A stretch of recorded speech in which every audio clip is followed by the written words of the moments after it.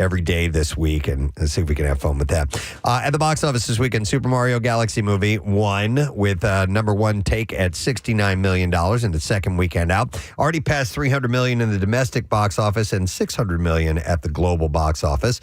Project Hail Mary was number two, followed by The Drama in third, and then Halle Bailey and Regé-Jean Page's rom-com You, Me, and Tuscany came in at fourth, and rounding out the top five was the movie Hoppers.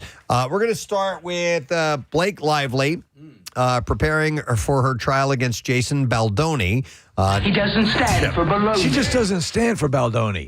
Naming husband Ryan Reynolds and several others as witnesses in their ongoing legal battle tied to the It Ends With Us film.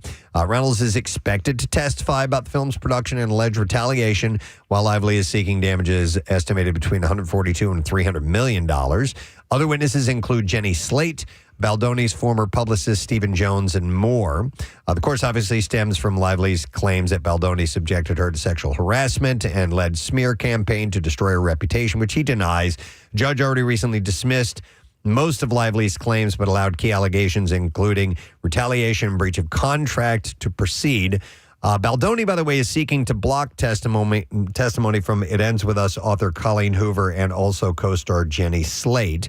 Meanwhile, Taylor Swift has been dragged a little bit back into the case, if only slightly.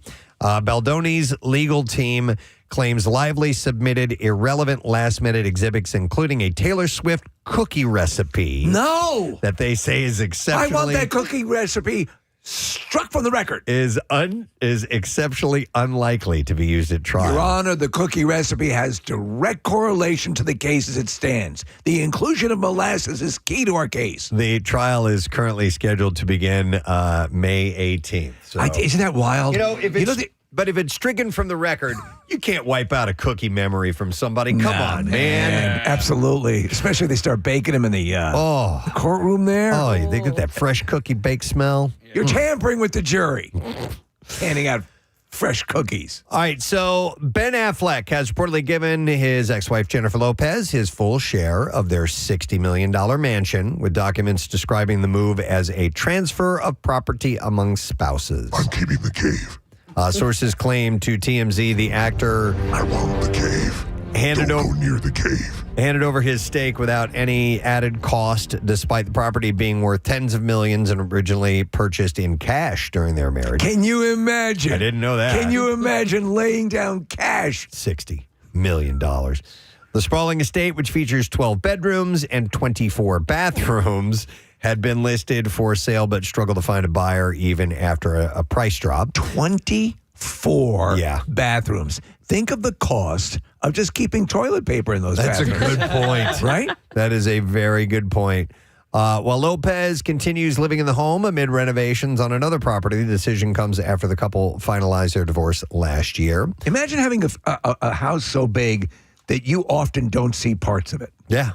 Yeah. You know, like for weeks at a time. I haven't been over to that part of the house in a month. Yeah. The property, once intended as their dream home, ultimately became part of the high-profile split between the two stars when it was listed amid alleged marital problems. And since then, Ben moved closer to his kids and ex-wife, Jennifer Garner. But he's given it all back to J-Lo, or Jennifer, I should say. Did you see her outfit at the... She came on stage and somebody was performing. She came out to join this. It might have been at Coachella. Like virtually not their outfit. Really? And she's still sensational. Doing that. Yeah. Which I guess so, man. If you look that good, you might as well just keep up with it.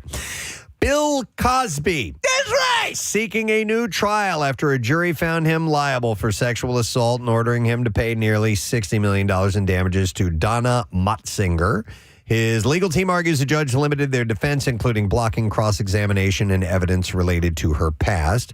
Cause also claims that the damages are excessive, saying her testimony does not, by any stretch, justify the whopping $19.25 million award of compensatory damages. I want to subpoena Ryan Reynolds. He further argued... I love Deadpool.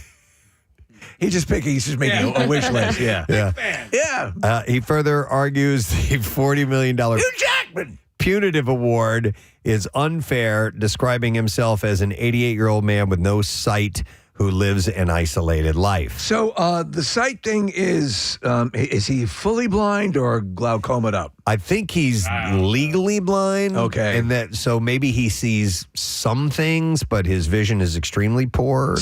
I think that's what it is, Steve. All right. So that's where he wears the loud sweaters. Motzinger alleges that Cosby drugged her before the assault.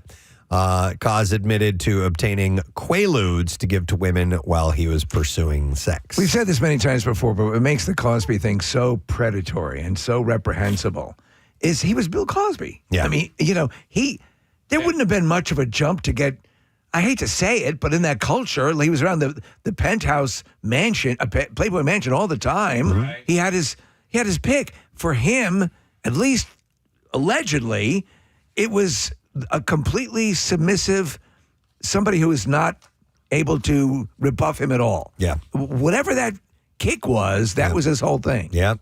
That's the way he liked it. Yep. All right. So for fans concerned that Natasha Lyonne had once again relapsed after she was escorted off a Delta flight last week, the actor has an explanation. She said, "Indeed, I took a Lunesta once seated to ensure some shut-eye on the Delta One red-eye flight to NYC." She posted this on social and said that the plan was to be rested for an appearance with Drew Barrymore, but she said, "I guess ICE had other plans and I was detained instead." For their part, the Department of Homeland Security denied Leon's claims, saying in a statement that neither ICE nor TSA escorted or detained Natasha Lyonne. I think it was airport workers. But I think listen, you don't sit down and take something and then immediately it hits you. But there are countless stories of mistimed, whatever medication you may take on a flight, or I don't know what are the list of drugs that someone might take, just to calm them down. Yeah. And you mistime it. The story that happened with Kyle case on the flight. Yeah. I mean, he misjudged. That was just a gummy, yeah. Yeah. He misjudged her.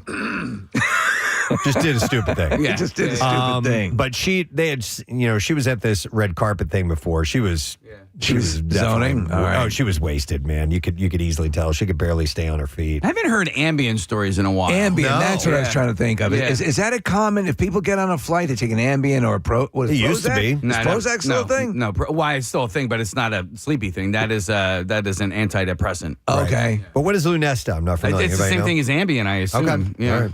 I Well- mean, not the same exact same type of thing. Yeah. All right. So I guess we talk about Summer House because Yeah. people make such a big deal about it. So I'm not familiar, but I will relay the information that I come across. Amanda Batula has confirmed that she will attend the Summer House season 10 reunion and states that she will address ongoing drama and speculation surrounding her relationships with her co-stars. I'm glad to hear this. In her Instagram story, she said, "I'll be at the reunion and we'll be addressing any and all questions honestly and directly there." Amid the fallout, Batula also issued a public apology, writing that she was sorry to everyone I, quote, disappointed and hurt, especially those I know personally who I've reached out to individually. She added that she is trying to move forward while acknowledging the weight of the situation, explaining, "For the sake of my mental health, I'm going to try to start living life with some sense of normalcy." It's going to be tough, man. You were in Summer House. Yeah, you can't be normal. You can't after be that. normal after that. That changes your life forever, Summer House. Yep. All right, so Jessica Biel isn't a big fan of a new parenting hack that bears her name. We talked about this last week on TikTok Friday. The actor reacted to the viral method dealing with toddlers, and it involves suddenly and loudly yelling the name Jessica. And, of course, Jessica Biel, would notice this. But it happens during a child's meltdown. It confuses and distracts them and hopefully ends it. She wrote or said in her TikTok, Guys, I'm not really sure how I feel about this Jessica trend with moms and toddlers and now dogs. Apparently, it's working for her. She said, which is kind of amazing. So I'm going to try it on my dogs. Before adding, I feel like half the kids in these videos look petrified. Part of me wants to say, you're welcome. Glad I could be helpful. Glad all of us Jessicas could be helpful. And also, please, please, please, don't make your toddler terrified of people named Jessica. We want to help you with your tantrum, but we don't want to scare the S out of your kid. That could be a side effect. Yeah, maybe. Yeah, from here on out, yeah. anyone named Jessica. Strikes fear in the kid's heart. Very much so. All right, it's a meeting of the 80s icons. People magazine is reporting that Heather Locklear and Lorenzo Lamas are dating. I think this is pretty cool. This could work. And by the way, Heather Locklear she was kind of not looking so good and having issues. She looks terrific. Good. So Locklear was one of the stars of Dynasty and Melrose Place. Lamas rose to fame on the primetime soap Falcon Crest. The pair have reportedly been dating for months, and things are far enough along that they plan to have all their kids meet each other in Vegas over the weekend. She sat down to, I guess, Stephen Baldwin has a podcast, and I was watching a clip of her on it, and she was really energetic and talking about this relationship. Oh, yeah? But if you get a second, look at, I don't know what kind of hairdo Stephen Baldwin is rocking these days, but you got to see this. It's a quasi mullet, or it looks Really? Yeah, you got to see it. No, you can't really quite describe it? I can't describe it. Okay. You'd have to see it. Okay. Yeah, if you can. Marissa's searching right now. I don't know. Yeah, you may not be able. The interview that I was seeing was Heather Locklear on his podcast, and he was wearing a hat, and it's weird what's going. Oh, I see. Yeah. So he's just got kind of a mullet. He's growing it long in the back and slicked back on top. So I don't The think kids might call it lettuce. lettuce. Yeah. Yeah. It goes outside of like the hat. Yes. Yeah. I had. Oh my God, we're That's- looking at this. No, you know what that is? That's freaking Wayne. This Wayne, That's yes, That's Wayne. Wayne's World. From Yeah. Wayne's World. But That's exactly. He's unfortunately- wearing a hat and it's straight and stringy down the back. Yeah, what we don't know is how long it is on the top and the side. So it looks mullety, but it might be more uniform than we think. It's not a good look. It is not a good look on him, man. A few weeks ago, I grew out my hair and I let the long started going back and it started getting lettucey, I guess, Marissa, because it definitely wasn't long enough to be a mullet. Right. It was starting to curl up in the back. Oh, it's the worst. And so I got that trimmed up and kept kind of the length on You top. were going but Carol Brady. I was going a little Carol Brady, but this is not a good look for Stephen Baldwin. You should rethink that one. All right, Frankie Muniz was involved in a crash during a NASCAR Craftsman Truck Series race at Bristol Motor Speedway. The child star turned racer took the track in a Malcolm in the Middle themed truck, but the damage done to the vehicle ended his run early. The incident came shortly after the debut of his revival project, Malcolm in the Middle on Hulu, making a dramatic day for the actor turned racer. Reflecting on that race, Muniz said, "I actually thought we were running pretty good," and added, "I felt pretty quick." But tensions escalated after the crash, with Muniz claiming that driver Tyler Reef was, quote, yelling at me in there saying I'm a lapper, like I shouldn't be racing, which he strongly pushed back against. Standing firm, he declared, "I'm fighting.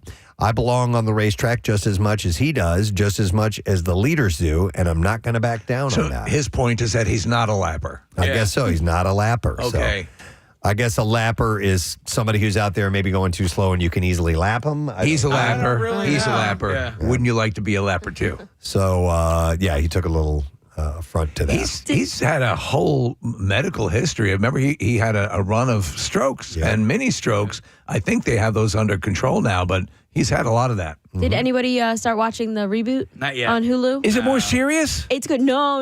It is very true to the All original right. series. I think there's only one cast member that didn't come back, the kid named Dewey. Yeah. It's good. Wait, I thought I saw in the trailer Dewey. They had him on like Zoom. Was that not the Dewey? It's a different kid. It's a different If kid. different I person. couldn't tell one way or Yeah. the other. A different Dewey. A Yeah. different You, Dewey. you did Dewey wrong. You don't Yeah. Dewey Dewey that. is actually apparently doing well in college and has no desire to pursue acting. Yeah, I saw a couple of articles. I did not read them about why he chose not to go, but it was to stay in school and it's not his thing anymore. Any ill feelings. Okay. He's done. No, it's good. It's good.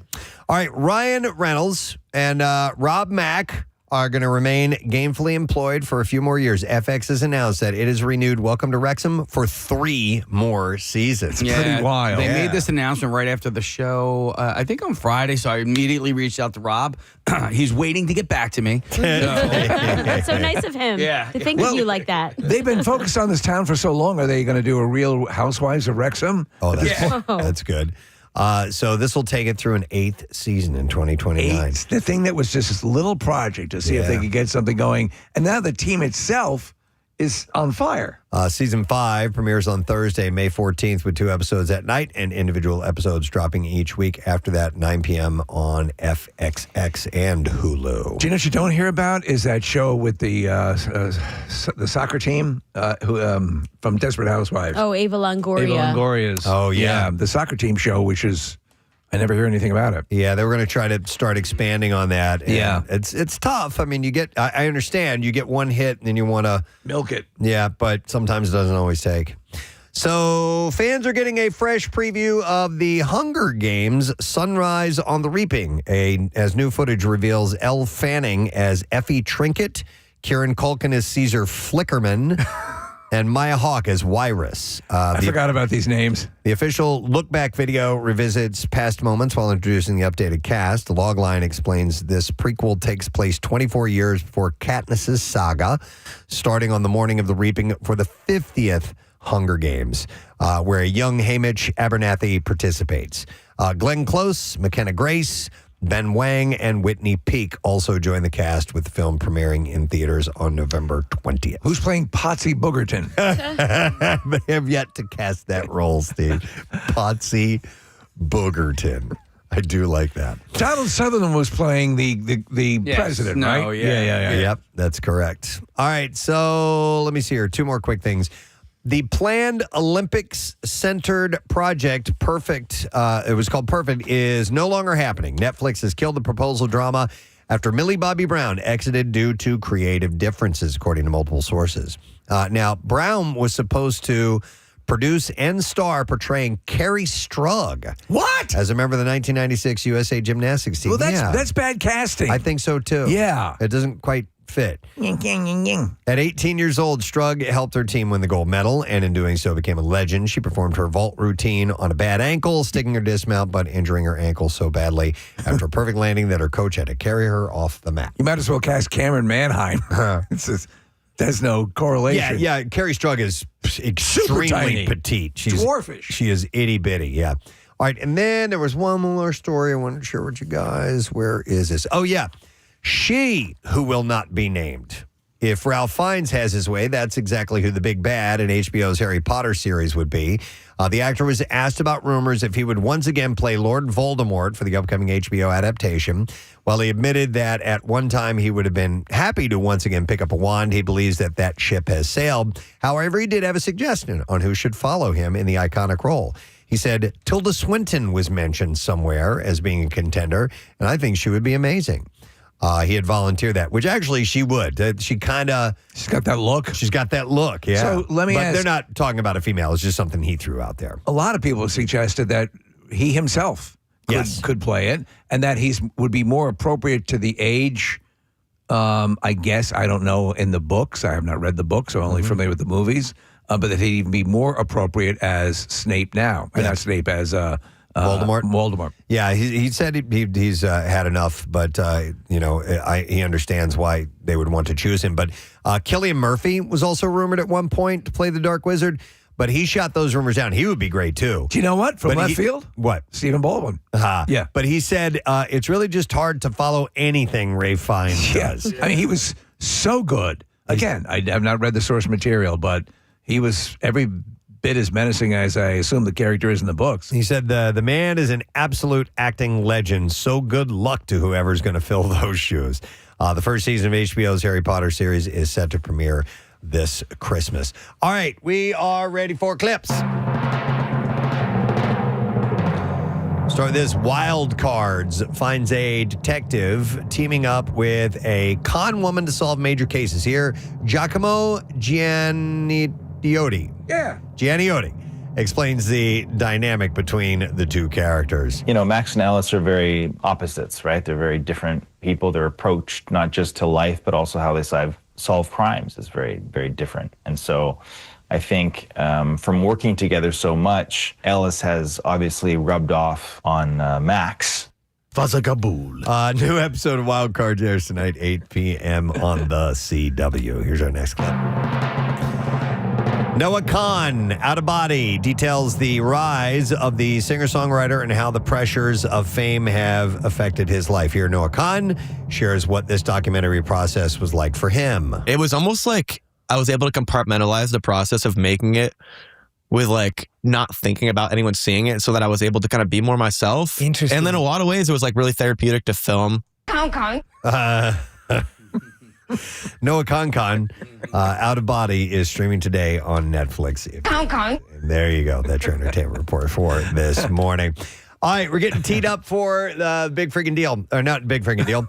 We'll do that later on. No sad dough is what we're getting teed up for. We are less than an hour away from your first shot at winning $1,000. We'll get as close to 8 o'clock as we can get it.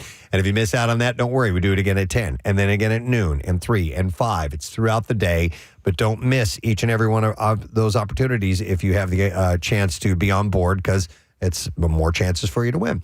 So we'll remind you on how to do it and everything. We're going to talk to Jim Jackson. JJ will be joining us. The Flyers are hosting the Hurricanes tonight. They win that, they go to the playoffs. So we'll talk to him about their chances and more.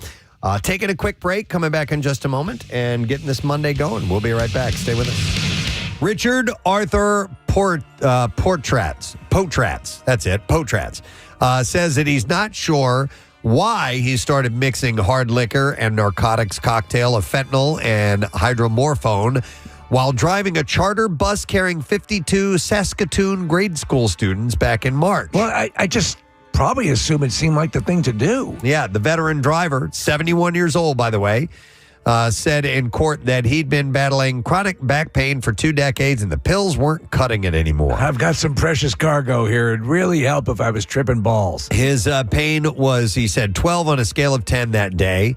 He was behind the wheel of a Prince Albert Northern Bus Lines charter with grades 6, 7, and 8 students on board. Saskatoon police responded to calls about an erotic driver. Hi, everyone. Is everyone enjoying their trip? I know I am. I feel so steamy up here. Erratic driver. Look, he's got a boner. Look at me. I'm going to touch the top of the bus. Peanut butter. Erratic driver. They arrived to find the bus on the side of the highway, and Potratz passed out on the back seat of a car driven by a parent who was following. And he said, I've come to the full realization of how much fear I caused. I take full responsibility for what happened that day. He pleaded guilty to driving with a blood alcohol level over the legal limit. The prosecutor, Jane Lang, presented a report that detailed his various medical maladies and a victim impact statement from a teacher on the bus who asked to remain anonymous. Normally I throw the book at you, but you are so goddamn erotic. The teacher said that they thought of the Humboldt Broncos fatal crash. I don't know what that means. No, yeah. As they frantically buckled students into their seats while the bus wove across lanes and into the shoulder of the busy highway. Lang proposed a conditional sentence of 2 years to be served in the community, followed by a 2-year prohibition, and he did not contest the proposal. By the way, did he in fact have back pain, or was that just a, did they confirm or deny that? I don't know. I think he did, but you can't take fentanyl and booze and drive kids. Yeah, maybe call out sick that day. Yeah, maybe so. It seems risky. All right, one more story. I can't take this anymore. My nose is running like a faucet right now. I'm sorry. Let's end with this one. If driverless cars are the future, we might see way more of this. A Waymo took a left turn right into the middle of a police standoff, and it was all caught on video. Viral video spreading on social media shows one of the driverless ride service vehicles taking the left turn in downtown Los Angeles, cruising right into the middle of some crossfire. The problem is, the Waymo goes right past a man who's on the ground face down next to a truck as LAPD cars and officers lined up behind him and shout commands. Adding dramatic effect, an LAPD helicopter is heard circling overhead. And folks taking the video were laughing while the Waymo was driving into the eye of the storm. Hi, I'm Johnny Cab. A rep for Waymo said, The vehicle cleared the scene in a matter of seconds, and the passengers inside made it safely to their destination. So the Waymo can't determine or realize that they're driving through an active shooting situation. Yep. Waymo's rollout in Los Angeles hasn't been without some speed bumps. A car got pulled over in Beverly Hills for an illegal turn, and Waymo suspended service this summer when cars were being torched at some points. How can you tell if you're good in bed or you need some schooling in the sack?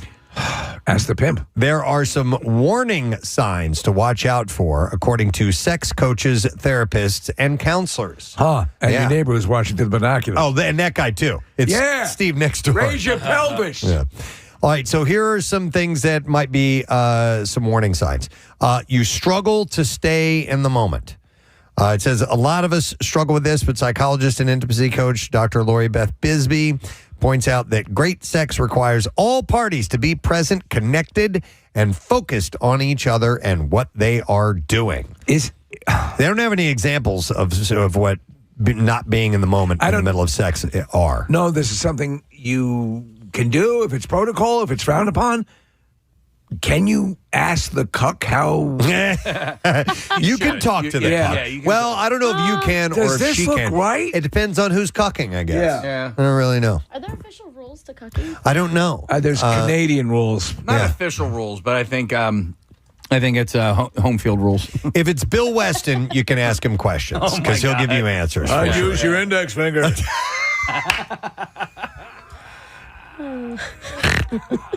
Ring finger never gets talking and listen to me. I need you to stop talking and use your index finger. I get off. Here's another thing. You Don't leave out your elbow. You don't check in before, during, or after sex. According to, oh my God, sexpert Annabelle Knight. Oh my God. Annabelle. Yeah. Never asking your partner what they like is a missed opportunity. Annabelle says silent sex isn't bad. Oh, I'd like you to leave. But zero communication often means zero collaboration. Let's collab. So you should talk about your likes and dislikes and your preferences. With the as mailman. Well, if that's part of it, yeah. All right, here's another sign. Your partner has given up on giving you feedback. If they've tried before and felt that you didn't listen, sex and relationship coach Gemma Nice says that may be quiet quitting. What's that trying to name? talk about it. What? What's her name again? Gemma Nice. Oh, I've never heard that. Yeah, Gemma or Gemma, Gemma. Yeah. It's a pretty name. So here's another one. You rarely last long enough for your partner to finish. Women take longer, typically between 20 and 30 minutes, while men usually last between 5 and 7 minutes. Communication is key if this is a problem in your love life, so you can figure out how to make it work. Mm-hmm. You treat sex like a performance. Says trying too hard to be good in bed can backfire, so try to treat it like an experience and not a one-person show. That's why I use Benadryl. You don't have to show off. Right. Have you ever, in your years of sexual prowess, attempted something that was? Oh, well outside my range. Yeah. I'm going to put this wingsuit away. I remember, and I don't know if prowess would ever apply to me. I remember a couple times like saying things that were out of like porn and not realizing that porn is porn and it's not real. Sex is different than porn. Formaldehyde. I mean, no, you know what I mean. I know what you're talking about. And just having it, and in the middle of it, I'd be like, well, that's not how that was supposed to go. Stop laughing. No, I don't want to do anything. Yeah. Now I'm embarrassed. I'm going back. I'm totally mad. Yeah. Absolute embarrassment. Yeah, don't believe porn. Porn is not a good instructor. Porn is a liar. Yeah. We're going to go in to the gift section of the store this morning, and we're going to tell you a little bit about the Golden Globes bag that they have, the gift bags they have to give away. The ultimate gift bag is what they call it. These things, you just, many times they're mouth-wateringly good. Yeah. Like insane gifts. Oh, yeah. I couldn't imagine, because I love a gift bag. And the gift bags we get is, you know, like you might get like a sweatshirt or And a koozie. or a koozie or a pen. I'm like, ooh, Not quite. So the price, the worth is down a little bit from last year, but it still comes in at close to $1 million. Isn't that The bag. insane? Yeah. $1 million. And so it's a first come, first serve basis, which I don't really I didn't realize understand how you get in line to get these bags. So there are some things that are only limited, and if you don't get it before it's gone, then you don't get that. it. So this is going specifically to the presenters, yes? Presenters and nominees. Okay. So yeah, that's apparently it says the actual story that I have here said that it's first come first serve basis, and it is for I believe winners and presenters. So and part of the deal where the dollar value is so high is because you have these major sponsors. Yes. They know they're going to get traction by being part of this bag. All right, it may not be nominees; it just says winners and presenters. Okay, all right. All right. So listen to this. Listen. So they make us envious. Well, they have. Oh, it's big time. They have them broken down into a couple of categories. They have travel and experience, beauty and wellness, and then wine, spirits, and cigars. So the travel sometimes blows me away. Oh yeah. Well, get ready. All right. So I won't even go through all of them. There's too many of them. So Do they here's have koozies? Here's one of the trips. Casa Belmar by Destinations in Paradise. So yeah, you have to mention these sponsors, and that's what they get. So it's a 3-night stay in San Jose del Cabo, Mexico, at a beachfront villa. It's available to 5 recipients. It's a $25,000 value. But that's just the beginning. It gets more intense. So, Celestia Finici is a 5-day luxury yacht charter through the Coral Triangle in Indonesia. I mean, come on! That is a $60,000 gift, and it's available to all participants. I get excited for my Dunkin' gift card. Then you have the Conrad Koh Sumai, which is 3 nights in the Gulf of Thailand at the Royal Villa. It's a $15,370 value, available to 3 recipients. You have the Conrad Maldives Rengali Island. It's a 2-night stay at the Muraka, which is spelled Muraka, the world's first undersea residence, followed by a 2-night stay at the Rengali Ocean Pavilion. That's a $70,000 prize, and that's available to 5 recipients. I would like to see what the undersea residence looks like at the Conrad Maldives Rengali Island. So I've did a whole bunch of YouTube videos on there's a handful of these places. There's one that looks amazing, Preston, where you're the hotel room, the suite, there are a couple of them are literally underwater, big, huge windows, like the toilet, you're literally looking out at the coral reef. Yeah. It's pretty amazing. I don't know if that's this one in particular, but it's something that is a bucket list item. There's one down in Florida called, and it's for, scuba divers, but it's called the Jules Verne. My cousins stayed there because they're big scuba people. And so you just dive right out of your room, and you're underwater. So is it just the room? Because this was kind of like a suite underwater, yeah. And I think it's just the room. And just when I was looking at pictures, it didn't look like super extravagant, but it was just kind of cool. I think this is what you're talking about. That's what I'm talking about, Preston. I found a photo of it. That's it. And this is outrageous. I mean, unbelievable. Yeah. Wow. Imagine if you wake up and you forgot you're in that room. Oh my God! Oh my God! Drowning! Here's a story about, I'm sure we'll talk to him actually we won't because he's not here today. No. Yes. We'll talk to him at the crossover, but Matt Cord had his final regular season appearance as the announcer for your Philadelphia 76ers. He's been doing it for 20 some odd years. 28, right? That's a long time. Yeah. And so last night was the final regular season game, but they have a playoff game that they're going to be in for sure, and he'll be working that one. It's on Wednesday. Which is interesting because, you plan for that. That's just kind of a tricky situation. Like, okay, we have this. This is the last. No, it's not. You got one more to go at least. Well, we weren't sure, right? Yeah, I know, but you may as well do it. Absolutely. It's like, here's your gold watch, and thank you for working for the company, and you're going to work another month. Yeah, the NBA does this play-in tournament, and the Sixers were sort of like, we weren't sure where they were going to play. If they were going to have a 9 seed, 10 seed, 7 seed, 8 seed, And if they were an 8 or 10 seed, then they wouldn't necessarily have a. So so they celebrated him last night, and well deserved, Yeah. incredibly well deserved. He's just been, he's always loved doing it. He's always taken it really seriously, and what a history. I texted him earlier in the day just to say congratulations, and we were texting about the Masters too because he was keeping an eye on it. But he was like, I feel nervous. Oh, really? Yeah. He was like, strangely, I feel nervous about it. He crushed it last night, as he always does. Yeah. NBC Sports had a camera fixed on him, so throughout the broadcast, they were featuring him a lot. Oh, that's cool. Yeah. Wow. Is he the longest tenured announcer for the I Sixers? feel like he is. So I watched. So Cindy Webster had reached out to, so many people to give him, and they put a little video together of people congratulating him on a career.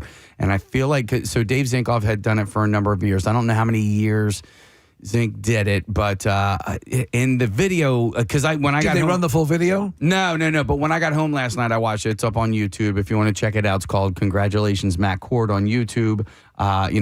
Each one of us, we all sent him a congratulatory video. But some people had indicated that he was the longest tenured announcer. Is it an hour and 13 minutes long? Press, when you're Yes. going through it, you're like, yeah, of course it's an hour and however long. The guy has been doing this for 28 years. Yeah. He's been in the Philadelphia radio scene for longer than that. The guy has Firmly entrenched, yeah. Yeah, he has developed a number of close relationships. And not only that, but with some pretty high profile people. Oh, you know yeah. what I mean? Like Dr. J was the first in this video. Wow. It's like, yeah. But Alan Iverson was not in it. I don't know what that's all about. But Wow. So you guys were there last night. You and Marissa went, Casey. yeah. Oh my God. And oh boy, did I get there in just enough time. At a certain point, I'm on 95, and I'm like, I'm not going to make it for the freaking announcements. But I did. I got there just in time to watch the announcements, and it was really, really special. I moved up a little bit in my section so I could video it as well, and I'll throw that up a little bit later on. But yeah. I did the same thing. I forgot what it's like getting in during a Sixers game because everybody comes right as the last moment, and I hear the national anthem, and I was like, damn it, I missed the calls, and I sprinted into the seats, but there it was, and it was so special to watch him do those last calls. We didn't have an Embiid last night. He's not playing, but ended with a great Tyrese Maxey, and I hope that everybody else in the stadium really savored those calls as much as we did. I think they did. And if you watch the video, this guy was the voice of a generation. He is the Generations. Generations. Yeah. I mean, he is the guy that when little kids are out playing basketball, they're calling their names in the Matt Cord style. You know what I mean? It's It's really, really. Somebody texted in and said, yeah, Matt is the longest tenured Sixer announcer, but Lou Nolan is the longest Philly sports Okay. tenured announcer. And then Flyers. you also have somebody like Dan Baker too, who's been with the Phillies for as long as I can remember, and was the announcer for the Eagles. And I don't even know who the name of the guy is now, but I'm not sure. But he's in that video for Matt Cord as well too. I mean, it's everybody. Any other things that were in addition to just the standard what we know happened last night? Anything they just kept it pretty standard. Just straight ahead. Yeah. Compliments to Matt's wife, Patty Ann. She got these really cool T-shirts. I saw you guys were wearing those shirts with Matt on the shirt, standing there with a microphone. Yeah. That's really cool. It says she's the Cord best. 75 on the back, 76. Yeah. That's and awesome. It's like this iconic shot from the past couple of years of him on the court making a call, and it's really special. I hope that he comes back and rings the bell at some point, and they celebrate that way. I knew that Matt wasn't in today, so that's why I didn't wear that. I'm going to wear that shirt tomorrow when he's back in. But yeah, so Patty Ann, Matt's wife, had organized with a whole bunch of people, Matt's friends, family, and all that, to sit in the section. So me and Marissa were in that section, bought our tickets for section 106, rows 24, 25, whatever. And so we were all in that section. So Matt's sisters and brother and nieces and nephews and, and friends and everybody, we were all in that same section. It was pretty great. Matt told me on Friday, he's like, yeah, dude. I said, what are you going to do after? He's like, we're going to Chickies and Pete's. He's like, that's why I took off on Monday. I'm going to get hammered. As well he should. Man. Absolutely. It's why, again, we've said it many times before. You're not going to find a better, first off, obviously with the Sixers, but a DJ just in general. He's just tremendous. And the work that he puts in, And he loves it. And he loves the response to it. And so the relationship, as you said, with generational influence, that's not lost on him at all. So one of the cooler, I mean, this guy called all of the best. You know what I mean? Like when you do it for that long, and especially at this time, like he called all of the great. And I'm not just talking about your Sixers, but like in the beginning of this video, you see him doing the announcements, and Steph Curry is standing in front of him, just watching him, just nodding, going like, yeah. And then after he got done doing the announcements, he dapped him up, like, dude, so yeah, Steph Curry, LeBron James, like they all know who this guy is, And one of the funnier stories Matt ever told me was when they were playing the Pistons, when in Detroit, if the ball goes out of bounds and it becomes the Pistons basketball, the announcer will go, Detroit basketball. Yes. And so Matt Cord, they're playing the Pistons, and Matt, the ball goes out of bounds and it's the Sixers possession, and Matt goes, Sixers basketball, and Rasheed Wallace turns to him and goes, that's not yours. Get your own thing. So he was, he was doing it purposely, his version of trolling. Yeah, love it. I love that. Those are great. And there's I forget what player he was talking about, but there was when he would get a basket in his home court, they would the announcer would say something, and he yelled at Matt like, he goes, you're not from here. Yeah. This isn't you. And people love I'm not going to do that. Yeah, LeBron James hits a three, he'll just go, LeBron James. Yeah. And I love that. Very subtle mention. As You know what? enthusiastic. We should do that, Press, sometimes. Like when you're playing golf with somebody and Jim hits a nice putt, just go, Jim Lowe. Jim Lowe. Keep it low. Yeah, but for me, jump around and scream my own name. I sink one. So, Preston, when you were recording your little video for Matt, you shared some information which I didn't realize. So you kind of like followed in each other's footsteps doing announcing of teams? Yeah, Matt had originally done the Phantoms games, the Flyers farm team when they were here. And he was going to move over and start doing the Sixers games, and they needed somebody to fill in. And he's like, you should do this. I'm like, absolutely. I'm on board. So Matt kind of trained me on how to do it, and then I took over for him, and he went over to the Sixers. And when I first moved to town, Matt was doing the Wings games. Yeah. And that was pretty awesome to see. That's when they would pack the house. That's when the Wings were, at the Spectrum, and they would just sell out every It was game. huge. And Croce saw him there and said, I want you to come do it for the Sixers. He talks about also, Matt's related these stories now as that all this is happening, about how he gets his vocal exercises in. And a lot of times he'll go over to, I guess, the Flyers or whatever, and he'll be in there. And a lot of times he'll be like an equipment manager saying, what are you doing? Because he's doing all the vocal. Really? Yeah.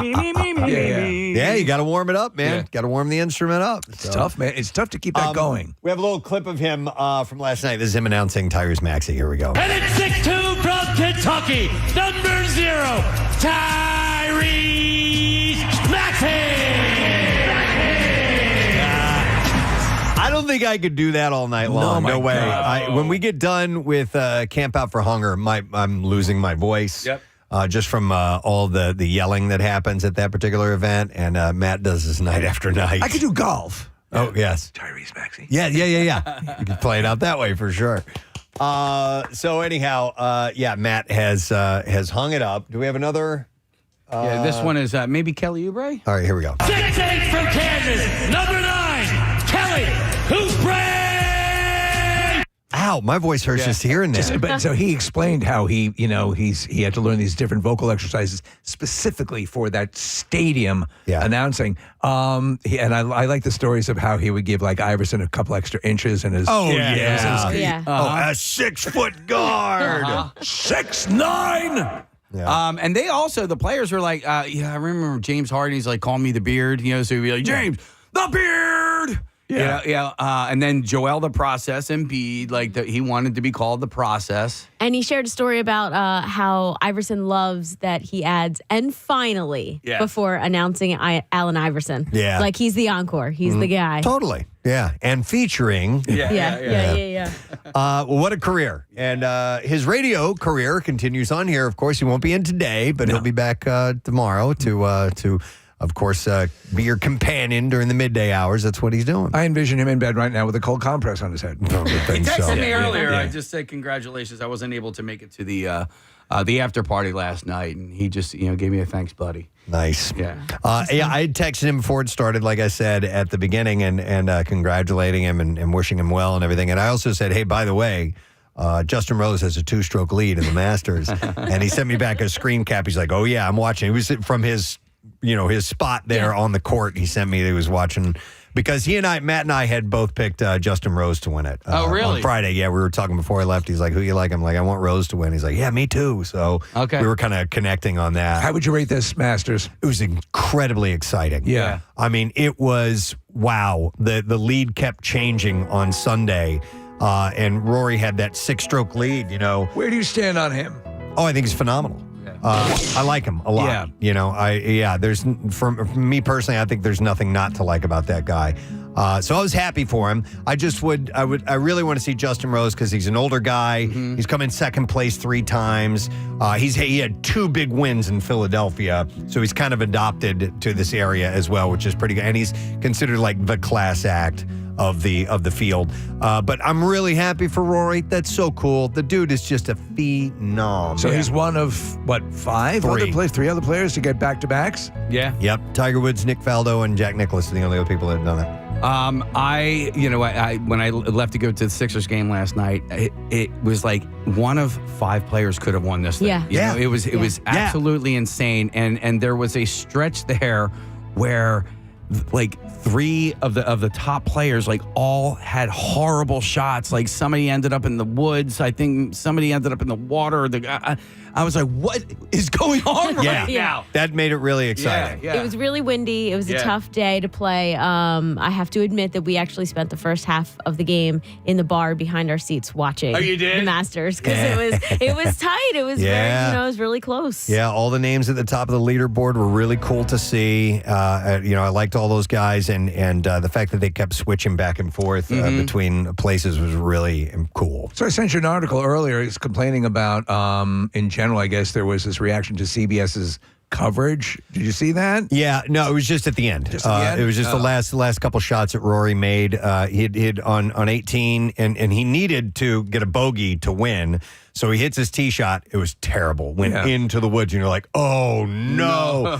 So you saw that, but his recovery shot coming out of it, they couldn't find the ball. Oh, like really? The camera did not see the ball coming out, and we're all just sitting here going, where is it? What happened? And then on his final putt, and which was it was a tap in. It was like 6 inches, something like that. The camera they went to was to his back. Yeah. And he and you can't, and his foot was obscuring the hole. He makes the tap and you just see him throw his head up and he made it, but you didn't see it go in.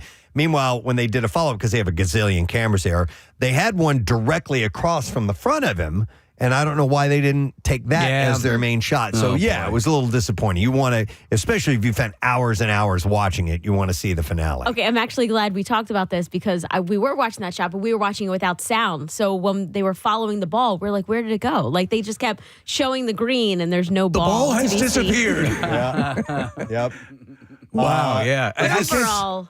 Is this at the moment? We have a couple of clips we here. This is the wins back-to-back. Here we go. Rory is a rare repeat winner at Augusta.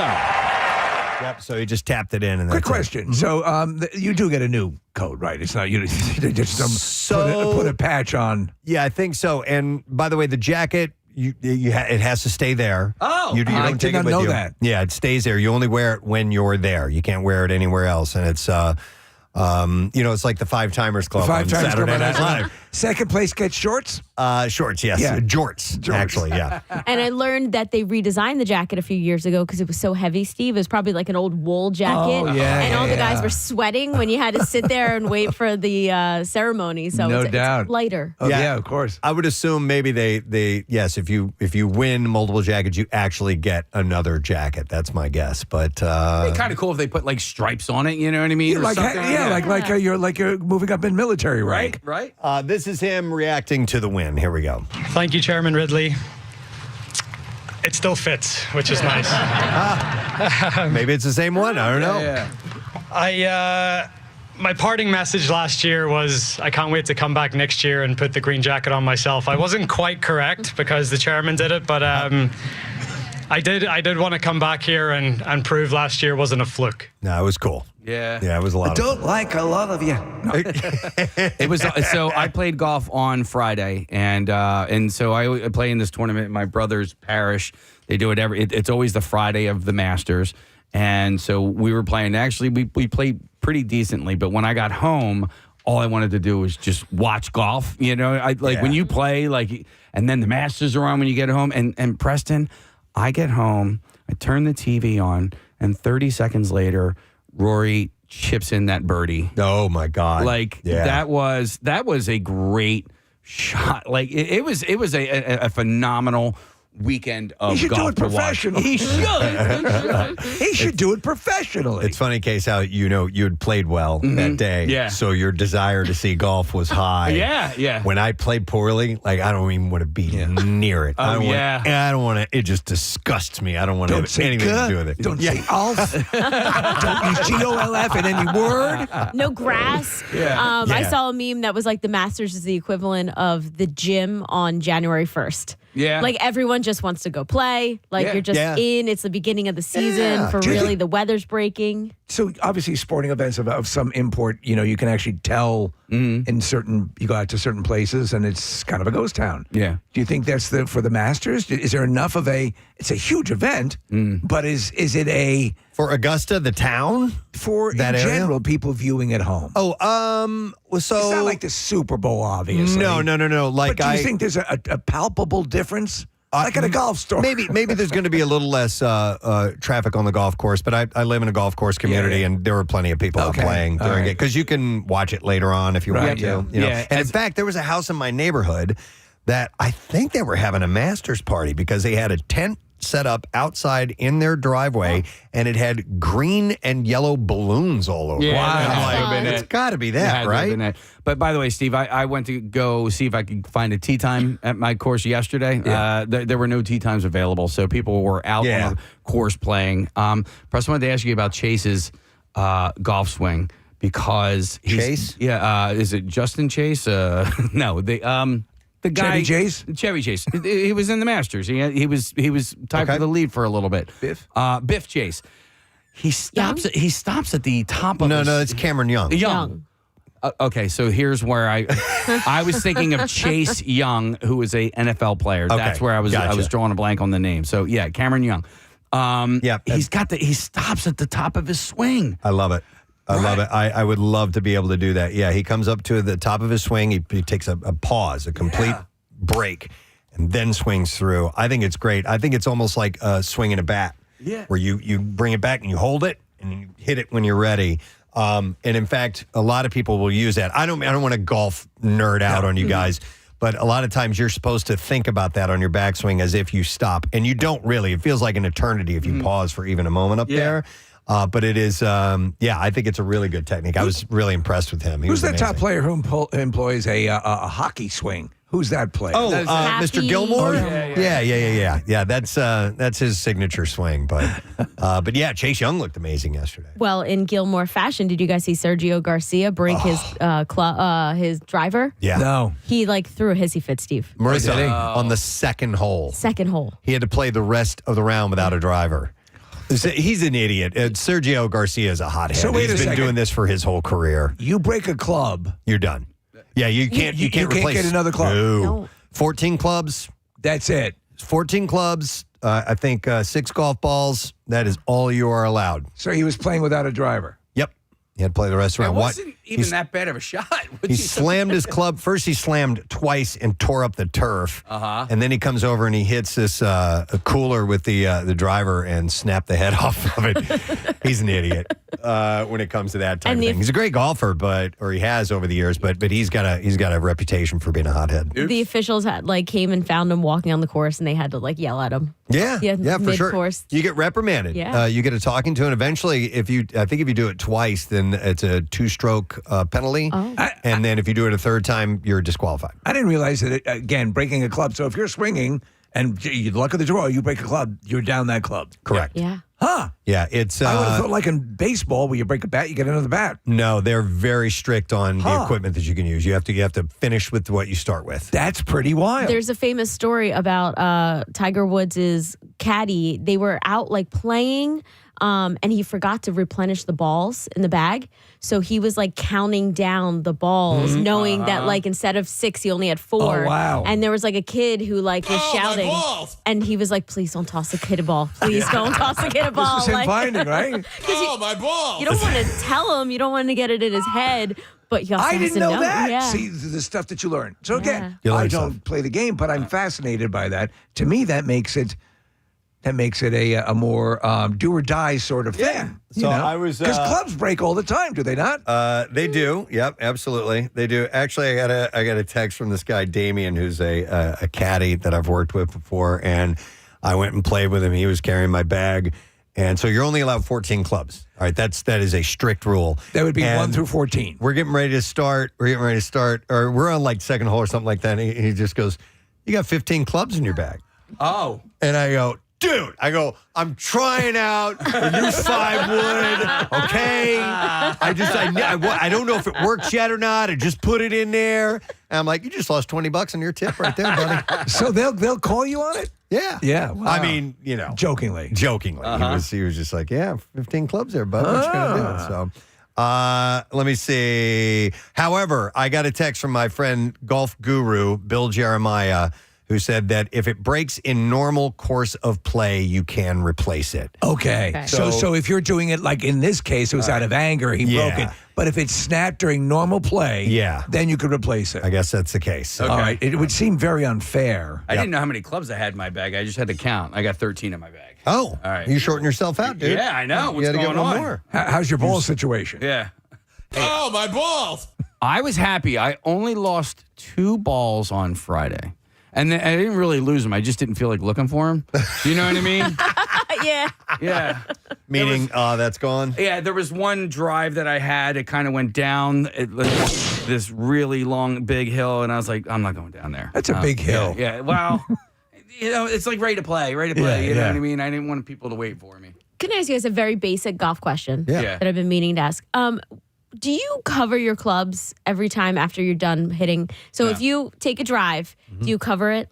So you're talking about the woods, the ones that come with covers, Yes. not the. So my driver, I don't. Okay. Because number one, it's the longest club in the bag. It's not going to clang. It's not going to bang around and hit against the other clubs. But the other ones, I always, you put your club head cover back on to protect it. Okay. How about your putter? Absolutely. You always cover it yes. after. I don't even have a cover Yeah. for my putter. Okay. Yeah, most definitely. You carry your putters- clubs loose, right? Don't you? Yeah. Putters are expensive, and if you get one you really like, you want to take care of it. And it's the shortest, so it's going to bang around against the other the irons and beat it up pretty bad. Thank you for that tip. Interesting. Even I'm interested in this. Marissa's been playing a lot more. I want to get out and play with you and Casey. We haven't played in a long time. We got to get out and And play I'll together. caddy. And Steve could carry the bags. You could carry 4 bags, probably. Absolutely. Oh, yeah. You no problem, I've been Steve. working to that side. All the exercising is so I can be the best caddy ever. And there's different, like mine you can carry as a backpack or on the arm. So Oh, cool. No problem. I haven't played at your course yet. I know. I got to get you out there. I definitely got to do that. By the way, somebody texted and said, "How do you guys feel about disc golf?" I like it. It is hard, man. Well, to me, in many ways, I see these pros who are landing, and you got to get into this basket. Yeah. Yeah. I mean, from a distance like that looks goddamn hard. It looks fun. Yeah. Does but it have looks to hard. stay in the basket? I think it does. Yes, Okay. it does have to stay in the It does? basket. Wait, Okay. does it? Yeah. I thought it just had to like hit it sometimes. Like, what if you hit it dead on and it doesn't like All right, go through the net? Can you do a check and see? So the chains are there to stop it Yeah. and to drop it down into the basket. If you just hit it, that doesn't count. It's gotta Right, go it'd be in. like rolling on the edge of a golf hole, right? I don't know. Listen, I'm probably wrong. I don't know. Maybe I'm assuming things, but I had always felt that if it doesn't stay there, that does not count. I went and played once, and the people who were playing, I thought it may be tapped. I could be wrong. I also got so bored and realized that I'm terrible at throwing frisbees. Yeah. I I'm just pretty don't. good. I don't have the The flick. flick. I don't have the flick. Yeah. I don't know. Somebody's going to have to call in and tell us because I don't have time to read all these rules. There's a lot of rules. Hang on. Basic rules for play of disc golf. Let me see here. If a shot goes out of bounds, hole is complete when the disc comes to rest in the basket or chains. The hole is not completed if the disc is resting on the top of the target. So then if it bounces off, it certainly doesn't count as a... No. Yeah. It's got to hit the chains and either stay in the chains or go in. There's a little basket underneath the chains. Yeah. So I did learn, like, on some courses, like if they're in parks, the park rangers will collect all the discs that like get stuck in trees. Yeah. And you can go to the... And buy them? I think they'll like, it's like a lost and found, but maybe they also eventually give them away. somebody had given me a set of disc golf discs, and so we went out. I think the first place we played was at Cape May Zoo, Casey, because they have a disc golf course there. And there's a hole that goes over water, okay? And, of course, I go, bloop, right in. I'm like, oh, I don't get that back, do I? They don't float? No, like, that's gone forever. Oh, man. Yeah. It's harder than it looks, man. I mean, because even the putting, when you get close, I mean, within like 10 yards, you're like, oh, he's going to just flap it right over there. Miss. Like, got to be kidding me. Hang on a second. Brian here has been playing disc golf for 40 years. He says, hey, Brian, how you doing, man? Great. How you guys doing? Good, buddy. All right, so are we getting any of this right? You are. The disc has to stay in the basket. So it can't land on top of it. It can't hit the chains and fall out. Yep. It can hit the chains, kind of hang in the chains. That's a good shot. All right, so that would make sense. So, and you've been playing for a long time. How would you rate yourself as a player? I'm about a 215. There's a thing called U-Disc that you can go on. This is played professionally all around the world. You'd be surprised if you go on U-Disc, you'll find disc golf courses in your area. Yeah. There's one right by you, Preston, out in Harleysville, right in Sellersville. Really? Great course. I've played the one. I played the one at Green Lane Park. The Green Monster's awesome. My local course is Thornbury Park. The Green Monster. I love that it's called the Green Monster. So how many? Is it 18 baskets or is it? What? So many courses. There are 9-hole courses that are shorter courses. Yeah, like golf. And they're beginner courses. But yeah, the good course is 18 holes. There's one. I think one of our oldest disc golf courses in Philadelphia, Sedgley Woods. It was built in 1977, and that has 27 holes. So you can hit you can hit a couple 100-yard drive. So what's the longest throw on a frisbee on a disc? Oh my goodness! So if you're looking at Gannon Burr, Anthony Barella, all the big arms in professional disc golf, they can throw 600 feet. 600 feet? Wow. Okay. Two football fields. Two football fields? Yeah, 200 yards. That's impressive. All right, Tim, how is because Haverford Reserve is probably the closest disc golf to me. How does that rank in your I call that a putter. I call that a putter course. Okay. So I would throw a putter. So there's drivers, there's fairway drivers, there's distant drivers, there's mid-range discs, and then there's putters. So just like you would in real golf, you have a driver. Yeah. That you use, and you can either play forehand throw, which is a flick, or a backhand throw to make it go multiple directions. Right. I wonder, there's a lot to this game. It's hard. It clearly is. Clearly, yeah. That's why I knew that it seems like, and I've kind of screwed around a little bit with it, but it seems pretty difficult. Yeah. Right now there's a lot of people out there listening to this that play disc golf and are happy to hear this. It's a fantastic game. Yeah, it's like it's a great hike in the woods or in the park. It's nice to be outside. Yeah. Same thing with playing golf. And there's more obstacles actually. It seems like in disc golf, and I played it anyway. But I just found my shoulders not equipped for it. It would tear you up. Unfortunately, yeah, because you really got to chuck it. So it's a lot more athletic than just hitting a golf ball. Yeah, I believe it. All right, hitting a golf ball is a skill, but. Hey, I appreciate you guys talking about it. You got it, Brian. Thanks, buddy. We'll see you around the Green Monster. All right. So, Green Monster. But yeah, that's one you can pick up and try, which is and it's a lot cheaper than playing. I would imagine. Yeah. than playing regular golf. You could just frivolously lose it in a pond and no one cares. Oh my God. I was like, bloom. I'm like, you gotta be kidding me. They really should float. They really should float. Mine sank. All right. Well, anyhow, I'm looking at the clock. We need to take a break. 'Cause we got No Sad Dough coming up, and we got your first shot at $1,000. So that is on the way at 8. We'll get to the bizarre file before we get to that. So we'll take a break. Come back in just a moment. All that. So stay with us. Return shortly. MMRBQ 2026. Legends riding.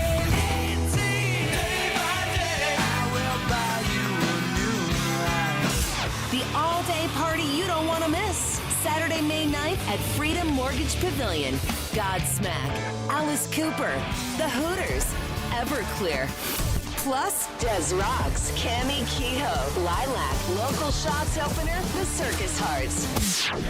For a limited time, a 4-pack of lawn seats is just $144 all in, plus tax at Ticketmaster.com. From 93.3 WMMR.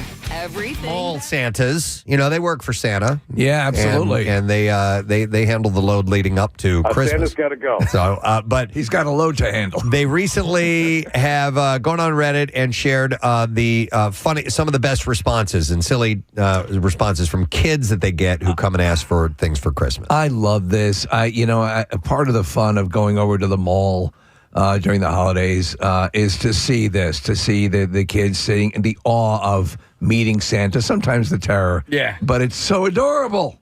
So this parent said, my son asked for a Green Bay Packer one year. Just not a jersey, a player. He had an entire plan about how he would feed him and take him outside to exercise, and he could sleep next to his toddler bed if he wanted to. Was it a specific Packer or just any Packer? It just said a Green Bay Packer, so I don't know. Another mall Santa said, I had a 15 to 17-year-old girl whisper to me that she wished that her acne would go away. Aww. And I, of course, had no training, and I was a dumb 22-year-old, and I told her that it would go away on its own. And I don't know if I traumatized her or helped her or not. Aww. I think there was a documentary about mall Santas, and there was a woman who ran basically a school for how to interact with kids. It was the sweetest thing because they will get a kid who maybe have a situation like, can you make the acne go away? Can you get mommy and daddy back together again? Yeah. And if you're sitting there in the mall, you've got to address that. You know. Yeah. But it's a wonderful. It's just such a magical thing. Yeah. I saw a really sweet video yesterday, and it was at Universal Studios in California, and you can meet the Grinch, and of course they have great actors at these parks. And there's a guy playing the Grinch, and this little girl comes up, and he's going, "Oh, you've been waiting your whole life to meet me," and say this, and she just looks up at him and goes, "Hola."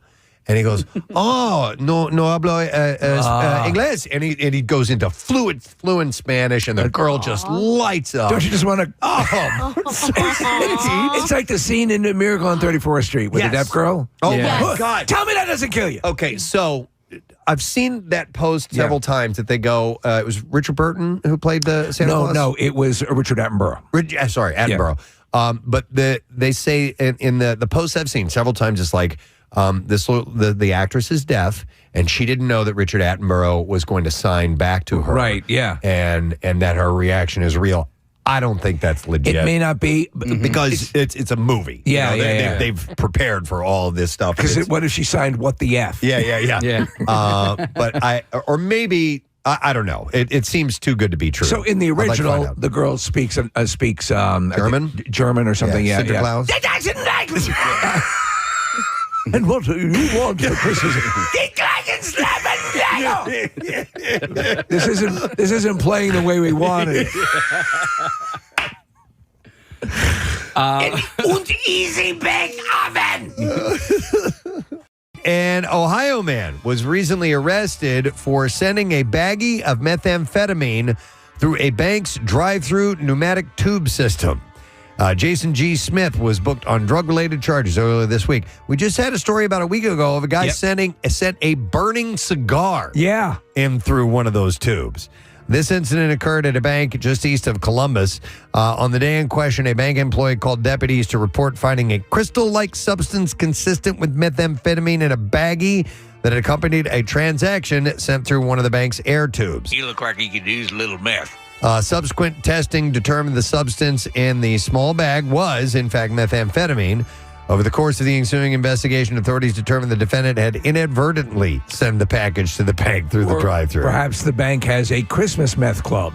He was deposit. located nearby. With the use of a police dog, they recovered additional suspected drugs and drug-related items from his truck, and they transported him to the county jail. You want to willpower your way through like better mental health, listen, mental health is mental health, but mental well-being. You set a foundation, set your alarm a little bit earlier, get up, meditate, maybe read some positive literature, things along those lines. Rub one out. I think that helps. I think that, and then you take a little nappy poo afterwards.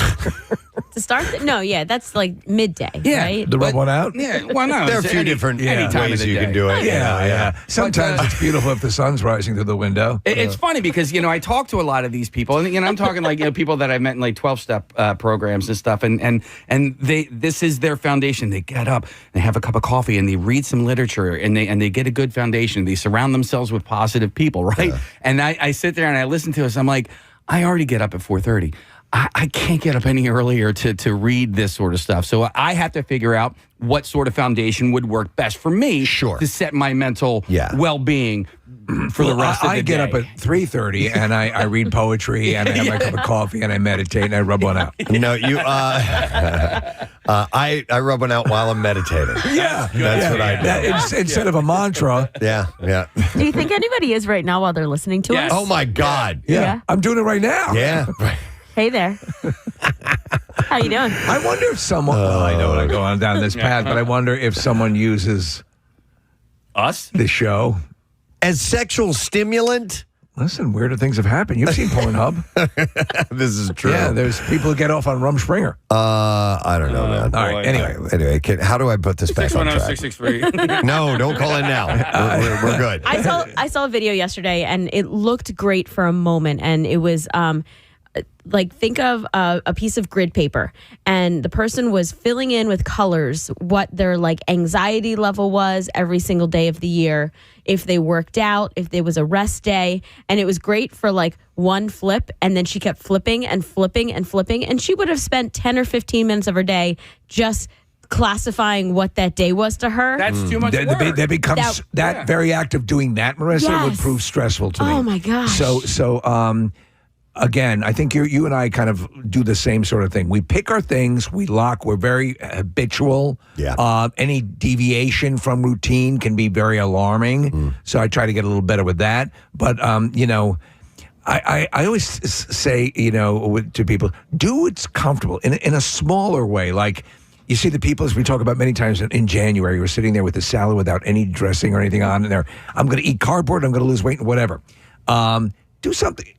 Cut back on one thing. Right. Eat at a different time. You don't have to slam yourself. A January 1st or January 2nd complete abrupt halt and change Not gonna work. It's not sustainable. Yeah. Right? So take a tip from What About Bob and just take baby steps, right? If you have this goal of what you want to be or achieve, then give yourself some time to get there. And January 1st, you say I'm going to rub 5 out. Rub 1 out. Rub 1 out. All right, and then we'll do one more story, and we will wrap it up. You hear about this every now and then. A live hand grenade was discovered inside a donation bin at a Goodwill store in Florida. And this wasn't a replica. This is a real deal. Authorities immediately secured the scene, and they evacuated the Goodwill.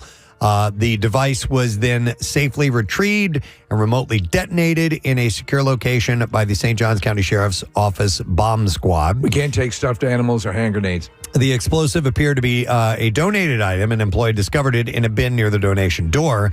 And it's not the first time such a weapon has been found at a Goodwill in Florida. In 2018, several grenades were discovered after being donated to a Goodwill store in Jacksonville. The police department said, "We want to remind the community to thoroughly check all items before donating, ensuring that hazardous items such as explosives, firearms, or ammunition are not accidentally included." My Goodwill has a box for bazookas. They said, if you ever locate something that appears to be a hand grenade or other explosive device, do not touch or handle it, please. Honey, are we using this hand grenade or can I give it to Goodwill? Pierre Robert is here. Hey, man. Hey, Tommy. Nice to see you. He called me. So we were backstage at the 40th anniversary of a Live Aid event, and Pierre's walking around. He's going to be one of the hosts of this, and I hear him go, "All right, get ready, Tommy." And I didn't know he was talking to me. And he was referencing Tommy Tom Thompson. I was like, yes. And in fact, he brought it up during his intro on stage. I think we have a little clip of my intro. Do we hit Casey that Ryan sent over from, you already talked about the event, but it was one of the great honors of my life to introduce you. Oh, well, thank you, sir. The honor was all mine. Here it is. But to relive the reunion part right now, we would like to do a Led Zeppelin song and to bring a certain gentleman on from our WMMR morning show. He happened to be a great guy, first of all. Intelligent, wild, powerful, and he and Preston, or he is Preston, but he and Steve make for a wonderful combination on our show and have for a number of years. They're 20 years with us at MMR and even more than that in Philly. And it's an incredible live and local morning show that cares about the community, does food drives. By the way, sorry to interrupt, but one other thing, this is a benefit for the Leukemia and Lymphoma Society. And you interrupted yourself, didn't you? I interrupted myself, and of course, it took me forever to get around to the introduction, but I'll get there. Stay with me. Money, we'll go there. Martha has suffered from both of those illnesses, and that's why they wanted to make this, and she has recovered from them. God bless her. So there is hope. There's hope to feed the world. There's hope to cure illnesses when you come together. But at any rate, Preston and Steve do the blood drive, they do the food drive, they do so much for the community. But Preston also happens to be an incredible drummer. And Steel Panther, the mock heavy metal band, nicknamed him Tommy Thompson. And he is going to take the drums for this first song.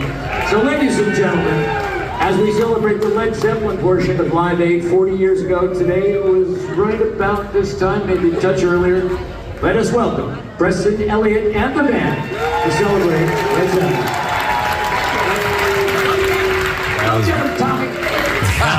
Go get him, Tommy. Tommy. My big intro. And I got to plug PJ Brown, the singer. Oh, my God. How great was she? So, I mean, I think you played a little clip of the sound of it earlier, because it was, you know the song Rock and Roll from Led Zeppelin 4. Yes. Everybody knows it, and that drum intro. But it was how would you describe it? So we did a blues shuffle. We slowed it down, and we did a blues shuffle, which is more of a swing feel to it, but with a bluesy progression, because that's the origin of a lot of Led Zeppelin, and actually the European, the English explosion of rock music was R&B based, and we were backstage talking to PJ about that. Right. So we slowed it down. We brought it back to the roots. I'll play a little bit of it here real quick. So.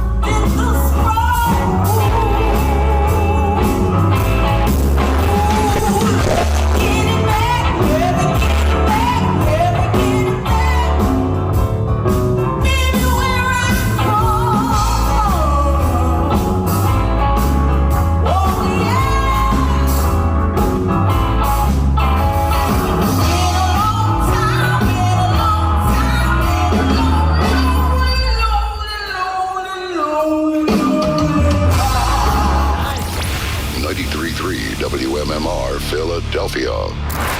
It's time for a keyword.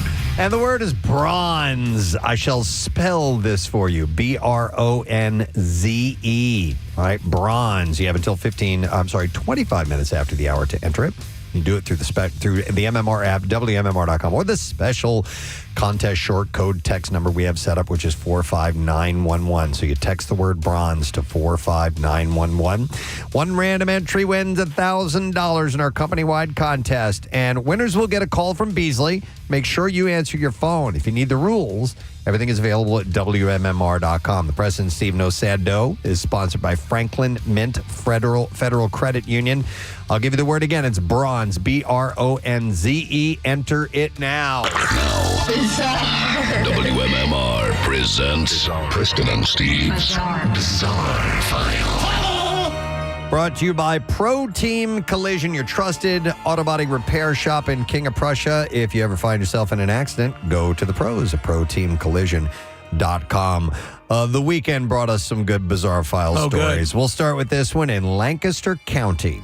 A father in Lancaster County was injured after he accidentally dropped a homemade pipe bomb that he had made to entertain his guests. Oh, my God. I love it when the host goes that extra mile to set up a bomb. So Travis Peachy of Narvin, Pennsylvania, was arrested Saturday, the same day the explosive went off outside his house. Oh, we're going to one of Travis's parties. I hope he has a bomb. Pennsylvania. You know the Travis bombs are such a highlight. Pennsylvania State Police began investigating after Peachy arrived at the hospital with injuries stemming from a bomb explosion. He reportedly told troopers that he had tried to assemble a pipe bomb because they were supposed to have guests over, and he thought it would be good entertainment. Folks, you know what time of the evening is? It's bomb time! He assembled the pipe bomb using a PVC pipe. I hear you drop the bomb on me the song being played. It's like some guys are known for their brisket. Yeah. He's known for his pipe bombs. He assembled the pipe bomb using a PVC pipe filled with 6 ounces of black powder. He said that he was using a motorcycle switch to control the detonation. Very inventive. Police say Peachy placed a bomb on a pile of wood outside a shed in the backyard. All right, everybody, come on, let's go outside. Music bomb started. Time. Travis has his bomb. Once he learned that he had placed it on a pile of wood outside the backyard, however, once he learned that the guests were no longer coming over, yeah, I know, he must have been disappointed. He retrieved it and took it back to the shed. Trooper said he was trying to disarm the explosive when he accidentally dropped it and the device exploded. Well, I actually blame the guests that didn't show up. Peachy's wife reportedly told troopers she was inside with 2 kids when she heard what sounded like an explosion. Ain't no bomb like a Peachy bomb. Soon after, Peachy came running inside and said he needed to go. I got to go to the hospital. What happened? Did your bomb go off? Yeah. Troopers said he suffered injuries to his face and eye, and hospital staff removed a piece of shrapnel from his head. State police. Why don't we take a 5-minute break? Police later searched the shed where the bomb went off, and they found a hole in the floor as well. Now, you're never going to feel like if you bring ambrosia to a party, you're just going to feel inferior. As a result of the investigation, troopers charged Peachy with 2 counts of endangering the welfare of children, risking catastrophe, possession of an explosive, etc. And so he is going to have some legal issues on top of Travis got a hold of some uranium. Wow. Oh, no. All right, on to Greece. A 58-year-old woman who worked outdoors on a Greek island developed pain around the center of her face that grew progressively worse. About 2 to 3 weeks after this pain began, she also developed a severe cough. Shortly after that, worms came out of her nose when she sneezed. Holy hell. Prompting her to seek medical attention. A report of the case doesn't describe how the patient was examined. However, it notes that an ear, nose, and throat specialist surgically removed wriggling creatures from her maxillary sinuses, the large sinuses located on the sides of the nose. These critters included 10 larvae and 1 pupa, which is the insect life stage between the larvae and adult stages. Pupa! The team visually examined the larva and extracted DNA for analysis. The examination revealed the worm-like creatures to be the larvae of the sheep bot fly. The parasite is typically found in the nasal passages and sinuses of sheep and goats. Notably, the outdoor area where the woman works is located next to a field with grazing sheep. She had to feel them moving in her nasal passages, right? I guess. Parasitic fly infections are generally known as myiasis. So the woman was diagnosed with O. ovis nasal myiasis with pupation. In addition to having the larvae and pupa surgically removed from her sinuses. You have Rizza-Kizza-Kabizza. The woman was given nasal decongestants. With these 2 treatments, she made a complete recovery, according to the report. Occasionally, the larvae can get stuck in nasal passages, these particular ones of the host animals, but they don't typically pupate at that point. Instead, they usually dry up, liquefy, or calcify, and the remains can sometimes trigger secondary bacterial infections. The authors suggest that some unidentified anatomic or physiological factor must have allowed pupation to occur in the woman's case. Alternatively, the strange occurrence may reflect an evolutionary adaptation that could enable the species to complete its life cycle in humans, they mused. Pupation? Wow. Excitation? Yeah. So I don't know about the pupation. Pupation? Yeah. Excitation? Satisfaction? And all right, how about this? An investigation involving a burst water pipe at George Mason University's Arlington, Virginia campus has been closed after the person responsible came forward. The incident happened just after midnight inside a parking garage at the university's Mason Square campus where a water pipe was damaged and caused flooding. Now, investigators previously said surveillance video showed someone trying to do a pull-up on the pipe. Oh, man. Caused it to rupture. Oh. And an update, police said the person turned himself in and accepted responsibility for the damage. But it flooded a parking garage because he was doing pull-ups. And you on saw it. the footage, right? Yeah. Because he's right in front of the security camera when it happens. Yep. This stuff comes out. The force of the water is strong.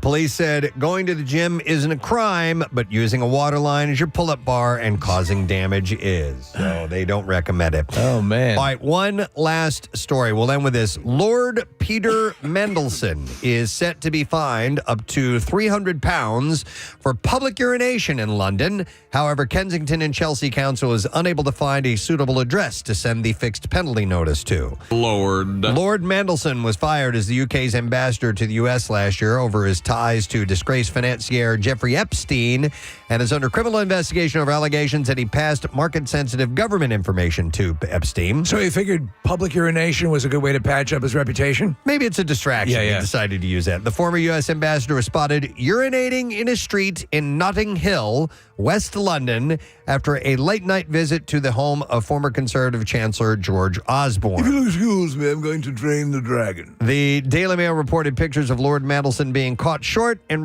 relieving himself against a wall in the upmarket London area after leaving Osborne's home. You move on whilst I urinate on the side of this pub. The council said street enforcement officers were not at the scene of the alleged urination, so could not issue a fine at the time. But given the images and public quotes made about the offense, the authority said that it was looking to issue a fine. Without an official address for Lord Mendelsohn, the fine has not yet been issued. He's got to live somewhere. The former ambassador was arrested at his London home in late February as part of an investigation into whether he leaked Downing Street emails and market-sensitive information to Jeffrey Epstein. So, dude's got some stuff on his plate. And there you go. That's what I have in the bizarre file this morning. Imagine if you're a process server and you have to go to any member of the royal family. Mm-hmm. All right. So, a heads up that we have given the keyword for our No Sad Dough contest for the 8 o'clock hour today. It's bronze, BRONZE. You have until 25 after the hour to enter that. So, go on the MMR app. Go to WMMR.com. We have a special text number that you can send that over to. So the word is bronze, and you want to text it to the number 45911, and hopefully that will make you $1,000 richer very shortly. So good luck. If you don't get it this time, we're going to do it again at 10 this morning. So don't miss that opportunity either. We're going to take a break and come back in a moment, so stay put. So it was done in that style. I love that. Really cool. There was and I didn't catch everybody's name, but there was a trombone player who took a solo during that song, and it was great, man. I was coming, I was inside, I went back for 1 second, then came back out, and I go, am I hearing a trombone? Yeah. During rock and roll. Yeah. But yeah, it is said that it took the British artist to show America its own roots in terms of celebrating, the Willie Dixons and the Muddy Waters and on and on and on. So many artists that created that black sound, the R&B sound, the jazz, the blues, the rhythm, all of that, which is the backbone of rock and roll. Yeah, most definitely. And all those British bands embraced it, and Zeppelin particularly. So, but hearing that version of it, and you just nailed it. I might Thanks, add. man. So, that was Thanks. cool. I had one run through with those guys beforehand, and then we went and played it. But. And then we were sitting backstage, and I have a picture. I think I just sent it over to Sarah to post. And Preston is sitting on the couch backstage and talking to PJ, and he said, I think I need... What was it, a bourbon? Oh, yeah. Yes. Yeah. Whiskey. Yeah, I think I need some whiskey. And I watched with great interest as you went to the bottles that were available backstage, a little ice in the glass, and poured yourself a nice one and sat down and had a lovely chat with PJ. She's incredibly nice. Yeah. There's a nice picture of her and you and me and the other lady, Paula. Paula Holloway, who used to sing with Patti LaBelle. Thank you. And did a wicked version of Over the Rainbow. Yeah, it brought the house down. It really did. And in fact, PJ said, I didn't know you were going on before me. We're both amazing singers. So it was a great night. And I think over $25,000 raised for Leukemia Lymphoma Society. Thank you to Victor Fiorello for putting that whole thing together. Unfortunately, he couldn't play because he was sick. Isn't that the wildest? Yeah. But, he did a great job. I was curious, would people come out? It was a lot of really cool and talented Philly musicians, but they were not known, in the community as much as some other local musicians. So I'm going, all right, will people come out? And it was packed. It was packed. I love to hear that. That's great. And it's like a small electric factory. And it's just a great place to see a show, too. Yeah, it's a good way to put it. It is like the old electric factory, but a little bit smaller. I love it. All right, here's a follow-up story. Police say they recovered a Fabergé egg pendant from a man accused of swallowing the item in a jewelry store. Yeah. New Zealand police spent 6 days monitoring every bowel movement of the suspect. Who pulled that duty, no pun intended? The $19,000 James Bond Octopussy pendant was recovered from his gastrointestinal tract last Thursday by natural means without requiring medical intervention. He was having this as a pendant. As you can see, it's covered in poop. The 32-year-old man, who has not been named by police, has been in custody since he allegedly swallowed the ornate pendant at Partridge Jewelers in the city of Auckland. One has to imagine that there was a level of pain as that passed through the system. I think so, right? I mean, it's an octopus. He was arrested inside the store minutes after the alleged theft. The photos supplied by police on Friday showed a gloved hand. Yeah, I'd wear a glove too. Holding the recovered pendant, which was still attached to a long gold chain with an intact price tag. A spokesperson said the necklace and the man would remain in police custody. Now, do you think this increases the value of this or it depreciates the value of the Fabergé That is egg? a good question because it is passed through someone's excretory system. It's a story. It is a story attached to it. And a lot of times that increases price, but it also had poop on it. Yeah. Given my druthers, I would go for a fresh one. So the piece was a limited edition Fabergé egg pendant inspired by the 1983 James Bond film Octopussy. Central to the film plot is a jewel smuggling operation that involves a fake Fabergé egg. My sweetest love, this very one had poop on it. The suspect is due to appear in the Auckland District Court on the 8th of December. So they've been together for a while, haven't they? Yeah. You said you forgot. I didn't even know. So you can't forget. I can't. Can't forget. Yeah, it's actually close to the taint. You can't forget something There's that you the didn't know forgot. to begin with. Yeah. I forgot. I totally forgot that.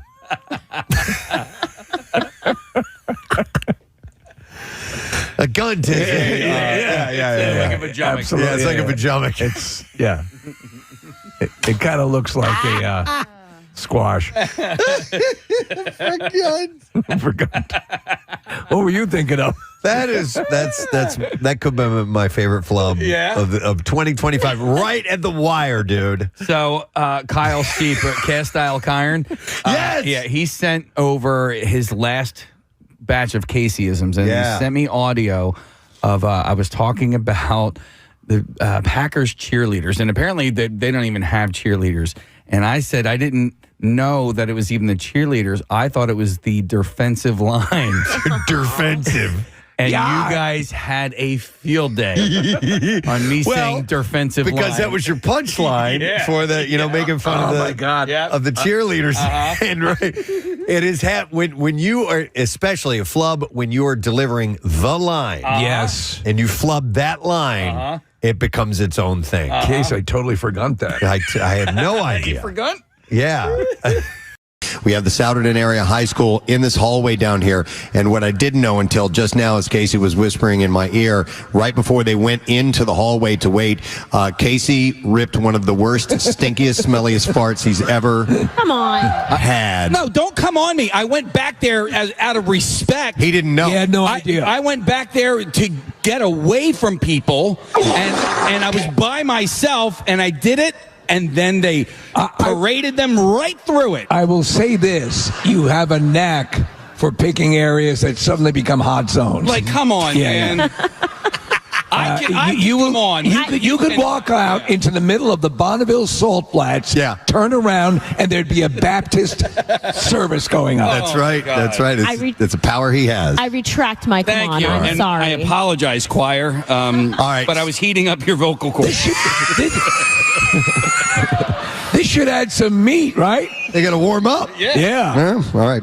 Jennifer Lopez appears to be making a final break from her past with Ben Affleck as fans think she's beginning to remove a tattoo she once dedicated to him. So this is, again, people are speculating this.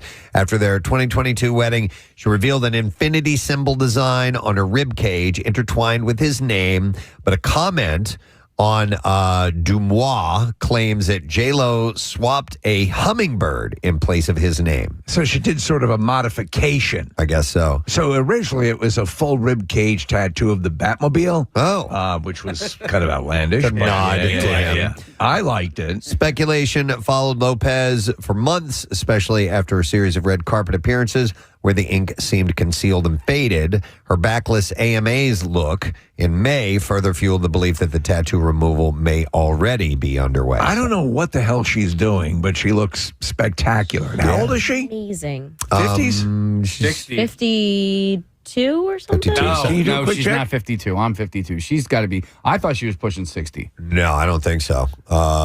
Marissa will verify her age here in a moment. 56. 56, all right. She's getting there. I mean, she doesn't drink. She probably doesn't eat cheese.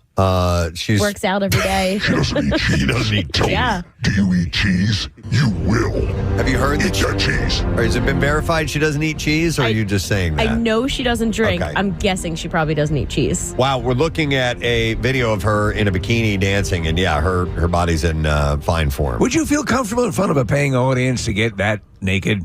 I can't wait till the day that I can do that. Jesus Christ. If I shower with my clothes on. If I had the body, I would do that in a heartbeat. Oh, yeah. Absolutely. You'd be doing the show right now naked. Yes, I would. Most definitely. Pierre Robert is here. How you Hello. doing? Nice to see you, man. Yeah, today's the last of the superheat, right? Yeah. That's what we hear. Yeah. So tomorrow a little bit better, like a cooling trend. Yeah. It's almost like Christmas. It really is. Yeah. I was just having some eggnog. Yes, me too. And and like at Starbucks, they're already doing the pumpkin flavors. The pumpkin, in anticipation. You're under the mistletoe. What? What are you talking about? I was just playing along with this stupid theme that you guys were doing. That's all. Sorry, I didn't mean to join in. I thought. It's summer mistletoe. It's invisible. It just was so believable when you you were so convincing. I go, is this some bit I've missed?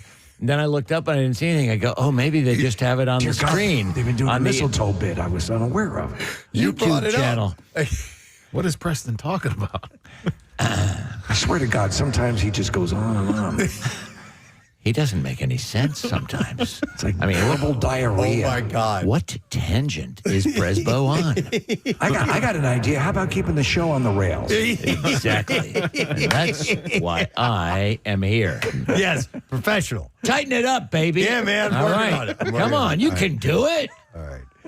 In France, 2 inmates escaped from the Dijon prison detention center's disciplinary wing early Thursday, and they did it after sawing through their cell bars with blades that were believed to have been delivered by drone to the prison. Aha! Yeah, the escapees are a 19-year-old under investigation for attempted murder and a 32-year-old accused of threats and aggravated habitual violence against a spouse. The two, who then used blankets to jump the barbed wire fence, were in isolation without contact from the outside world, according to reports. Both are considered to be dangerous. So if they get captured, they're going to obviously put them into Grey Poupon prison. I would think because so. That's a stricter security prison. Yep. The FO Justice Union said that it had been warning for months about deteriorating security at Dijon prison. You better look out for this. The union This is no mustard. said, despite our repeated warnings, management has chosen to persist in its total blindness, refusing to see the reality on the ground. The reality on the ground. What the hell does that mean? The escape. Quick, contact the pesto police. Follows an inmate's fight. Maybe it was intimate. I don't know. Can I tell you something? From René Vezine prison last week during an outing to a planetarium. French The prisoners prisoners get to go to a planetarium? at this particular one, they did, Who yes. wants to go? You got to get it signed by your warden, but we take you out. It'd be a wonderful day. French prisons hold some 85,000 inmates, far exceeding the official capacity. We're going to talk to Jim Jackson, Flyers, a little bit later on this morning because they win tonight. They're in the playoffs, which is pretty damn amazing. It is very exciting. I mean, we were kind of, watching things vacillate all throughout the season, but it's looking promising. Well, we'll hold out hope on that. But, JJ shaking him wet. It looks promising, but then I see the Capitals sneak in, and I'm like, because I was worried about the Islanders, right? You always worry about the team that's right there. I was worried about the Islanders, and the Islanders, they crapped the bed this week, and I'm like, okay. And then the Capitals don't have that hard of a test, but we've got like two of the best teams in the East that we have to face, So listen. Hope springs eternal. Here's what I'm hopeful for. We have a nice young core, and no matter what, I think we're definitely on the rise right now. All right, but we'll take that. We need to get past the Hurricanes tonight, just to seal everything. All right, we'll chat with JJ a little bit later on about that. Saw this article over the weekend, and this was interesting. There was a guy who was videoing just at Disneyland, and he saw someone, this is in California, he saw a family that was getting ready to go into the park, and he had noticed that this dad was pushing a stroller, and so there's a kid sitting in the stroller, but in the back of a stroller is like a pocket with a mesh cover over it. And he looked closely, and he's like, there's a kid inside there. So they had a kid that was inside this pocket of the stroller, and he thinks that he was trying to sneak the kid in and get him in for free. And because apparently a one-day park ticket for a family of 2 adults and 2 kids between 3 and 9 costs about $500. Holy hell. Yeah. I know it was bad. I didn't realize it was that bad. And then starting on April 18th, it costs more than $700 to do that. So the guy's like, all right, I can see why I'm probably trying to sneak these kids in. But this kid is inside this pocket. It does look like a human. I was wondering if it was a doll, but no, that looks like a human. So he said the kid was eating in there, but he was being very quiet. So he could see that it was moving. He said at first he thought it was that it was maybe a pet. Yeah. Because of where it was behind the mesh. And he said, then I realized it was a kid eating crackers, being as quiet as can be. A little girl sat in the stroller while the other child hid in the mesh. He said, all my years of Disney visits, I've never seen a kid stay this calm in a space so little, so it made me think that this was not his first rodeo. And what I was curious about after seeing this is, do people still sneak into places? And I'll preface this by saying that back in the day, it was fairly easy to sneak into fairly easy to like a concert or a sporting event. But now, with all the attendees, all of the staff, and all the locations, very specified, and the security checks and all that stuff. Cameras. Do people still sneak into concerts or sporting events regularly? 610-660-9333, because I haven't tried to sneak into anywhere in ages. Back in the day, especially at the vet, and this, I don't necessarily know if this is considered sneaking in, because you had to pay somebody $50. Right? Yeah, I remember that story. There was a guy, $50, and he would just, look the other way as you walked in. What would he do? You just pay this dude $50. Oh, and he worked a gate. Like, he didn't even work a gate. It was like you would walk in through this back door. Yeah, I did that at in Boston at, why am I blanking? Fenway. At Fenway, thank you. Yeah. Rochelle and I did it. Yeah. It was most of the way through a game. We were in town just for the weekend. We had no plans to go to a game. we were with our buddy Todd, and we go swinging by there. We're like, let's see if we can bribe somebody. Just get in and watch an inning or two. And we did. He's like, all right, come back in 10 minutes. I'm like, all right, cool. And we just kind of went in and hung out at a bar. And so was this at the front, at the entrance? No, it was around the back. Around the back. Yeah, we walked around the back of it, and we saw a guy standing there. It was this big wide entrance. Nobody was coming in or out because the game was, 7 innings in or 6 innings in or something like that. And we're like, all right, let's see if we can do it. I forgot how much we paid him, but it worked. And then my buddy, a guy I went to high school with, snuck into part 2 of the World Series in 2008. And the way he did it, and this is, I don't know if this actually happened, if this is true, but what I was told was that he went, after World Series part 1, he went to some sporting goods store or whatever and had an event staff jacket made and then snuck in wearing this. That's pretty elaborate. Yeah. That's pretty. Yeah. I mean, you would think, again, and I'm with you, Preston, you think that they're so comprehensive in, I mean, with things that are on your phone or you can't, the way they check you and you get scanned and all that stuff. It's like, but I guess, People's always you find a door. Always trying to game the system. When Citizens Bank first opened up, you could kind of sneak in through McFadden's because if people were coming out of McFadden's, you would scan their ticket.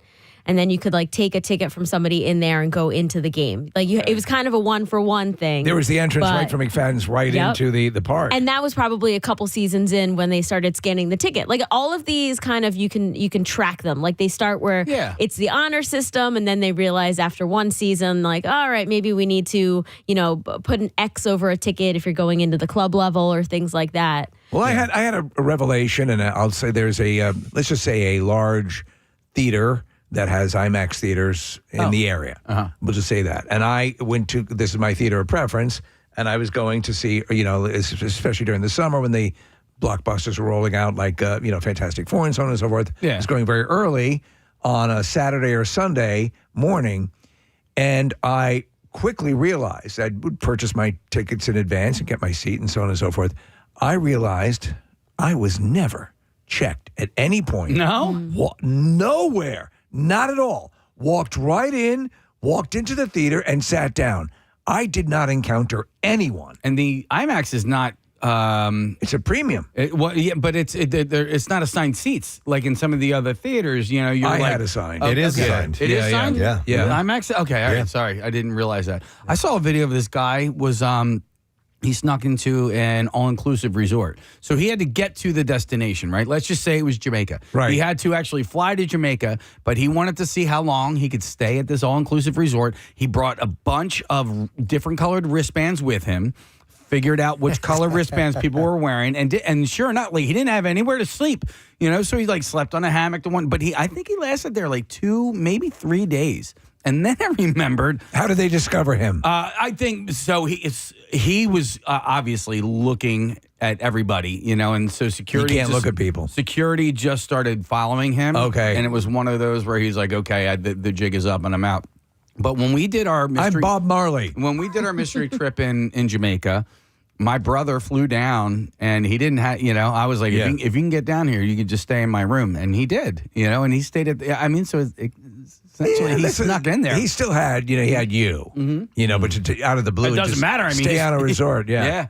I've seen a lot of videos of people who sneak into festivals they'll buy a full pallet of lettuce or something that seems like they just need to deliver it to a vendor within the concert. That's funny. So, and it's kind of like, hey, it's last minute. The concert started. These guys are out of sour cream. We got to get this. Concert lettuce. Seriously. We got to get through it. Lettuce. It works. They got the concert lettuce. So they just show up at a delivery area and they don't ask for any credentials or anything like that. They let them in. I could see it's worked once or twice. Other times it hasn't worked. But maybe also if they just go to the door because they say they're not credentialed to work and they can't get it. And if you can sweet talk enough, you can get anything. You explain to Kanye why there's no lettuce. Because I remember, now if you go way back, there were some pretty creative ways to do it. And I remember there was a guy in St. Louis who was, I forgot what band was playing, but he worked for a radio station. He wanted to get an interview him, and he shows up at the essentially the backstage door, and he bought some guitar strings with him. And he's like, "Hey, I was told to pick these up. They're for the tech, whatever." And he just let him in, dude. It's a good one. Yeah. You catch them at the right moment, Yeah. and also if the person that you're talking to might end up catching crap because you didn't let in the guy with the guitar strings or the lettuce. Yeah. I saw guys sneaking into a movie theater. They're just two people carrying a ladder. And they just walked in, like one dude in the front of the ladder, one dude in the back of the ladder, and just walk in. Dude, listen, I know. we did the thing with the clipboard, which is, and we found out the power of somebody with a clipboard can gain access. And a lab coat. A lab coat, yeah. But I'm talking about more recently, if you can still do it. Here's a text that says, good morning. I work in the dressing rooms at Ocean Casino at Ovation Hall. And on Saturday night, directly after the Pussifer show, a stalker of the opener snuck into the dressing room area and was looking in all the dressing rooms for Dave Hill. He was chased out by security and arrested on the casino floor. I don't think that sneaking in is always a great idea. No. And that's terrifying. Yeah. Listen, this you're in violation, But it used to be the old thing. I mean, what to your question, Preston? What is the modern version of hopping in the trunk of a car and going into a drive-in theater? Yeah, or getting into a stadium. Yeah. How does tell us your secrets? We want to know. I'm going to go to, let's see, we have Tyler. Hey, Tyler, you're on the air. Good morning, buddy. Good morning, guys. How are you? Good. What's up, man? Not much. I was just listening in, and when I was a sophomore, I went to the Phillies parade. My buddy and I, Eric Storr, if you're listening, remember this. And so we were at the parade, and we made our way to the stadium, and we had this idea to sneak in and watch the guys come into the stadium at the end of the parade. So we found an area where there's a smoking section on the other side of the fence, right? So we dug a little tunnel through the mulch under the fence. And everybody that's on the other side in the smoking section made a human wall. And dude, you just broke in. You didn't sneak in. You broke in. We broke in. We broke in. And then I saw my geometry teacher inside. Dude, it's like we filled up a truck and rammed the fence. No, that's not sneaking in. Dug under the fence. That's crazy. It was awesome. I love it. That's funny. Yeah. I love it. Never Thanks. forget it. Thanks, Tyler. Appreciate that, bud. That reminded me that my friend and I snuck into the Eagles parade. Like we were in the art museum. Oh. Because we had media wristbands. Is this the first This is the parade? first one in 2018. We had media wristbands. We didn't really know where to go, and we kind of were just like, well, let's wander around. And we wandered around to the very back, and the final bus was letting out, and we just started kind of walking with the people who were getting off the bus, and we just kept walking, and then there we are. All of a sudden, I'm like, hi, Bo Allen. No way. Hi, Jalen Hurts. And we were just inside the art museum with everybody. Oh. And so we walked down the steps with them outside, and they all, took their places on the steps, and we just kind of kept walking and ended up in the seats right up front. At a certain point, you're at the exact right spot, the exact right time, and people just aren't paying attention. Yeah, you just kind of walk in with the crowd, and Jalen Hurts wasn't there, by the way. You're right. That was Nick Foles. Thank you. As I was saying that, I was like, this wasn't right. Jalen Hurts, what are you doing here? That was like, I have a pallet of lettuce. I have a You too? I have a selfie with Kelsey in the Mummers outfit. Like, nobody realized all the stuff that was happening. Wow. Wow. Let me go to Patrick. Hey, Patrick, good morning. Hey, good morning, Gadzooks. Gadzooks, man. All right, so your story. Yeah, so I was walking back in 2012. I think it was. I was walking at South Street, and I heard some music, and I went to the TLA, and I saw there was a ticket on the ground. I was like, maybe this will work, so I pretended to be on my phone. And then I told the bouncer, I was like, hey, there was an emergency on my phone. Can I go back in? He let me in. Oh, okay. Smart. Yeah. I mean, again, in the moment.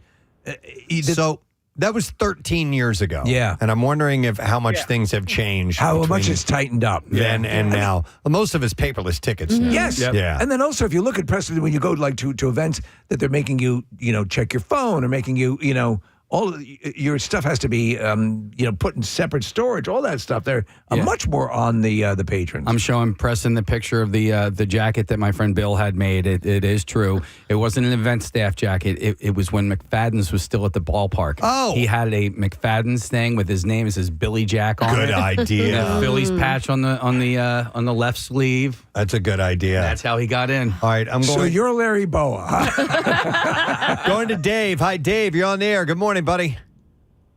Gadzooks. Gadzooks. All right, Dave, when was this story that you're about to tell us taking place? This was the Kiss reunion tour, back when they first got back together with the makeup. So Bunch of my friends 96, somewhere around there?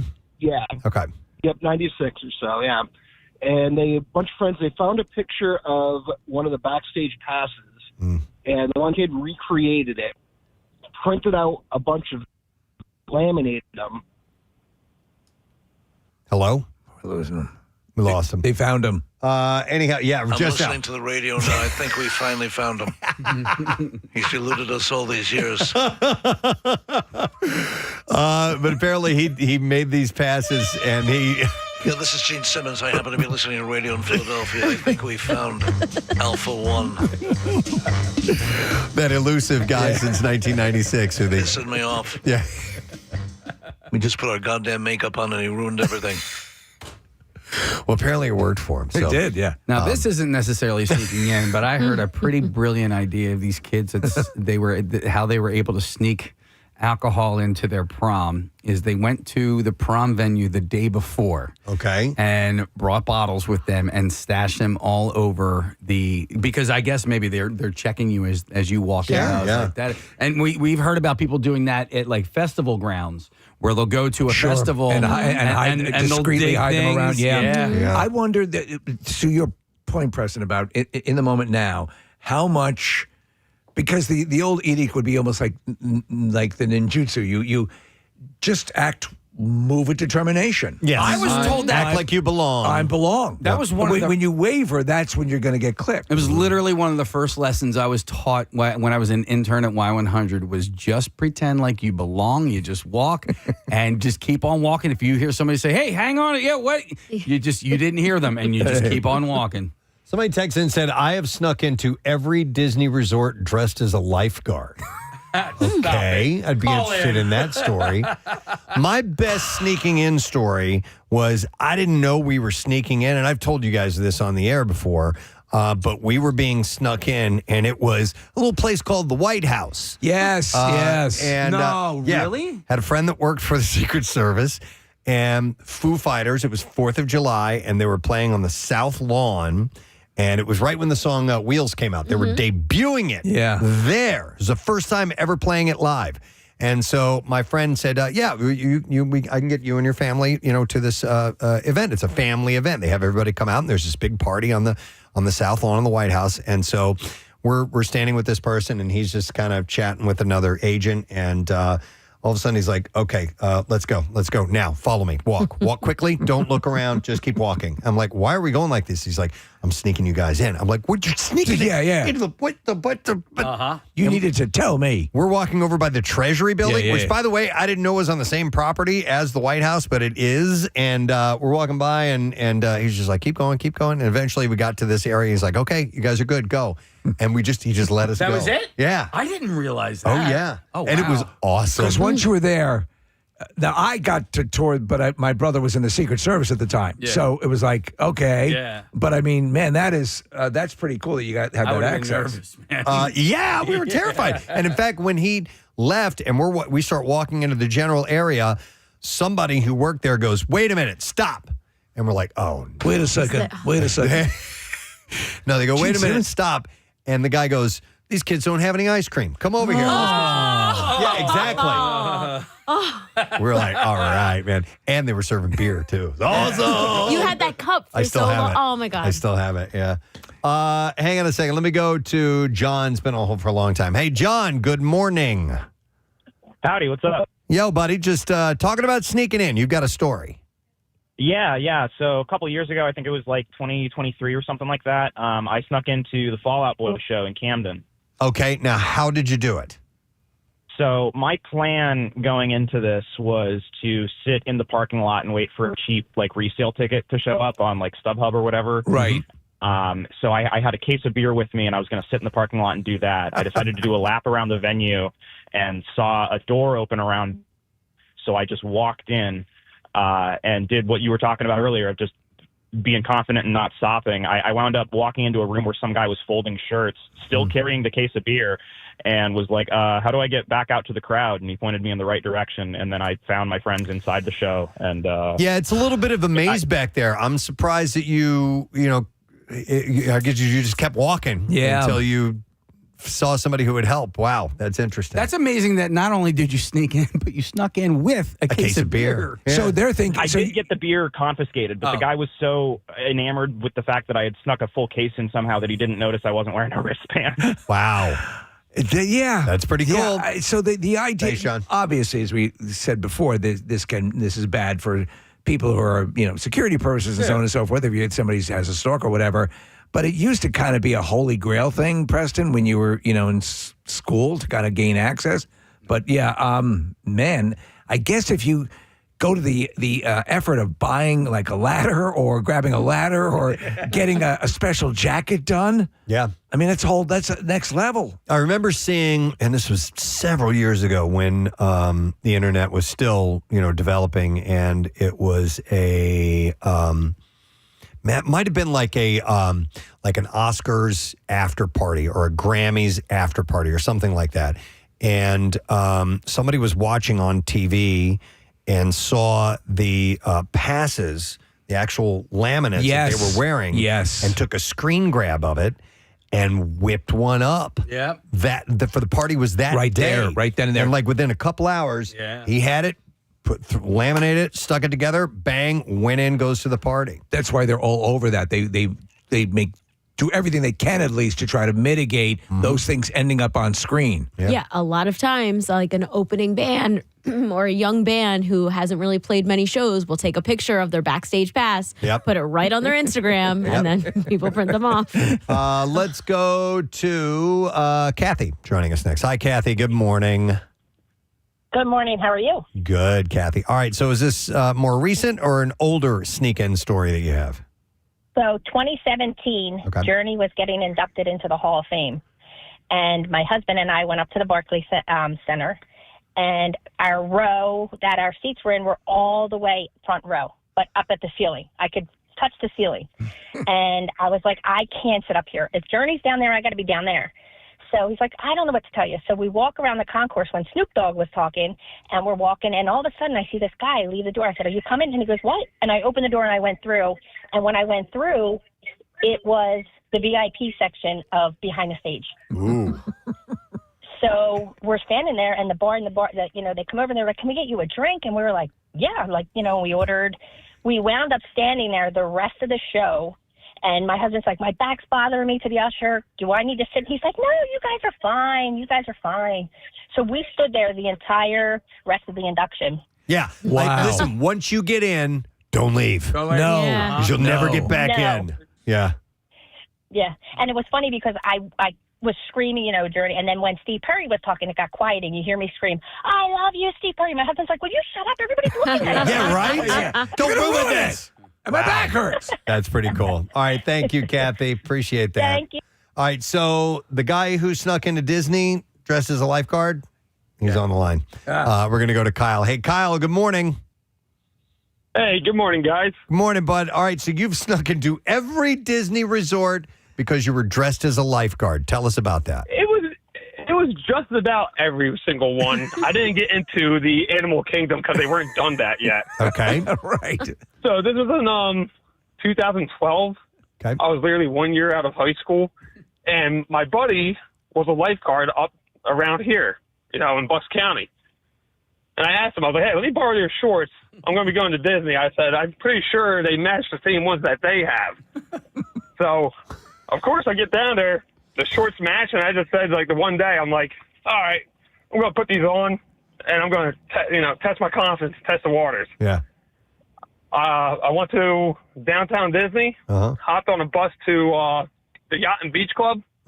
Man, I was just able to walk on it. So when you walk in, do you walk through a gauntlet of people who are there, or what are you passing through? Do you nod to someone? Do you go, look at my shorts, bro, I'm a lifeguard? What was your method? It was Hey, how you doing? Hey, how you doing? Hey, hello. Just wave and just shake, smile and just shake my head and nod. There you go. Yeah. And it worked. I got the funniest looks, though, from the other lifeguards as I'm sitting in, the lazy river, just waiting. Going by everybody. And as he's saying at me, I was like, hey, guys, just checking out the water. Everything's good. Doing a maintenance check. That's excellent, Kyle. Good on you, man. I tried to get into Typhoon Lagoon. Yeah. And you need credentials for that one. You need credentials. All right. Yeah. That's awesome, Kyle. Just by shorts. Thanks, man. Listen, when we did our show from Universal Studios, I remember we were done, and we had to walk back out of the park, back to the parking area, and then back in for whatever reason. I think we needed to drop off some stuff, and then we were going to go explore the park. And while we were walking around the back area, we didn't have the proper tags or whatever displayed. Right. And some people came over to us and they were like, hey, you can't be back here. Yeah. They were vigilant about it. They were like, don't. And I was like, oh, it's right here. They're like, you need to display that or they're going to throw you out of here. I have lettuce. Yeah. But wait, I have the concert lettuce. These are just leaves, but I had a head of lettuce. But yeah, I was surprised at how much the staff was paying attention because the people that stopped us were just average workers. They weren't security. They would be up on it. Yeah. Because you would imagine something as sprawling as that at the various points which you could get through. They've got to lock that ass down, as they say. Yep. Let me see here. I'm going to go to, Mel is joining us. And of course, it's about K-pop. Of course. Hi, Mel. You're on the air. Good morning. Hi, this is totally not Mel for legal reasons. This is not. Okay.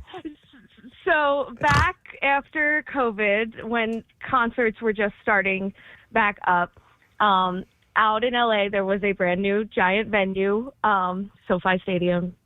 And so BTS was doing 4 concerts, and I had gotten a suite. But we got 20 tickets, but a bunch of my other friends were up in the nosebleed sections. And the nosebleed sections there are so high up. I noticed there was absolutely no security at all looking for people going into the suite area. So I was just like, follow me, act like you're supposed to be here. And we got another 10 people into that suite. Oh, my God. Wow. You little conniver. And then a couple days later at the third concert, we did it again to sneak me into a suite. Wow. Ballsy. Was your hair blue at this time? Or because you had purple. Okay, for a while you kind of stood out a little bit, Mel. Wow. Or someone who claims to be Mel. Wow. And wait. Did you say you were dressed like a carrot? Yeah. Well, at least you didn't stick out. You know what I mean? Yeah, exactly. All right. Thank you, Mel. Appreciate it. Oh, my God. That's so funny. Wow.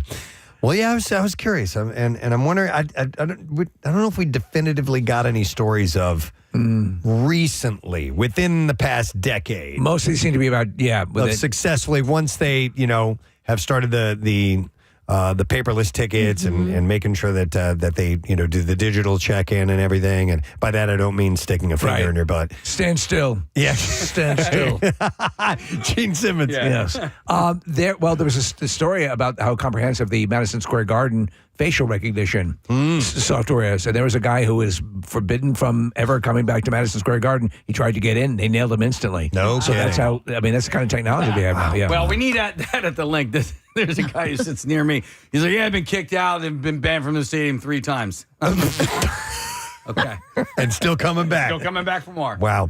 All right. Well, it was interesting. This all keyed off of a story of this guy who saw someone who was trying to smuggle their kids into Disney, or at least one of them hidden in this false compartment in a stroller. You got to see the picture. And I was just curious about sneaking in these days because dude, events are expensive. Yes. Crazy expensive. $500. Totally understand why. All right, we're going to take a break. When we get back, we're going to talk to Jim Jackson. Make sure you have tickets if you're going to the Flyers game. Don't sneak in. But they got a shot at getting to the playoffs tonight. So we'll be back and talk with JJ in a moment. We'll be right back. 52,509 spots. We didn't count right. The average occupancy rate is at 135%. Jeez. With 29 facilities surpassing 200%. So it's off to the planetarium. They have, yeah, exactly. They have an overflow problem. So we're going to the planetarium, and then we go to the zoo. It's going to be wonderful. If you're there, you have so much fun. If you tune in to the Today Show this morning and for the near future, Savannah Guthrie will notably be absent. She told viewers Friday that she has felt like Peter Brady these past few weeks and months. She said, some of you have noticed that my voice has been very scratchy and started to scratch a little bit like Peter Brady. Yeah, and I noticed she had trouble saying pork chops and apples. When it's time to change, then it's time to change. There's Peter. Don't bite the tiger. She went on to explain that the cause of her throat problems are, she said, I have vocal nodules. Totally natural, Peter. This is the time in life where you're going to get hair on your balls. What, Dad? If only they would have shown that on the radio. Do you have the little music? I don't know if you have any of those available, but when Mr. Brady sits down to tell Peter about the facts of life and so on, you know? Now, Peter, this is totally natural. It's a natural step in life. Your voice will change, and you're going to be getting hair on your balls. So... Really, Dad? Yeah. She went on to explain... Well, I have to shave there, too. Well, that's a choice. That's a choice. So she said, I have vocal nodules. Hey, Dad, guess what? I have hair on my balls. I just showed Alice. Alice was good for all kinds of stuff. You could share things with her, and, you know, she was a very important part of the family. And she'd make you a sandwich. And on top of that, a nice sandwich to go with your hairy balls. Kim Kardashian is taking her brand building Bible to masterclass. She's rolling out what she calls the 10 Commandments. How about Kim shut the F up? In a brand new course dropping this Thursday. Wait, she should be doing all this with the holes in her brain? Yeah. The seven deadly Kims. Yeah. The Commandments featured mantras like, you are the product, define yourself before others do, and don't follow the feed, be the feed. So a list of things that are obvious nonsense. Yeah. That's what these are. Yeah, and these are just... You wouldn't even put that on a tablet. These are just statements, you know. Imagine if Moses came down from the mountain with this. You got to be kidding. Don't follow We've been down here in the valley all this time, and that's the best you can come up with? Be the feed. Be the feed? Like feed that you give chickens? TMZ shared a behind-the-scenes look as Kim... I didn't know what I was going to get. I went up there. It wasn't God. It was Kim Kardashian. So TMZ shared behind-the-scenes look as Kim prepared for the class with her glam squad. So shall it be written, so shall it be stupid. In her Instagram story, Kim posted a link to a fake NDA that had signees agreeing to acknowledge that you're accessing privileged business intelligence, the proprietary mindset, methods, and mantras of Kim Kardashian. Oh, man. Yeah. And it just keeps going. It keeps She going. had a show that got terrible reviews. It got renewed. She's got the Commandments. She's got Skims. Commandments. I mean...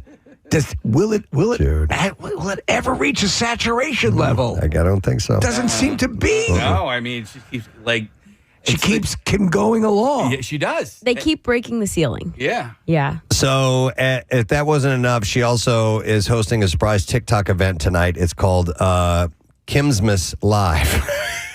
Is it really? Yeah, dude. I'm gonna Kimuke. Kimsmas. Okay. It is set to stream on TikTok at 9:30 tonight. If you're so inclined. What about Ham Kim? Hana Kim. Hana Kim. Hana Kim. Maybe that one would work. Yeah. Or Kimza. Yeah, instead of Kwanzaa. Yeah. Maybe that one too. And speaking of animals, we'll do one more story and then we'll wrap it up. Gary the Blue Snake is a popular Zootopia character. Has anybody seen Zootopia the new 2? Zootopia? No. I have The not first either. one. Yeah, I'm talking about the second one. So in China, This character is a little too popular. Shanghai-based publication The Paper found that since the Disney movie's November 26 release, online sales of blue Indonesian pit vipers are soaring, with some of the venomous snakes selling for as much as $420. The trend has lawyers and experts jumping in to warn the risks of owning the highly venomous reptile whose bite is fatal, rarely, but it can be fatal. However, a bite can cause swelling and pain and serious tissue damage without prompt treatment. Experts also know that it's illegal to mail live or poisonous animals to China. But apparently they're becoming all the rage right now. I mean, yeah. Blue. What is here? If you own, can you own a venomous snake within the United States? Some people can, Steve, but I don't know. Do you have to be certified? Yeah, I don't know what the requirements are, but I definitely have heard of people that own, like rattlesnakes, and things like that. Like a king cobra would be kind of cool to own. Yeah, but listen. If I were to own one, I would have it like devenomized. You can do that, right? You can take out the venom sacs. No idea. Ball sacks? Maybe you can take out their ball Is sacks. that snake fixed? But Steve, I don't know which states allow it or what the requirements are for you to do so. And certainly I think it's illegal for just anybody right. to go and grab You can't have a pit of poisonous snakes at the door at PetSmart. Whitley Bay, wherever that is, a woman has been jailed after she was spotted having sex outside a busy shopping center in broad daylight. Rachel Hardy Gent, who had her breasts exposed and was naked from the waist down, was seen by a delivery driver engaging in the intimate act. Of course, a court heard that the pair were in full view of passersby and those using Parkview Shopping Center, so police were called. Hardy Gent was arrested and later found to be carrying a broken wine bottle neck in her bra. Oh, my God. I do that too. Hardy Gent has now been jailed for 16 weeks after she pleaded guilty to outraging public decency, possession of an offensive weapon, and breaching the suspended sentence. Hardy Gent and Kinky Kelly, this sounds like an early Springsteen song. A delivery driver was dropping off goods and was traveling down the trade entrance when he spotted her and a male. The prosecutor said they were laying on the floor having sex. This defendant is said to be naked from the waist down. She also had her chest exposed. The male in question had his trousers and underwear pulled down, clearly having sex. It was plainly in sight of members of the public. And Kinky Kelly having sex outside the LA Fitness. Hey, man! Have you seen the mugshot? It's the last person you'd ever want to have sex with. So members of the public passing by could be seen by people using the shopping center, and the police became involved, and the defendant was arrested. She was taken into custody and searched, and in her bra, a jagged end of a bottle was found, a bottle of wine possibly. So here's what's interesting. So the court heard that Hardy Gent had 58 offenses on her record. Mark Stiles defending said that Hardy Gent wants to be sent to prison. Oh, okay. She said she drank so much. He said she drank so much alcohol on the day in the question. She blacked out and has no idea how she ended up outside the shopping center. She had the glass bottle for her own protection, but had no intention of using it. She wants to get help with her alcohol misuse and housing matters, and it's upsetting application to me to make to ask that she be sent to prison, but that's what she wants, and she's an adult, so perhaps she knows what's best for her. So, well, she's taken control of the situation and realizes that when you find broken bottle parts in your bra, things have gotten away from you. Yep, and I think they have. So she wants to be sent away. Though she was outside an LA Fitness, right? I don't know. Okay. Wait, ironic you said that, Steve. There is a Snap Fitness right outside. Okay, it's where you that's where you snap the top of the bottle off and put it in your bra. Let me go. This is apropos to what's going on in our studio today. I'll go to John. Hey, John. Good morning, buddy. Hey, bitches. What's happening? Hey, what? All right, brother. What have you never done that most people have done before, and you've never done it in your life? My next birthday, I will be 71, and I have never had a fast food hamburger. 71, and you've never had a fast food hamburger. Let me tell you something, man. It's like medicine. It's really good for you. Right. It's good for your soul. If you want to hit, man. Try the Take two Burger King. Try the Burger King this Krabby Whopper, which we have here in the studio this morning. And call me in the morning. All right. So, John, have you actively avoided that? Yes. And for what reason? I have a problem because don't know what's in the meat. Okay. So you're suspect of what you're being served. That's correct. I'll eat the hell out of a hot dog, but you'll eat a hot dog. You'll realize how crazy that sounds. What's in a hot dog? Yeah. That you're terrified of the burgers, but you'll eat a hot dog. Dude, honestly, that's like, crackheads look down at heroin addicts and heroin addicts look down at crackheads. I actually swear to God. So, but John, you'll buy ground beef from the store, you'll patty that up, and you'll make burgers at home. Yes, I will. But it's when it comes to, even if it, okay, what about a non-fast food? What about like a casual dining place? That's still highly suspect in my eyes. Yeah, that's interesting, John. I wonder what put that in your head. There's something maybe in his mind, but the fact that would you like go to like a roadside stand and order a hot dog and eat it? Yeah. I mean, that is completely antithetical to the I don't know what's in this meat argument. When I was a kid, when the first McDonald's opened where I grew up, my mom would take us out to when she went and got groceries, and we'd hit McDonald's and we'd pull up, and she's all right, 7 hamburgers and 1 hot dog. I didn't even I didn't even know they sold hot dogs. They did hot dogs at one point at McDonald's. Wow. Yeah. Interesting, John. Do you think you will ever do it? You know that one time's not gonna hurt you. No, I will never do it. Wow. All right. Okay. Wait, you might have already asked this. What about like everything I believe in? What about like fast casual? Something like a You said no. I already asked. Yeah, all right. I'm telling you, man, Five Guys and Smash Burger are so good, dude. You don't know what you're He's missing not doing out it. on. He's not doing it. All right, John. Standing by your guns, right? All right, man. Yeah, and I've never been to a professional ball game of any kind. Okay. Never been to a professional sporting event. All right. I'm going to ask this. Do you have a lot of money sewn up in a mattress? Yep. No. Okay. In world, I don't believe so. And John, have you actively avoided that, or has it just been, it's just never happened?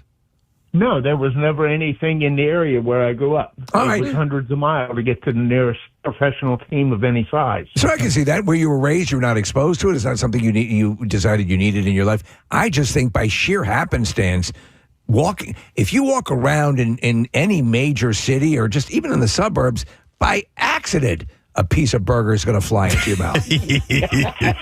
At a barbecue or a picnic or something? Yeah, but that's not fast food. No, that's but different. He won't do it because you need something that where you know what's in it, like a hot dog. Like a hot dog. You know every single All ingredient. right, John, thank you, man. Appreciate it. Wow, that's a like good one. Spam. Let's see. All right, we will go to Nicole. Hi there, Nicole. Good morning. Chicken pot, chicken pot, chicken pot pie. All right, Nicole, what is something that you have never done that most people have? I don't know how, nor have I ever played checkers, and I'm 53 years old. Okay. 53 and never played checkers. Have you ever played chess? It's probably a silly question. No. Okay. But, I mean, no one's... I don't... Oh, we're losing you. I want to play. I want. Okay. I want to play. I want to play checkers, but no one will teach me, and I don't know why. And I watch kids and old people and everybody do it. If I've seen it. Thank you very much, Marissa. So things look hopeful for the Flyers. It's a good place to be, right? I think so. Yeah. There's hope is good. Just like knowledge is good. Knowledge is good. There's a really nice, cautiously optimistic take on this. Yep, most definitely. And with the game coming up tonight, we got to get ourselves ready and talk to our good friend and see how he feels. Ladies and gentlemen, the voice of the Flyers, Mr. Jim Jackson, is Hey, joining guys, us. how are you? Good, JJ. How you? I'm doing great. I couldn't be better, actually. Yeah, right? Yeah, I mean, they had a big win on Saturday against Winnipeg, and things are kind of clicking and feeling good. I mean, I know that now Casey follows more closely the numbers, and this has to happen for that to happen, and these guys have to do this and that, more so than I do. But a win tonight puts them in the playoffs. What are the obstacles other than the game itself that we have to be aware of as they head towards this? Yeah, basically they need 2 points in their last two games. Any form of 2 points in their last two games, and they will need to get at least 1 point though, because the two teams behind them are playing each other. So somebody has to win that game. So they can't just lose and get in. They can't back in. They have to at least get 1 point, maybe two. So might as well just win the game tonight and clinch a playoff spot. Although they are playing a team in Carolina that is at the top of the East and has won 9 straight in Philadelphia. So I think it's really time to put an end to that and get into the playoffs. So just take care of all these things all at once. Couldn't agree more. But let me ask you this: so with Rick Tocchet and with the approach to this season and things might have seemed wobbly at certain points, but there seems to be, and this is the school of thought out there. This is great. If this can follow through, this is great. But on the other side of the coin is it does show growth. It does show a team that has the best sign of potential for next year that has existed in quite a while. Would you agree with that? Yeah, really what we have here, Steve, is we've got a situation where the Flyers are building. And the vision of Dan Hilferty and Keith Jones, Danny Briere all along, and now with Rick Tocchet aboard, has been to build for the future for long-term sustained success. They don't want to just be in the playoffs 1 year and out the next.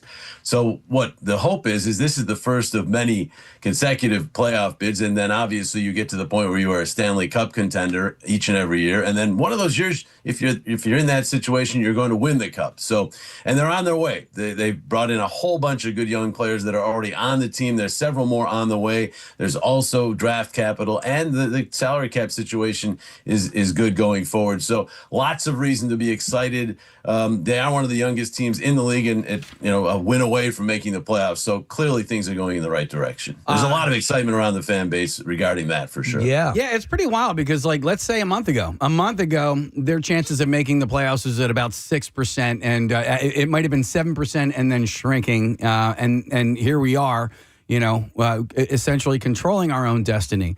The problem here is that when you are talking about the NHL, people don't take nights off. They don't rest players. If this was like the NBA and we were playing, the number one team in the East, they might sit a player or two just to kind of get them ready for the playoffs. NHL doesn't do that, do they?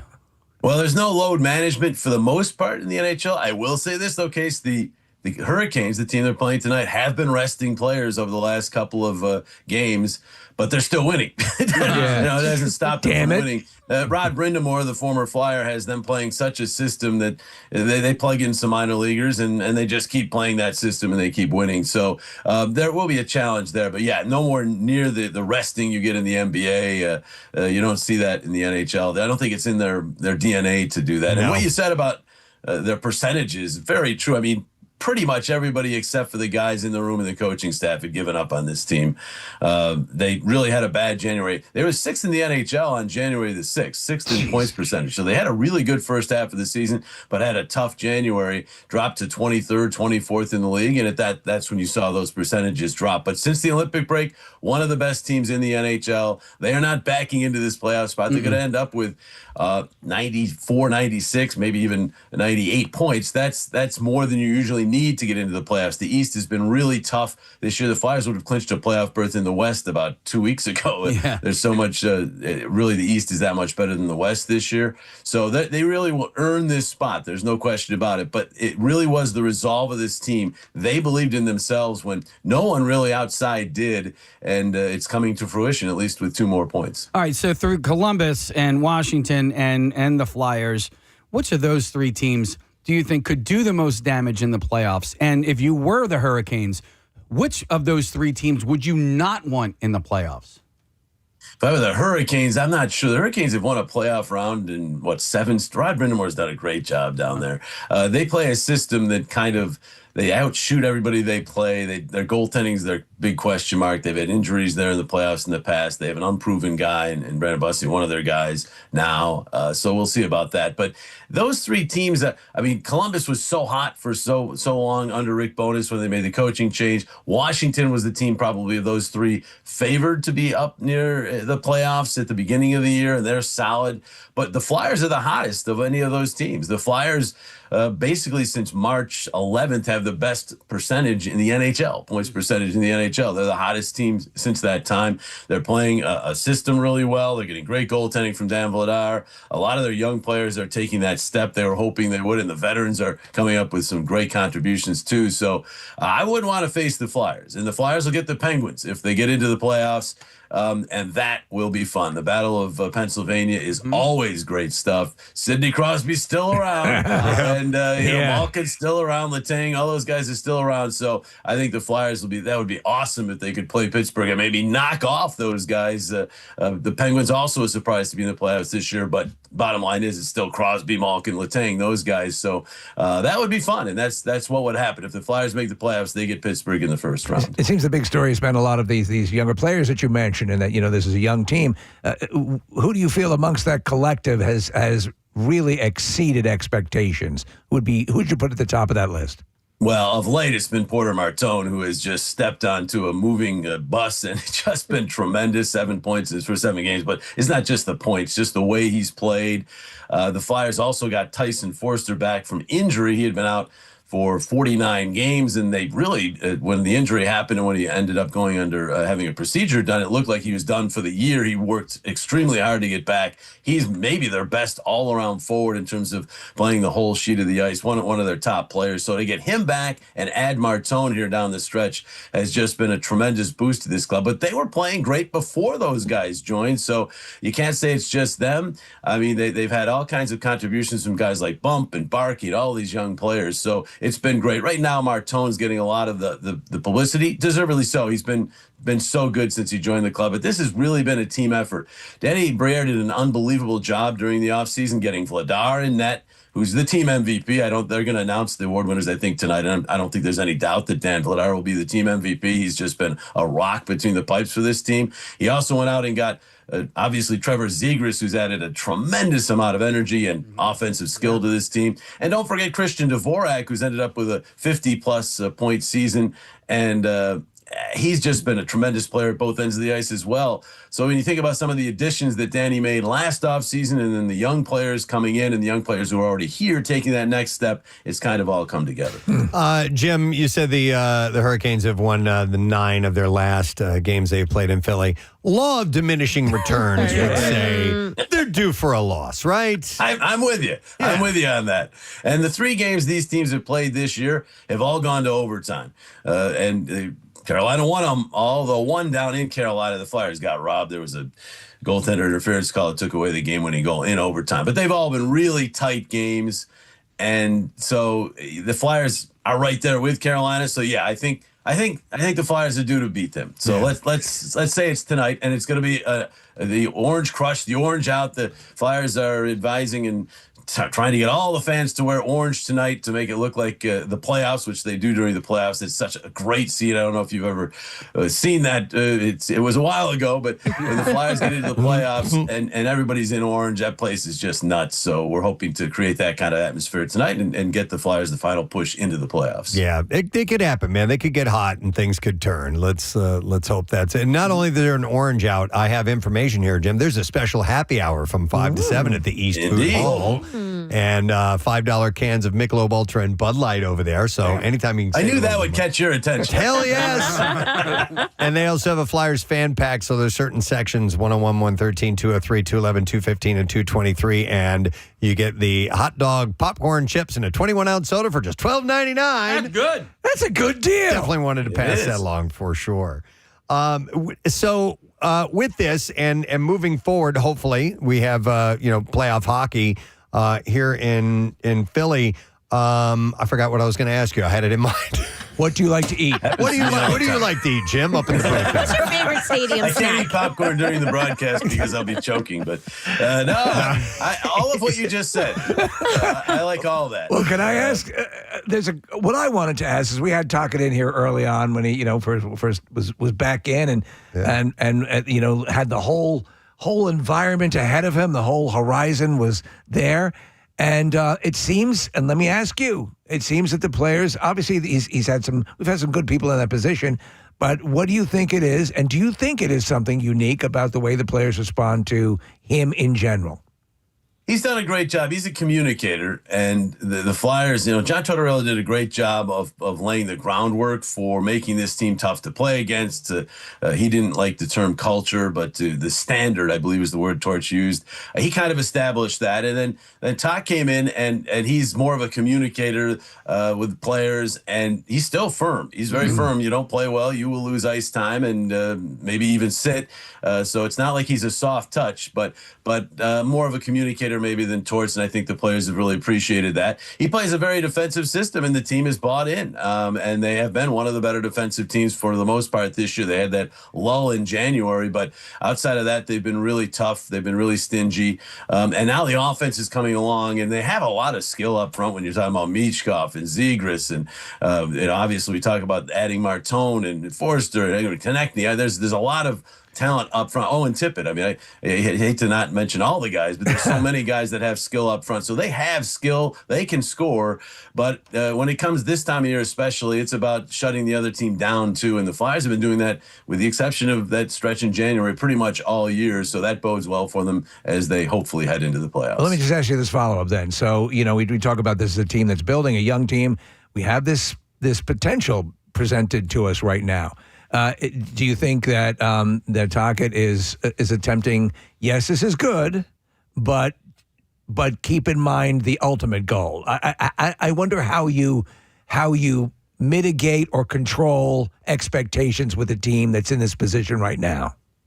I say don't mitigate. The thing is, you get into the playoffs in the NHL. Anything can happen. More than any of the other major sports, the playoffs in the NHL are a crapshoot. Your teams get in there and they just go. And if you're hot and your goaltending is good, you can go a long way in the playoffs. So don't mitigate the expectations. Understand this is still about the long term. If they do get beat in the first round or if they somehow don't make the playoffs, there's still been tremendous progress this year, and this team is headed in the right direction. But fans don't want to know about that right now. Fans want them to win in the playoffs. And I guarantee you every single player in that locker room is not concerned about next year or 5 years down the road. Yeah. They're concerned about this year. So I really don't. Why? Okay, it will be disappointing if you lose, if you get your expectations up, but that's life. Yeah. I go for it. Be excited. Yeah. Go for it. I mean, that Penguins possibly looks like they're going to play the Penguins. That's always fun. You want to beat them. You move on to the second round, and then who knows? You might get Carolina in the second round, but they've had really competitive games with them. So I don't think any of the teams in the East really right now want the Flyers as their opponent, but the Penguins, if the Flyers can get 2 more points, they're going to get them, and then the fun begins. Nice. All right, so what are the keys for the game tonight? Well, Carolina will make life difficult for you. Even if they do sit more players, we'll find out here in a couple hours at their skate whether they're going to do that again, or maybe they, in their final game or two, want to go with their full lineup. We don't know that yet, what Rod Binnemore is going to do. But whether they do or don't, they play the same system. They're all over you. They fire pucks from everywhere. They'll probably outshoot the Flyers. Vladar will probably see a lot of pucks. But the Flyers have to take advantage of their opportunities. And I think a good start is important. The Flyers really early on this year struggled getting that first goal. It's been much better since the Olympic break. And when they get that first goal since the Olympic break, they've been pretty hard to beat. So get off to the good start. Get that crowd, that orange-clad crowd, get them all behind you, and make it a special night at the Xfinity Mobile Arena. Very exciting. All right, JJ, I hope we'll be talking to you more after tonight. So Me too. We shall Me be too. in touch, sir. Good to have you on Sounds this morning. good. All right, Great take talking care. with you. Jim Jackson, guys. Flyers tonight. See if they can get to the playoffs, right on the cusp of it. We will find out. And again, they mentioned there's a couple of things going on with the happy hour, 5 to 7, the East Food Hall, and then the Flyers fan pack. And they got some food discounts and stuff like that. Dishwagging stuff is terrific, and I get this Pavlovian response to the Flyers. I immediately start thinking of chicken fingers. Right? Oh, yeah. It's just what I do. Speaking of the food, I saw this article about Coachella and the food prices and how it's easing the FOMO for some people who have always wanted to go but haven't been able to. There are people that are sharing this. So I'll give you an example. There was a girl who shared her meal of island noodles for $23 and carne asada fries for $28, noting that the portion was small, but the food was really good, she said. Well, you think about that. You got a really nice lunch for under $60. $28 for French fries. Another guy on TikTok posted that he got 2 slices of pizza and a can of Coke for $41. I mean, concert prices are not that low anymore. No. Yeah, but this is ridiculous. He commented that it tasted like cold tomato sauce on dough. What's $41? What's a Coachella ticket? An average ticket? Hundreds. Yeah, hundreds of dollars. And then Yeah. also, the other thing that sucks about this is that it's like an all-day thing, right? Yeah. So, like, you do have to eat. And I don't know if they allow you to bring things in. My You're guess allowed is to bring no. a picnic basket Yeah, or not. yeah. There is camping allowed. So I think if you're camping, you can go in and out a couple Okay. of times. All right. But that's a small section of people that do that. I did see it was hitting my feed that the lines at the food were very short this year. Yeah. For I that wonder kind of why. money? For Yeah. a $40 Yeah. slice of pizza, 2 slices of pizza. And I think everyone's on GLP-1s. And so they're not snacking as The much as they Ozempic used crowd? to be. Yeah. Yeah. I don't know, man. If you ever wanted lettuce at a concert, now's the time. Yeah. Somebody pointed out, so for the $41 pizza, it was every bite is $4.91. They worked out. I mean, And- honestly, that's kind of like what, did Woodstock 99 in. The prices The were ridiculous. And this is in 1999, and the prices are ridiculous then. I think most people succumb to the Stockholm syndrome thing. I'm here. This is an event, but you can push a crowd too far. Yeah. For $5 a bite on your pizza, that's insanity. And there were years when they were just charging people for water and not giving it away for free. And Right. you weren't allowed to bring a water bottle in. And I think that was that tipping point, Steve. It was like $12 for a small bottle of water with no fresh running water anywhere else available. So at Dave's Hot Chicken at Coachella, a chicken sandwich and fries will cost you $30. And just plain fries are $12. How much for one fry? At Sweetfin, bowls like the Spicy Tuna Bowl and Remy Cruz Bowl are $23 each. Even the drinks were unbelievably pricey, with one girl sharing that she and her friends paid $50 for 3 coffees. $50 for 3 coffees. Yep, essentially. I mean, just go get some cocaine instead. It's a lot cheaper. Yeah, you'll last all night on that. Or Ozempic. Wow. Yeah. At least they do a good job of like getting good food out there. Except that pizza you said was pretty terrible, but the other stuff usually they have some good vendors. You've done Coachella before? I haven't. Okay. But there was enough rock acts this year that I was starting to get a little bit of FOMO. There was that 9 Inch Nails. Jack White was there. Right. And Turnstile. There was a couple that kind of hit me. I was like, all right, maybe I'd want to go. It's been years, for a number of years, there's been hardly any rock, presence. So this was a bit of a swing back. Yeah. Yeah. You get Bieber out there. Do you see what he did? Oh, God. No. He just brought a laptop out and basically just sang karaoke with his laptop. I didn't see that. He was pulling up YouTube videos and singing along. What crowd doesn't love that? Yeah, but hey, listen, I did the old Coachella, the desert trip. Yeah. They should do that again. I don't necessarily know if we need those acts because I mean it was the Stones, it was McCartney, it was Pink Floyd, it was Neil Young, The Who, Bieber, not Bieber. Well, the Bieber of his time, Bob Dylan. Yeah, yeah. No, that sounds interesting. And that was 3 nights. 2 acts each night. You basically got a mini concert from each, so it wasn't like they did 45 minutes. Each act did like 2 hours. Okay. That was awesome. And what were you paying for food and stuff out there at the From on what the I remember, grounds? yeah. It's the same grounds, Yeah, right? because what we did is we stayed in, oh gosh, I can't remember the name of the town, but the house that we rented was on a golf course that was maybe about 2 miles from the venue, and we just rented bikes and we rode our bikes down there. Did you buy food on the? And then I think we bought food on Okay, premises. yeah. Yeah, I'm fairly certain that's what we did. That When We Were Young festival was kind of in between. It wasn't like Coachella and it isn't Old Chella, but it was Green Day and Offspring, Right. and all of the like 90s pop punk that I love. And what was fun about that was it was the same lineup Saturday and Sunday, so you could go both days and then catch a band that you missed the day before. Oh, yeah. So like when the bands line up against each other, Right. You could see one day and see another one the next day, not have to run I around. don't know, man. crazy. It would take. I don't know what kind of festival scenario it would take to get me to really desire going out.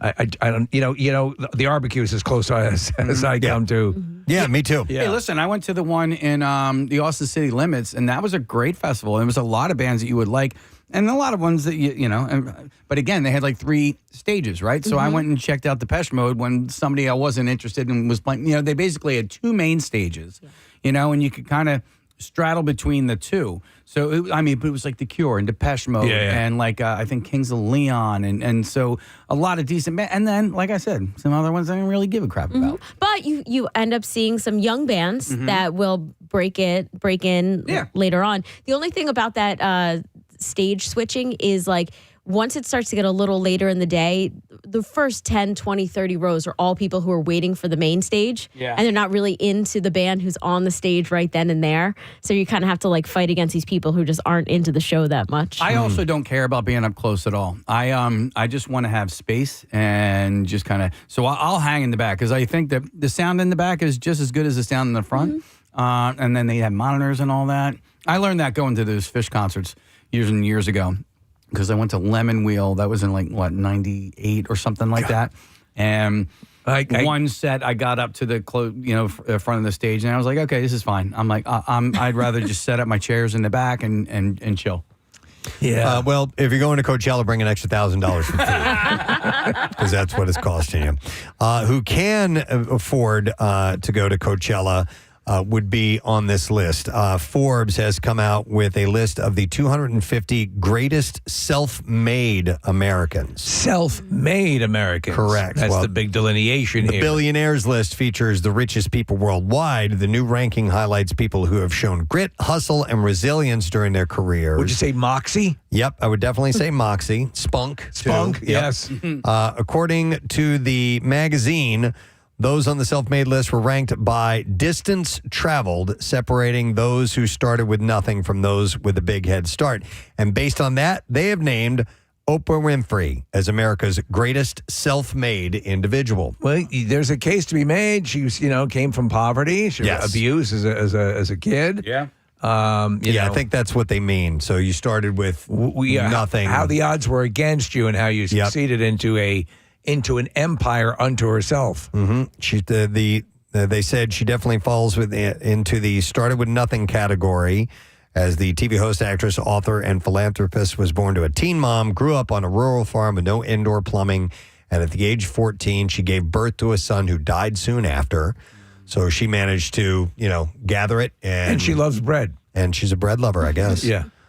So following Oprah is oil and gas industrialist Harold Hamm and their worldwide technology founder, David Stewart. He created the company Preston. Only 7 of the top 50 on the list are not billionaires. Dolly Parton is one of them. Yeah. Yeah, Dolly would be one of those. Oh, complete rural. I mean, would be neck and neck with Oprah if maybe, how many was 9 kids and literally a ramshackled hovel. Yeah, and look at her now. Yeah. Yep. Dollywood and everything. I know. I want to get to Dollywood so bad. Have any of you gone to Dollywood? No. Never. No. No, it's kind of I think I would like to be able to say I went to Dollywood. Yeah. And plus, the carnival, the rides are pretty badass. the And ones that she's I've a seen. ride fan herself. Yeah, exactly. Okay, so she's not a billionaire? No, she is a billionaire. She is a billionaire. So the list, but she's not one of the richest billionaires in the world.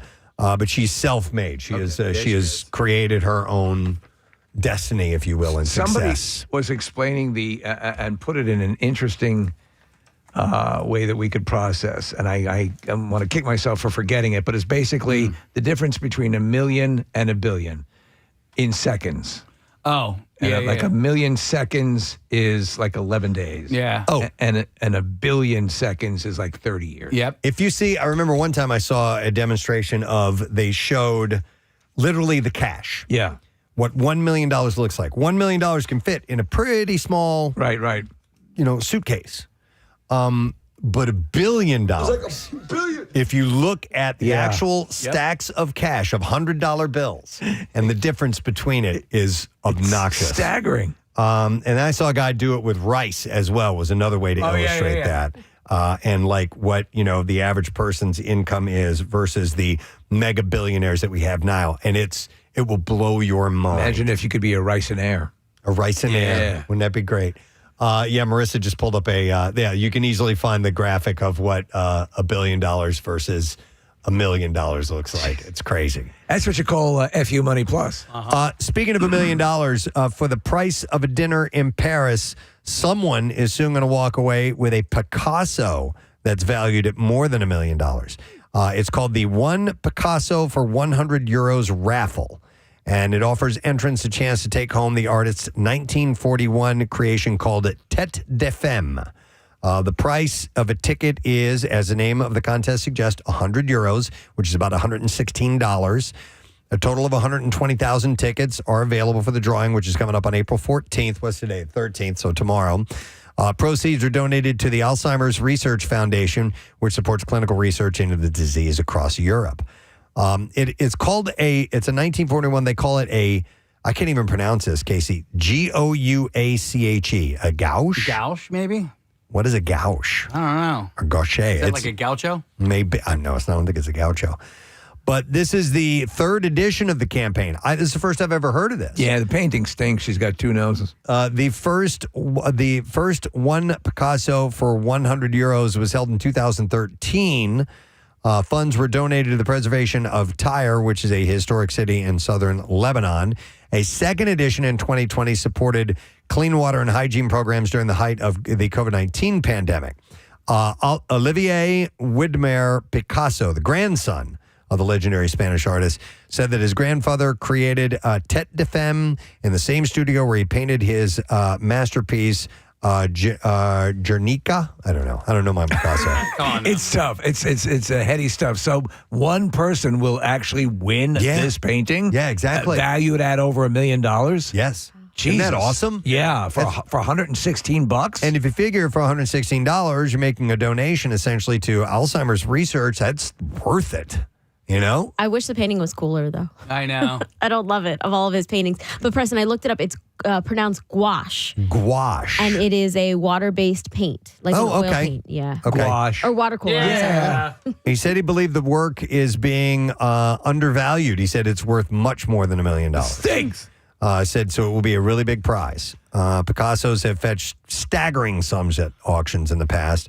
Les Femmes d'Alger sold for more than $179 million in 2015. Do you know what I'd like to own? I'd like to own that painting that was half-ass restored by the woman. Yeah. Right? Oh, yeah. There's a cool story behind that. The story is so cool behind this woman who took it onto herself to restore a masterpiece on her own. I'm kind of with you on this one. I don't get it. I don't understand why this is like so revered or whatever. But it's because they painted it in guacamole. Well, it is. It's not very colorful. And as I'm looking at it, I was like, it kind of looks like Sam the Eagle from the Muppets. You gotta, especially when you're seeing it from like the shoulders down. The shoulders kind of look like feathers a little bit. I'm not seeing it. Yeah. You were saying that. I was thinking Peppa Pig. Peppa Pig? Okay. Yeah, because With their the noses nose? are off on the side. You see Kathy Bates. Yep. You see Kathy Bates. I do see a little Kathy Bates in there. I guess that's the beauty of great art. You can see everything from Peppa Pig to Kathy Bates. All right, so maybe I was wrong. Maybe this is brilliant. Yes. We should have art appreciation, a regular segment here on the show. Mm-hmm. Let you guys give your...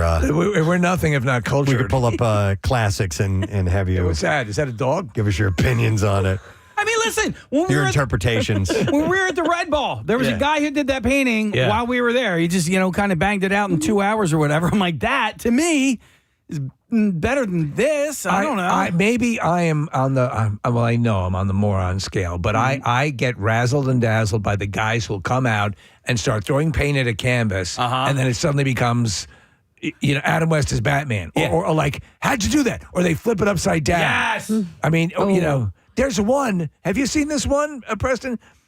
A woman has like a thing in her mouth with like a paintbrush, a little paintbrush on the end of it, and she's painting someone's face on her face using her mouth to do all these very delicate brush strokes. No, I have not seen that. I'm having a hard time wrapping my mind around that, actually. Top that, Renoir. I guess fine art, listen, not everybody gets it, and part of it is the story behind it, and when these paintings were made, and what was going on in the art world at the time, and how groundbreaking was this. You know, you look like at somebody like Jackson Pollock, and you might go, it looks like somebody just spilled a bunch of crap all over a canvas. When he had a technique, and it was groundbreaking, and people hadn't done that before, and that's why. It's like, but I remember clearly there was a guy in the mall, and you could tell him what your favorite sport was, and he'd draw a picture of you playing it. Yeah. I did a little deep dive recently into Matisse because of the Barnes Museum and those paintings he did later in his life. He couldn't paint, so he actually just got colored paper and was cutting it up, and he had assistants piecing it together for him and making artwork that way. So yes, when this masterpiece is created, it's all about the story. So speaking of that, there's this artist, and I don't know what their name is, but their art looks like it's just a bunch of like ripped up what they call it, construction paper, right? But it's not. It's all paint. No. But I don't know if the Matisse is the person, but it looks like construction paper. But I know what you're talking about. It is not. It looks real, but it's paint, and it looks as if it has depth to it, and it looks as if it's so detailed that upon glance you think that you're looking at actual pieces that are torn up. We're seeing something like that. Yeah. There's this artist that I know who's like half of his work is comprised of what he referred to as happy accidents. I'm always blown away by the photorealistic stuff. Yes. If you're ever in a gallery and you see one from a distance, and you're like, oh, that's a giant photograph. And then you get closer, like, no, that is someone painstakingly made a little impression on there. That's a dog. Yeah. My buddy Scott, I went to college with him, and he just, his second semester senior year, just took this elective art course. And he had no idea how talented he was. Really? Yeah, he had. And I was like, dude, you never like doodled? And he's like, no. He's like, I just played sports and stuff like that. He's like, I never really thought about it. And then he took this course. Did he become an artist? He is a world famous artist. He go by Banksy. Have you ever heard of him? By the way, we haven't talked about Banksy yet. Did you see that pictures of Banksy finally came out? Yes. I wish I never saw it. Me too. Were you underwhelmed by the Banksiness? So very much. If it is him, it's not what I pictured and not what I wanted it to be. Too old and too average? Regular average guy. Yep. Listen, still, the guy hasn't come forward and said, yeah, it's me. Yeah. You know, so it's still kind of the jury is out a little bit, maybe. I don't know. Yeah. Until he actually speaks up and says, yeah, this is me, and proves it. All right, it's me. Yeah. But how do you? But he's very average. He's very average looking. Yeah. How do you even prove it or not prove it? That is you. It's a great point. You know, we don't know what Banksy sounds like. And then that's right in line with the Banksy legend. Mm-hmm. Yeah, I don't know. Maybe there are some people who are in those circles who do know who he is and can verify. I don't know. Not really sure. But maybe he's doing tattoos now. He's switched over that. Which, by the way, Oregon tattoo artists can no longer apply topical numbing agents to their customers. Why not? The Oregon Health Authority's Health Licensing Office wrote that the administration of topical anesthesia is not within the scope of practice of a licensed tattoo artist. I don't get. In other words, tattoo shops and medical spas that offer cosmetic tattoos such as eyebrow microblading and can no longer apply solutions like lidocaine spray, or they can no longer apply solutions like lidocaine spray to customers to ease their pain. So if you're doing something like that, but what about a standard, every kind of tattoo? Same that thing, they offer? yeah. Yes, it's a sweeping rule. Yeah, I mean, would you be able to, I guess as the tattooee, you could provide your own if you could get your own topical lidocaine. Well, I mean, right? Yeah, I guess you could. I don't know. You could walk in. I don't think so. You could be in the parking lot before you're going in. Yeah. Go in and spray yourself down, or what, like Salon Paws? Those pads. I don't know. I saw there were a couple of different guys who play in the NBA who actually got knocked out for their tattoos. Really? They got like full body. Like one guy in particular, I think, had 4 different tattoo artists do work on them, and they're essentially their entire back and everything was done all at once, and they got put under. I'm fairly certain. Wow. Somebody looked at it. That seems wild to absolutely go under anesthesia while you're getting tattoos done. because that's a risk. Yeah. Whenever you put someone it is. under. And I'm surprised. You would have to have a doctor administer that, right? Yeah. Or a tattoo artist. Brandon Ingram underwent a 6-hour anesthesia to get a full back piece. Oh, my Done by God. 5 different artists. Okay. Yep. That's insane. And Scarface is one of them. Oh, my God. It's, and Michelle Pfeiffer. yeah, it's from Scarface. It's Oh, my Tony God. and Michelle Pfeiffer. Oh, my God. And SpongeBob. SpongeBob. That's and ridiculous. the school bus, Mrs. Frizzle, is she on there too? I don't know. He literally has Scarface above SpongeBob. Wow. But he's not the only. There was somebody else who did it too. I feel like there were 2 different guys that had it done. But oh man, It's getting the art just for the end result. Like you're not enjoying the tattooing portion of it at all. I mean, you're just getting to the result. Yep. So the notice goes on to state that a licensed tattoo artist who applies topical anesthesia or administers other pain medication to a client can face sanctions, including civil penalties, suspension, or revocation of their license. OHA says it's not a new rule, but tattoo artists have nonetheless said that they were caught off guard by this notice. And by the way, once again, this is in Oregon. I have no idea what the rules are around here. When you go back home, When you go back home, you want to definitely ask about that. to Oregon. Because sometimes a tattoo can feel like a flamethrower has been put on your skin. It hurts. Flamethrower to this place. Yeah. So the spokesperson said the Health and Licensing Office can both initiate a complaint or inspection and accepts complaints from the public. It has pursued disciplinary action against 2 providers for using topical anesthesia, and in both cases, it was used around the client's eye. Wow. So can Oregon tattoo artists still provide gynecological? Yes, of course. Yeah, you can. Okay, yes, yeah. If you wanted if you wanted a labiaplasty, you can go to your local tattoo artist. I want a Scarface and SpongeBob tattoo and a labiaplasty. Yeah, just swing by the tattoo shop. You're good to go. All right, anyhow, we got to take a break. I'm looking at the clock. We got to get to the bizarre file. We also have to get your next keyword for no sad dough and $1,000. We'll come back in just a moment. Hang out. And no one has ever taught me. I have older sisters, and I guess they just never wanted to teach me. I can't even imagine. Who wouldn't teach you checkers? Is there a chance they don't like you, Nicole? Everyone likes it. So Nicole, I have an idea for you. Everyone likes Checkers is really, really easy to play, you don't even have to be taught. It's almost like an intuitive game. Do you have an iPhone? I do. Okay, so on your iPhone, there is you can use this. It's an app that's on your phone already, and it's in your text app. It's called Game Pigeon. Oh, and yeah. You can play games with other people through texting, and Checkers is in that. Ooh. You could start up a checkers game with somebody, anybody, the person that you think would be most likely to play against you in checkers. And they may not even know it's you, and therefore be inclined to play. Because they don't like me. Well, no, we're not saying that. But It's just everybody likes you, Everybody Nicole. likes you, and we like you. All right. We teach you Everybody checkers. likes me. All right. And you know what you could do as well, Nicole? love you guys. There are some there are some restaurants and bars that are board game related, and you can look them up online.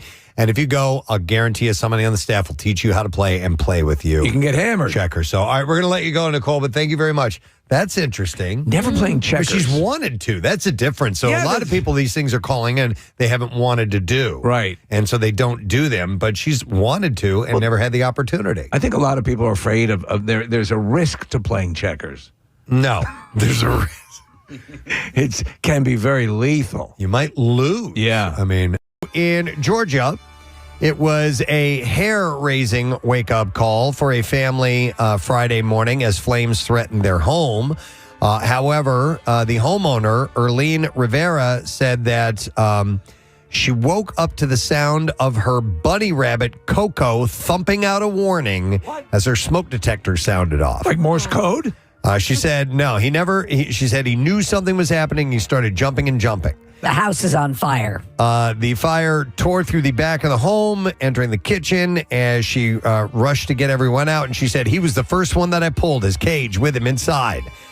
Rivera, her sister, alongside her 92-year-old mother. I'm sure they're happy to know she got the rabbit first. Well, I know where I stand. Made it out safely. Christmas gifts in tow, all thanks to a rabbit who had hopped into action before flames could spread. Could you go back in and get my vibrator? Fire personnel said that they believe the fire started on the family's back porch, the same spot where they had gathered just one day earlier for Thanksgiving.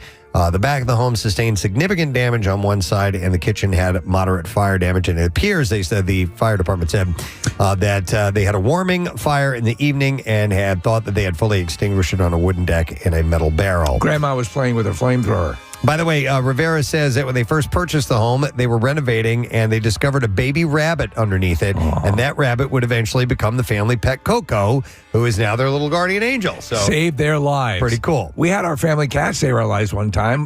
This is the first Hubert years ago who noticed that the pilot light was reacting to the gas building up in the house. Wow. And clawed at my parents' door, woke them up, and we got out. That's awesome. Yes, that's right. Steve, you wanted to share something with us. As you know, Preston, throughout the past couple months, I've been purchasing things that appear very crappy on the TikTok shop or Instagram. Yeah. And this one caught my eye a number of times, and I say that because that's pun intended. I don't know if you've seen, maybe you guys, Casey, you're on a little bit more, the blink while you talk eyeglasses. No. What? I've not seen that. Case, have you seen these? No. I'm dying, though. So these are, they look like toy glasses, but they actually have bulging eyeballs that come out of them. What is supposed to happen? Yeah, I'm going to show you. Okay, so Steve has put these on. Oh, my God.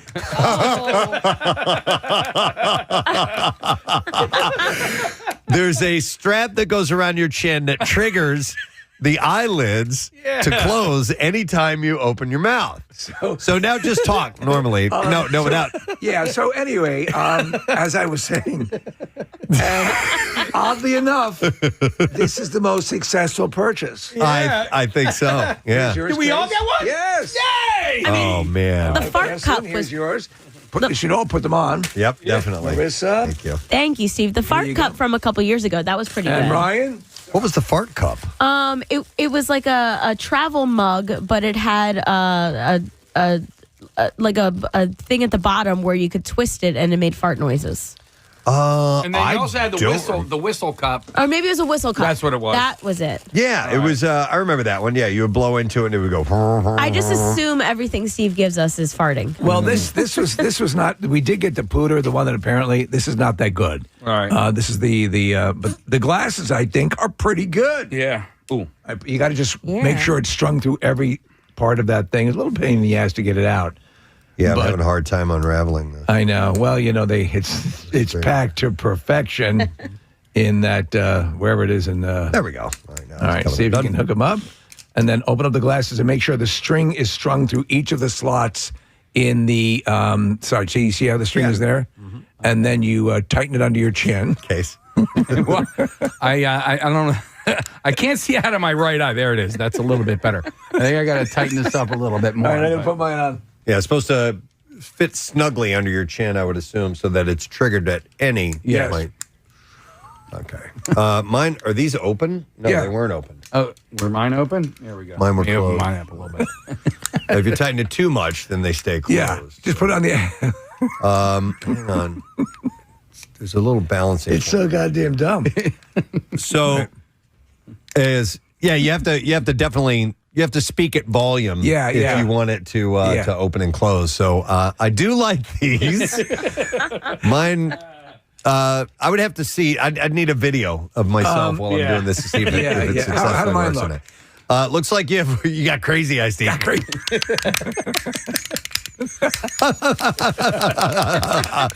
Now, if you do like a Jim Carrey type of movement with your chin,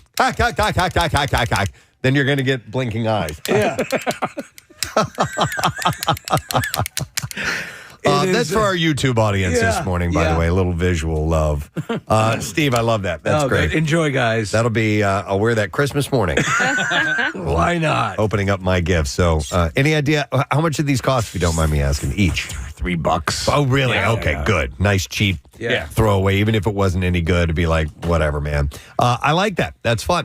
we're going to go to the ass now. Yes, you have to. Yes. Opposite side. We go top to bottom. Yeah. So you never know what scientists are going to find when they start looking for things. For example, research now Don't go suggests looking around down there. that hydrogen sulfide, the gas found in flatulence, may help protect the brain from Alzheimer's disease. Oh.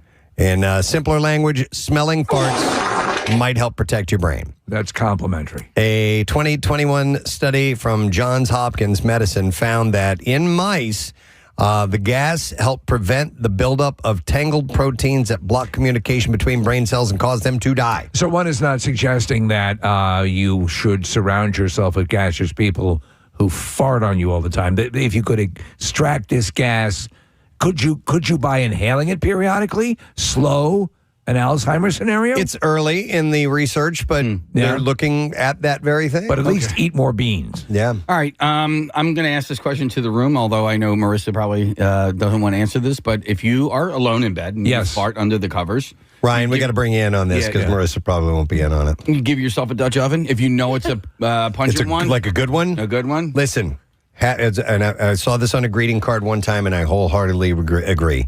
Happiness is the smell of your own farts. Yeah. So, yes, Casey, I would. That was so poetic. Thank you. It's not mine. I read it. No, that was Lord Byron. Ryan, would you do it? Probably, you know. And let's be honest here, yeah. Nonchalantly, you'd be curious. Yeah. All right. You have your pilot's license. Would you ever do it in a cockpit? Oh, there's no getting around it. In those small single engine air, it's like flying a VW Bug. Yeah. There's no choice. Yeah. I don't say that I will Dutch oven myself. Yeah. There's. Well, you waft. We've been talking recently about you get the gassiness, the buildup in your body, and it's almost like tapping off that potential agita. You know, when you get gassy inside, when you are able to expel, it's like Yeah, but you're wafting it, Preston. You're like, there's a little bit of oregano, especially when there's a little sting to it. You're like, ooh, that was a good one. That's like the police. Yeah. Because I did have a follow-up to that question, and you guys don't know the answer to this, but like, do you think that, we do that because there's something in us that we are unaware of that thinks that there is a medicinal aspect to it? I don't think that. I think that subconsciously we might be minutes before we get to the keyword, and I'm going to hold off before we do the bizarre file because something I want to mention concerning a guest that we have here in our studios popped in from our offices.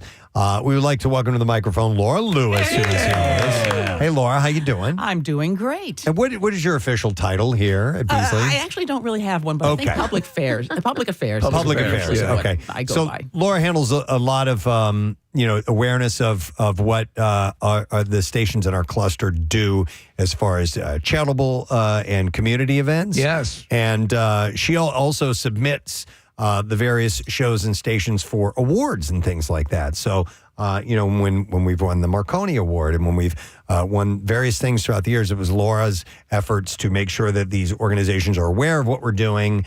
And it's great. It's wonderful to have somebody do that because we're too busy to do it ourselves. But there was someone on our program that was recognized over the weekend, right, Laura? That is right. Last Friday, I had the privilege of traveling to Harrisburg to attend the annual Pennsylvania Association of Broadcasters Excellence in Broadcasting Awards Luncheon, where our own Mr. Ryan Shuttleworth received a special award, a Judge's Merit Award, for his production of A Pierre Thanksgiving. Oh, man. How about that? How about that, huh? Thank you to the Academy for this award. Thank you, Laura, for coming and getting that. And special shout out to Jason Fayon, Pancake, Kevin Gunn, Nick McElwain, all of Pierre's producers for that. It was a very, very special show. Yeah, and I mean, everybody just loved it. It was wonderful, and so this award that so you haven't received it yet? I have my own version of it, and Laura has the actual version of it, I believe, in the studio there. Would you like to come in and touch it, Ryan? The award? Come on in here. Let's stroke it and let's have it. a moment, or you can touch it, Steve, while you're on the way over there too. But it's kind of important that you're I think, get a chance to actually feel the weight of this wonderful acknowledgement of your works. How about There that? you go. Yeah. Excellent. Congratulations, Ryan. Thanks, guys. Yeah. Pennsylvania Association of Broadcasters. Thank you, Laura. You're welcome. Appreciate that. That's cool. Congratulations to Ryan. That's fantastic. Yeah. That's man, heartfelt.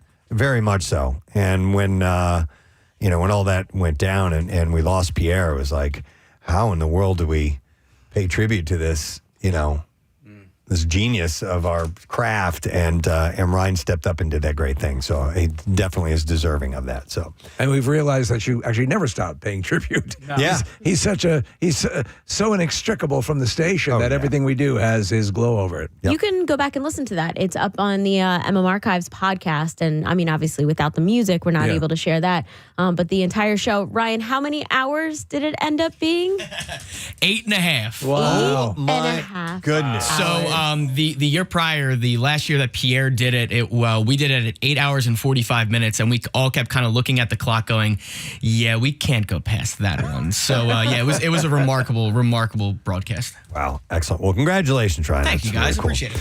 All right. Bizarre file time. I think we can fit it in before it's time to give you the keywords.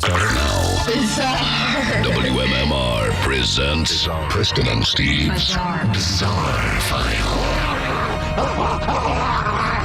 All right, it's brought to you by Neumann University. Ready to take the next step? Advance your career with Neumann University's graduate programs. Flexible, supportive, and career-focused. You can learn more at newman.edu/graduate. All right, so a man who stole a handbag containing a Fabergé egg and watch set valued at over somewhere in the neighborhood of $3 million has been jailed for more than 2 years. Enzo Conticello took the Givenchy bag belonging to Rosie Dawson as she stood in the smoking area of the Dog and Duck pub in Soho, London. So she brought a Fabergé egg to the pub? Inside the bag was an emerald-encrusted Fabergé egg and watch set belonging to Dawson's employers, the Kraft Irish Whiskey Company.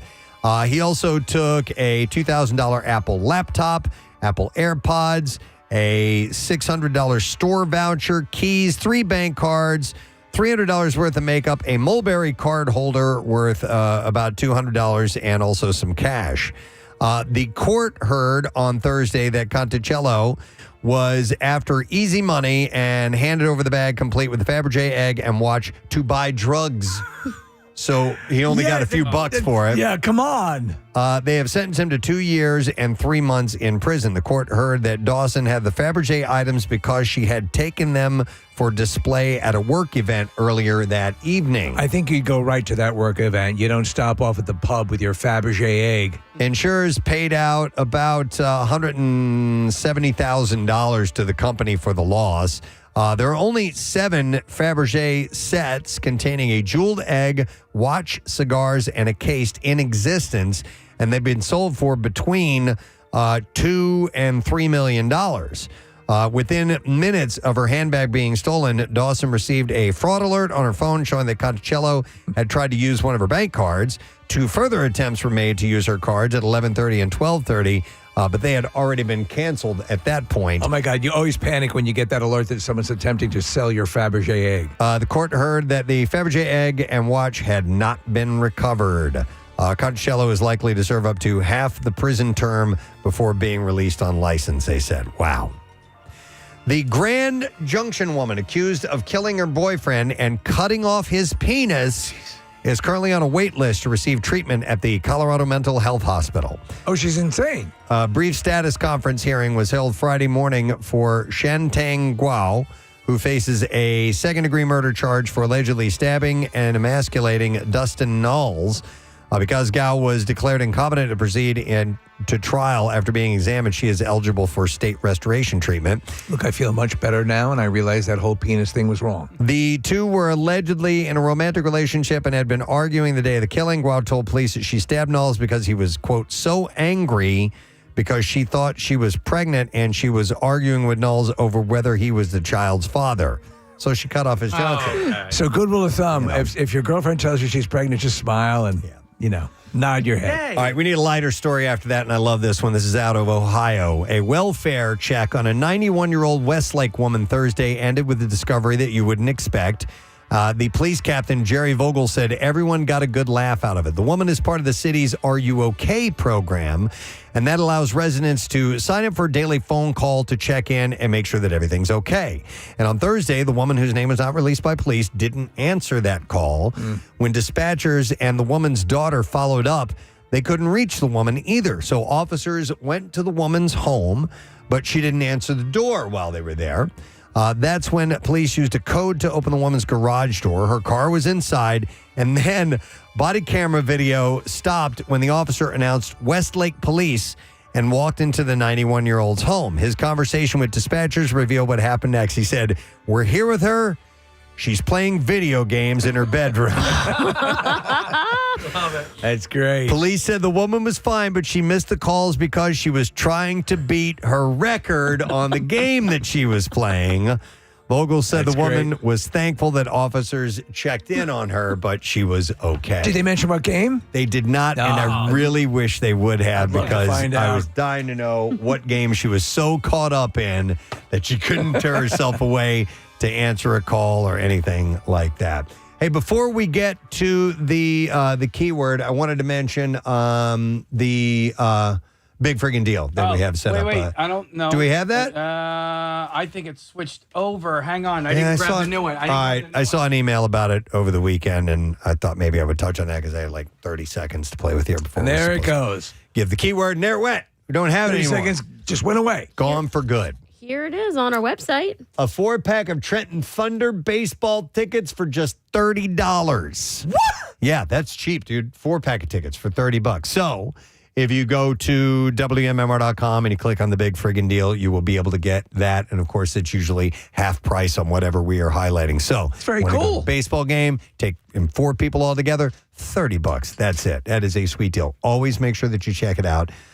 Because we have great events that are taking place that are really inexpensive. Tickets are valid for any regular season home game in the 2026 season, by the way. Pretty cool. All right, it's time, and now we have a chance for you to win $1,000. 93.3 WMMR Philadelphia. It's time for a keyword. All right, the word is wealth. WEALTH, wealth. And you have until 25 minutes after the hour to enter it. Go to the MMR app or WMMR.com, or of course you can text it. We have a special number set up for that. The short code is 45911. So text the word wealth to 45911. One random entry wins $1,000 in our company-wide contest. And winners will get a call from Beasley, so make sure that you answer your phone. Contest rules are right there at WMMR.com. And Preston and Steve's No Sad Dough is sponsored by Franklin Mint Federal Credit Union. Next shot is going to be at 3, but let's have you enter right now. All right, so text the word wealth to 45911. Maybe we'll call you with $1,000. We're going to take a break. We're going to come back in a second. Another chance for you to win with our lesson question on the way. Our health. To some extent. I think so. I think that's why I taste my own poop periodically. Wow. There's something wrong here. No, I honestly think that smelling that gives you a peek into whether or not you're doing okay. I would bet you that, and you know, Dr. Mike could certainly dissect this, but I think there are a trained nose could discern something that might suggest a medical condition through a fart. Right. I don't know any doctor that actively wants to do that. But the same way, like I think of in the way that they have the kitty litter boxes now that can immediately take a urine sample from a cat. Right. And or the toilets that you were talking about that will take a picture of fecal matter and assess what's going on. Okay, here's... All right. I don't know why I've never thought about this. This is disgusting. All right. But it has to do with smelling farts. I don't think ever in my life I've ever smelled another human being's gas and gone, ooh. No. That's a good one. No. I can, but for your I own. can absolutely say. Right? I have never liked the smell. Never. Yeah. But your own? Oh my God. I've never disliked my. The worse the I've never better. thought about that. Yeah, No. the worse the better. So, and All right. if you're shaking your head as you're listening to this, and the truth of the matter is, think about it. have you ever disliked the smell of your own gas? Yeah, like I can't even be with myself. No, I'm sorry. I always love it. I'm disgusting. And I always wish I could turn it into a cologne. Yeah. So the researchers gave the mice a compound that slowly released hydrogen sulfide, and the animals showed a 50% improvement in memory and Dude, are you farting your brains out? and motor function. The hell did they give us? Scientists say the findings open doors for new treatments, but mouse farts have to be adorable. The research has only been done in animals so far. For now, the idea that smelling farts could ward off dementia is more of a quirky takeaway than proven medical advice, but the jury's still out. But listen, they'll research it. All right, so there's a murder trial happening. It's a big one. And normally I don't put these big high-profile murder cases in the bizarre file, but you're the one that committed the murder. Well, it's a trial of this guy named Brian Walsh. It's out of Boston. Yeah. It's drawing national attention. His wife, Anna, vanished nearly 3 years ago. Prosecutors accused him of killing her on New Year's Day 2023, dismembering her body, discarding her remains in dumpsters across the region, including one near his mother's home. Investigators never recovered the body. In the days after her disappearance, prosecutors say Walsh repeatedly misled police as searches stretched out from the couple's neighborhood to Washington, D.C., where she worked. Now, on November 18th this year, just before the jury selection began, he pleaded guilty to 2 charges, which were misleading police and improperly removing or concealing a body. He still faces first-degree murder charges. Sentencing on the lesser charges will come later. The reason I bring this up is I wanted to read to you guys some of the internet searches that they found on his computer. I love these. They're always so damning. Oh, my God. So according to the officer, these were some of the posts, and there's a lot. Okay, so here we go. It started at 4:52 a.m. on January 1st, on New Year's Day, which is when she went missing. Best ways to dispose of a body, and then it was how long before a body starts to smell. Another one was 10 ways to dispose of a dead body if you really need to. Next was how long for someone to be missing to inheritance, how long for someone to be missing to be dead, how long does DNA last, and he's redirected to a website titled, Is it possible to clean DNA off of a knife? Can identification be made on a partial human remain? How to dispose of a cell phone? How to dispose of a computer? Am I the user of my wife's? I am the user of my wife's credit card. She is missing. Can I still use the card? Jesus. My wife is missing. What should I do? Your spouse is missing and you want a divorce. Ways to dispose of body parts after a murder. And then 6 ways to dispose of a body. Murder. Oh, my God. Cleaning up a dead body. How to clean blood from a wood floor. Can I use bleach to clean my wood floors from blood stains? What does bleach do to dead bodies? Want to get away with murder? Use special detergent. Is it better to throw away crime scene clothes or to wash them? How do you use hydrogen peroxide on blood stains? How to clean blood stains with hydrogen peroxide? Should I use hydrogen peroxide on blood stains in concrete? Can the FBI tell when you've accessed your phone? Does the dishwasher clean blood? Stop it. Is it possible that a knife which has blood on it remains contaminated with HIV after it has been washed with hot water and dish soap? How to remove a SIM card from an iPhone? How to remove a hard drive from an Apple laptop? TJ Maxx near me. I mean. How long do stores keep security footage? How to saw a body? How to dismember a body? Hacksaw, the best tool for dismembering a body? Details of dismemberment discussed in murder trial. Can you be charged murder without a body? Murder conviction without a body? No corpse? No problem. Dude, I've got 2 more pages of this. Was there anything in that was damning?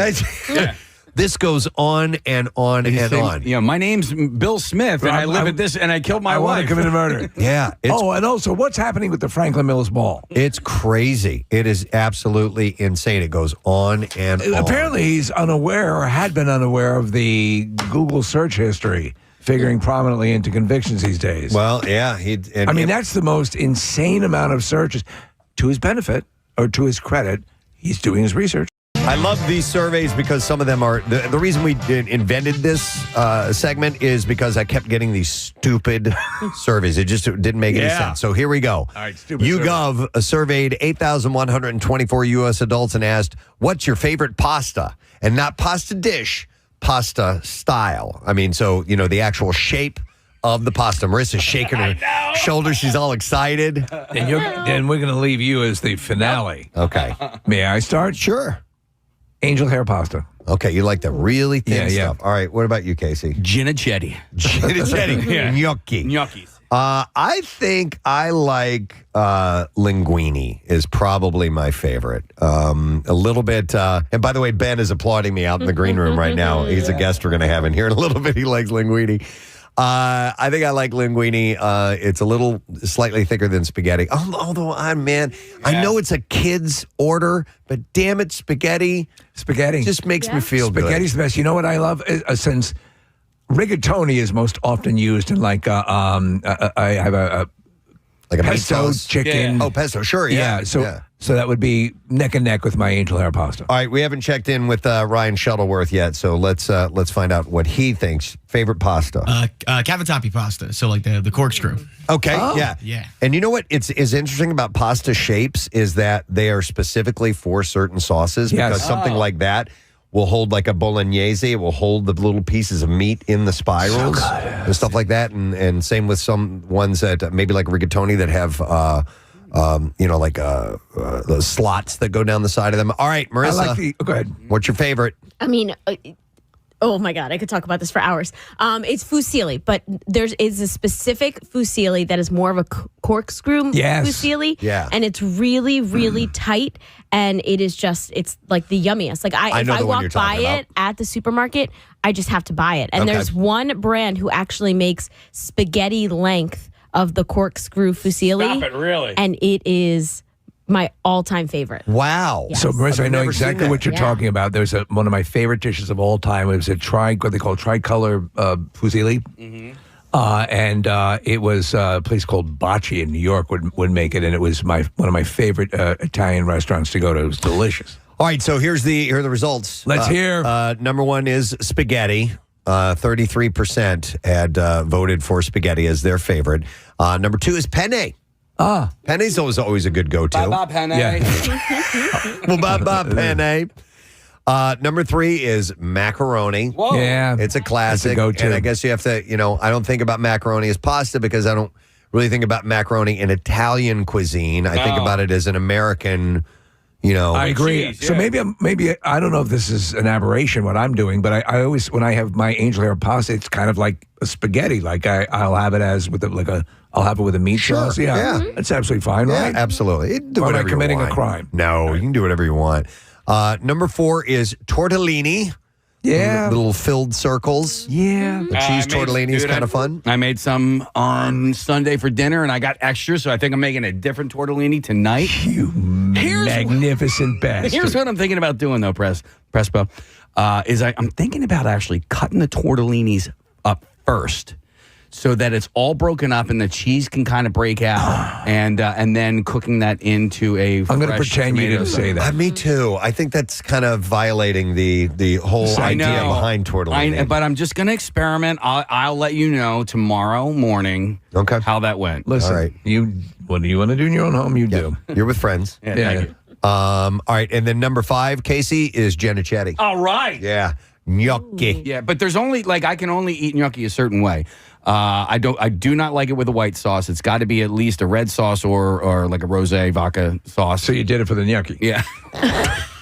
You could take that gnocchi. Okay. That's interesting. Yeah. No, man, I've had some gnocchis that have a white sauce. I had one time that had like a blue cheese flavor to it. It was really good. Did you ever have as long as that sauce was kind of white. A yucky gnocchi? a yucky gnocchi? Do you like the ones that are like big and pillowy, or the ones that are a little more like firmer and potatoy? Pillows. Big pillows? I think I like the firmer and potatoy ones. Me too. A little bit better. Yeah, I feel like you can eat more of those. The problem with pasta is that it's all wonderful, and the pasta the real issue is you go in like, oh, this is going to be so good, and you have a couple of forkfuls and you're done. Yeah, because it just boom. Yep. Yeah, Steve. One time, and I was in my young 20s. I went to a all-you-can-eat crab thing, right? And it was like snow crab legs. Right. And what they did is they give you a side of pasta with it. Yeah. And I made the mistake of eating that pasta. Yep. They do that so you don't eat as many crabs. Exactly. But Steve, the great thing about though is filling as it is, and when you go to a restaurant, pastas. Foo Fighters on 93.3 WMMR. Everything that rocks, don't you know? It's 12 minutes after 10 o'clock, and the Preston and Steve radio show. Word of the week prize this week is a setup with Lee Cronin's The Mummy. There's a full prize pack comes along with it and a $200 gift card on top of that. And you'll go see the movie and get some goodies that come along with that. So we'll have the first letter of the day coming up at the end of our program. Does anybody know who's in for Matt today? I did not check on that. I knew he had the day off, but I was not aware. It's Coob. Coob is coming in. All right, we'll get him in here in just a little while for that.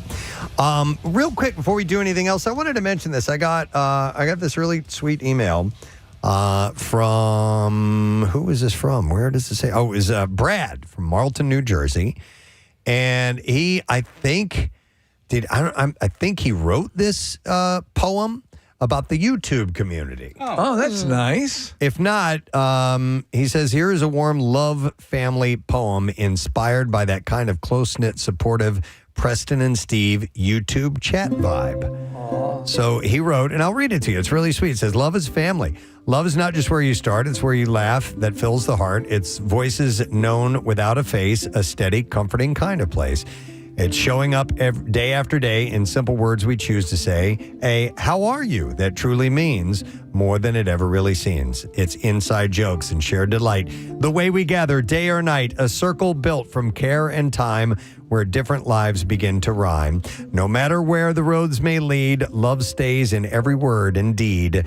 And family isn't just by name, it's who shows up again the same. And he says, love you, my PNS YouTube family. Isn't that sweet? That crew is really a very tight-knit group. Love them. Yeah. They're awesome. And very supportive and supportive of each other. So if you haven't had a chance to spend some time on the Preston Steve YouTube channel, you can just jump right in there. And if you have an account, you can be a part of the chat. And you never know, might meet somebody that becomes a buddy after a while. Maybe your soulmate. It's happened before. It has happened. Let's see. In fact, I got an email from somebody the other day whose mom and dad they met at a Preston Steve Painfully Single Mixer. Did you read it? No, but I knew where you were going. Yeah, it was. Okay, how old are they now? Hang on. But we've had a number of babies and kids born from various events that we've done over the years. You know what, Ryan? It's on my desk. It's next to the printer. It's highlighted. If you could bring that in here, I'll go ahead and mention that. What Ryan doesn't know is Preston's office is rigged with dynamite. Wouldn't that be perfect? Oh my God, there's a picture of Reed's. Well, so over the weekend, I discovered that Reed's Bluebell has officially closed after 45 years. Wow. It's been abandoned for. Oh, really? For at least a decade. Not yeah, closed, Marissa. just abandoned. Oh, okay. Yeah. Well, they just posted this, and but where the association for me is the Painfully Single Mixers, and going there with you guys. We would be there often. All right, so it says here they officially closed the final chapter on Reed's Bluebell. So that building is sat there just deteriorating. Got it. It looks horrible. Okay. For years and years. So I guess maybe they're going to finally raise it. I don't know. All right, so yeah, here it is. This is from a guy named Zach. Their anniversary isn't coming up until he says in here it's in August and want us to do something about it. But anyhow, he says, hey, I'm writing an email you today because my parents' 20th anniversary is this year, March 18th, 2006. Anyway, is when they got married. They met back in September of 2001 at one of the Y100 mixers that you guys had. Jesus. And they've been together ever since. All thanks to you guys. For their anniversary this year, my dad got mom tickets to see the Foo Fighters in August since their wedding song was Everlong. And they gave me their phone number if we wanted to reach out to them or something along those lines. He said, if you want to contact my mom, her name is Christina Silvazzi. And he gave me her numbers and said, you guys want to hear the success story. So he just wanted to check in with us. Awesome. It's a walking around adult guy whose parents met at one of our singles mixers. I guess he's an adult. He doesn't say how old he is, right. but it's their 20th anniversary. Jeez. So I don't really know. Hang on a second. That's her. This is her? Yeah. Hang on. Let me go. Oh, yeah. It does say that. All right. Hi, Christina. Are you there? I'm here. Can you hear me? Yeah. Is your last name Silvazzi? It's Sylvasi. Sylvasi. Yeah, so that's you. Okay. Hey. Yes. And on 9/21, it'll be 25 years from the day that we met at the mixer. 25 years. Oh, my God. Where were we? We're trying to figure out what club it is. I have the GPS coordinates tattooed on my neck as to where we met, but I can't remember the name of the club. I was hoping you guys could figure that out. All right, so 25 years ago, 2001. It would have been early on when we started doing those. Man, it could have been anywhere. Do you have the coordinates? And listen, you guys almost canceled this mixer because of 9/11, but a lot of people called in and said, no, still have it. And let me tell you the story of how we met. Well, wait, stop. Wait. Stop. Before you do that, give me the coordinates that are tattooed on your neck. And while you're telling that story, Marissa's going to look it up and we'll be able to tell you where it was. What are the coordinates? Zach, tell me, I can't see myself. What part of your neck is it on? 0.96. 0.96. Okay. 57 north. 57 north. 75.1304 west. Did you get all that? Yeah. Yeah, Marissa's got it, right? Read it over one more time because we were talking over. Okay, Zach, you tell them because you can read it. This is Zach, my son. Okay, Zach. Yes, it's 39.9657 north. Mm-hmm. 75.1304 west. All right. We're going to look at it. Zach, how old are you? 34. 34. So you were already around then. All right. Yeah, I came with him, and Glenn came with 2 dogs. Okay, gotcha. All right, so we tried for a Y100 baby. tell the story, and then we'll try and pinpoint where that was. Okay. So I lived in Jersey, worked in Delaware, and on the very last day, it was the Friday of the party, this guy calls in. He says his name's Glenn. He works for Pico. He loves animals and tattoos.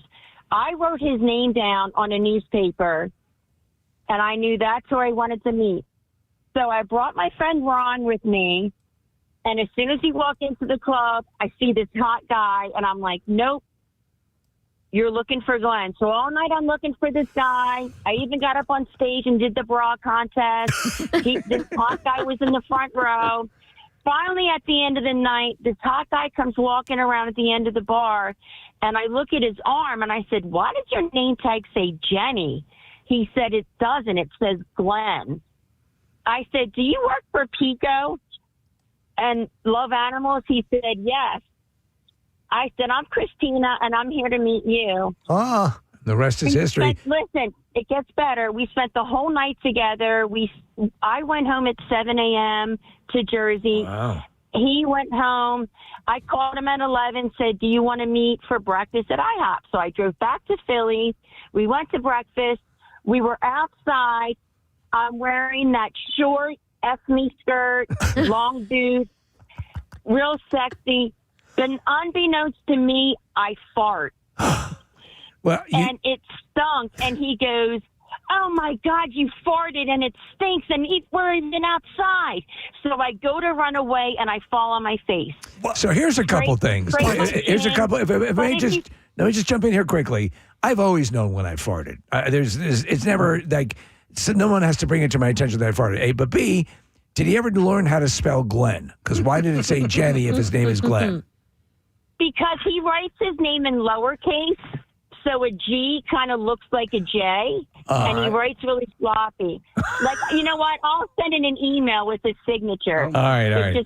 It was funky. So, but if you ask him when he fell in love with me, he will tell you it was that moment that I farted. Oh, my God. Oh, my Beautiful, God. man. Oh, my goodness. And it smelled really bad, too. I love that he pointed that out to you. It's right out of Wuthering Heights. Hang on just a second. Christina and Marissa, do you have the area, the general area? All right, I'm going to need some help from you guys because that is an empty lot that is between Penn Treaty Park and Rivers Casino. Between Rivers Casino and Penn Treaty Park. And Penn Treaty Park. Could it have been Maui? It had to have been. That's Delaware Avenue. That's right around Maui. where Maui was, and that's what it's got to be. Maui. Yeah. Does that sound about right, Christina? It was Maui. It was Maui. You had a good one. Yeah, right? Oh, my goodness. Maui actually smelled like a fart when you walked in. I remember that. I remember that one. That one was because that was the first time I ever seen Maui while it was still light out. Yeah. Because I never got there till like 10 o'clock. Anytime I ever did that. And we had it kind of early on, and they had sand volleyball out back, and we did it outside, out back. because it was Remember nice. that? Yeah. I forgot about that. Oh, Christina, that's hilarious. Hey, you've got everything. You got smelly farts and neck tattoos, man. What else do we want here? I'm covered in tattoos, yeah. But let me tell you, my friend Ron, who's a born-again Christian, met another born-again Christian there who was an engineer. They are now married. They have their own church down in Kansas. Wow. So me and my Our Lady friend of both Perpetual found Gas. success. It's called the Westboro Baptist. No, oh my.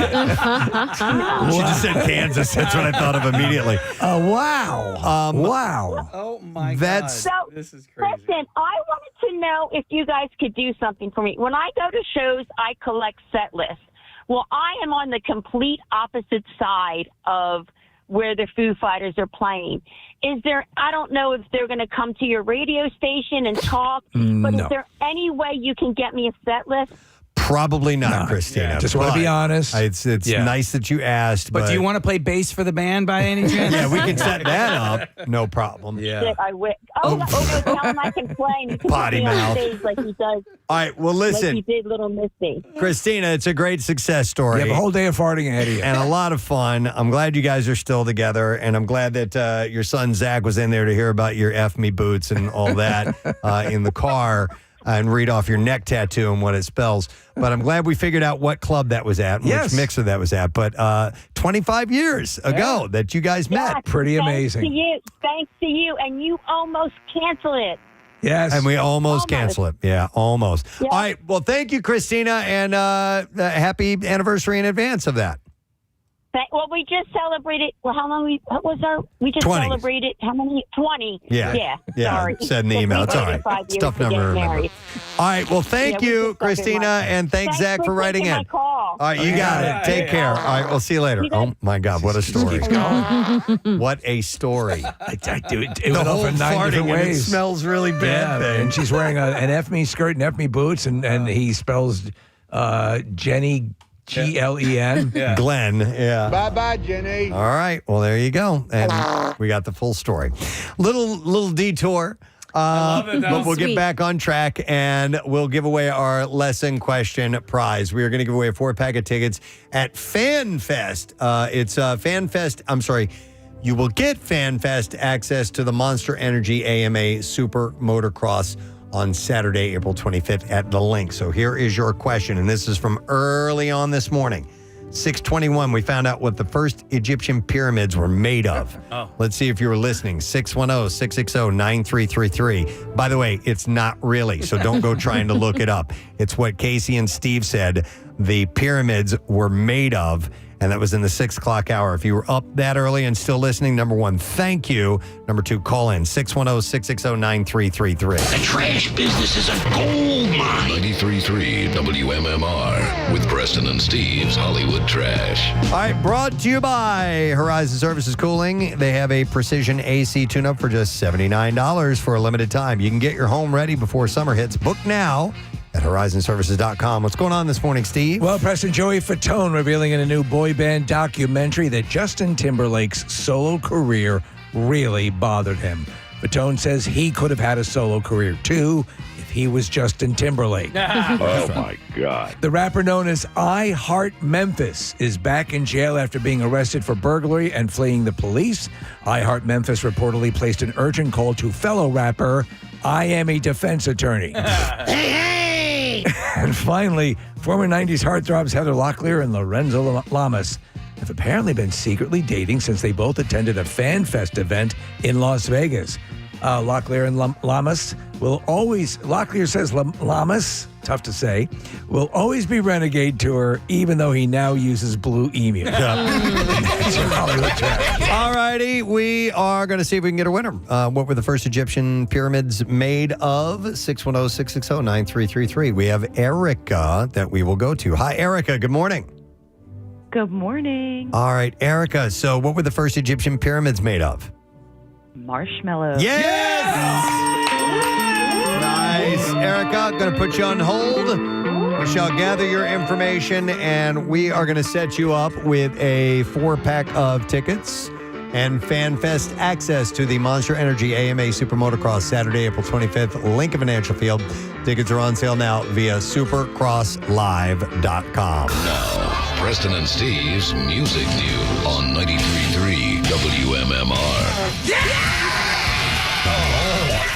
Brought to you this morning by A.D. Moyer, trusted expert since 1939. A.D. Moyer Lumber is your professional source for decks, windows, doors, kitchens, millwork, and more. You can visit them on the web at admoyer.com. Well, this was disturbing news to hear. Tom Dumont has revealed that he was diagnosed with early onset Parkinson's disease. This is the guitarist from the band No Doubt. Yeah. He was experiencing symptoms and undergoing tests, calling it in a post on social media a struggle every day. Despite the diagnosis, the guitarist shared that preparing for the band's upcoming Sphere show has been very fun and made him feel grateful for his career. I'll play you a clip of him releasing this information. Wait. I don't have that. Okay, yeah, it's down there. Down a little ways. Yep, sorry. I thought it was queued up. My fault. Here we go. I was diagnosed with early onset Parkinson's disease. It's been a struggle. It's a struggle every day. And I'll make another video with details about what Parkinson's entails. The good news is I can still play music. Yep, he said I can still play guitar, and he said he's been inspired by others speaking openly about health issues.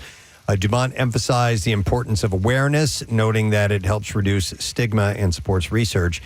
He ended on a hopeful note, saying, I'm really excited about the shows and can't wait to see everybody. Yeah, they're playing the Sphere in a couple weeks. Yeah, he said that getting ready for that was helping. But, it's sad to know that eventually he is going to lose that ability to play guitar. Yeah, man. It's what's the status with Frampton? He is it a form of he has I don't know what I forgot what the ailment is, Steve, but I know it has progressed a little slower than they had anticipated, and that he was able to continue playing. It seemed a little Parkinson's like. Yeah, it's I think it's some form of degenerative issue, but I've forgotten what it is. It's a little more it's not as common knowledge as a Parkinson's is. So, all right, Turnstile.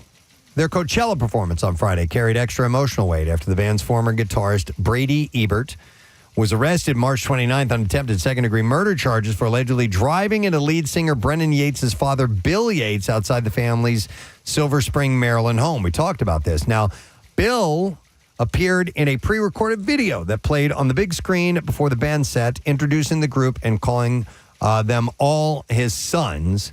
And I've got a clip of that. Here it is. Yates, I'm the proud father of Brendan. They're all sons of mine. They've been practicing at the house for about 13 years now. Just recently, they grew too big for the basement, and finally, after a dozen years, practically they're at a point where the larger the venue, the better, because they just enjoy the energy. All the fans out there, we love you, and Turnstile loves you, and enjoy the ride. So I like them all. I didn't like the guy who tried to drive over me. I didn't like him too much. That's the one guy I would hang out with. But these guys are great, and they have the drive to really succeed in music. You want to succeed in music? Tip number one, don't drive over people. It's a weird message to God. I mean, it's very sweet. Yeah. Looking back on my life, raising up the kids, I always taught them, hey, you see somebody, don't drive over them. I mean, I know you're young now. You don't have a driver's license. They're going to ask you that during the test. They may or may not. I don't know. Maybe the tests have evolved since I took them. We had to know how to use the turn signal and stuff. The guy didn't flat out say, should you drive over people? I would have said no. It's a lesson to learn. I hope everybody was paying attention. Me too. Yeah. Because sometimes you can brush these things off while they're on. You're in a concert environment, and maybe it's an important message. The murmur of the crowd is drowning it out, and there's a valuable lesson to be learned. That's a huge venue as well, and they had that reverb. I tried to clean up the reverb a little bit if you want to hear it again. Okay.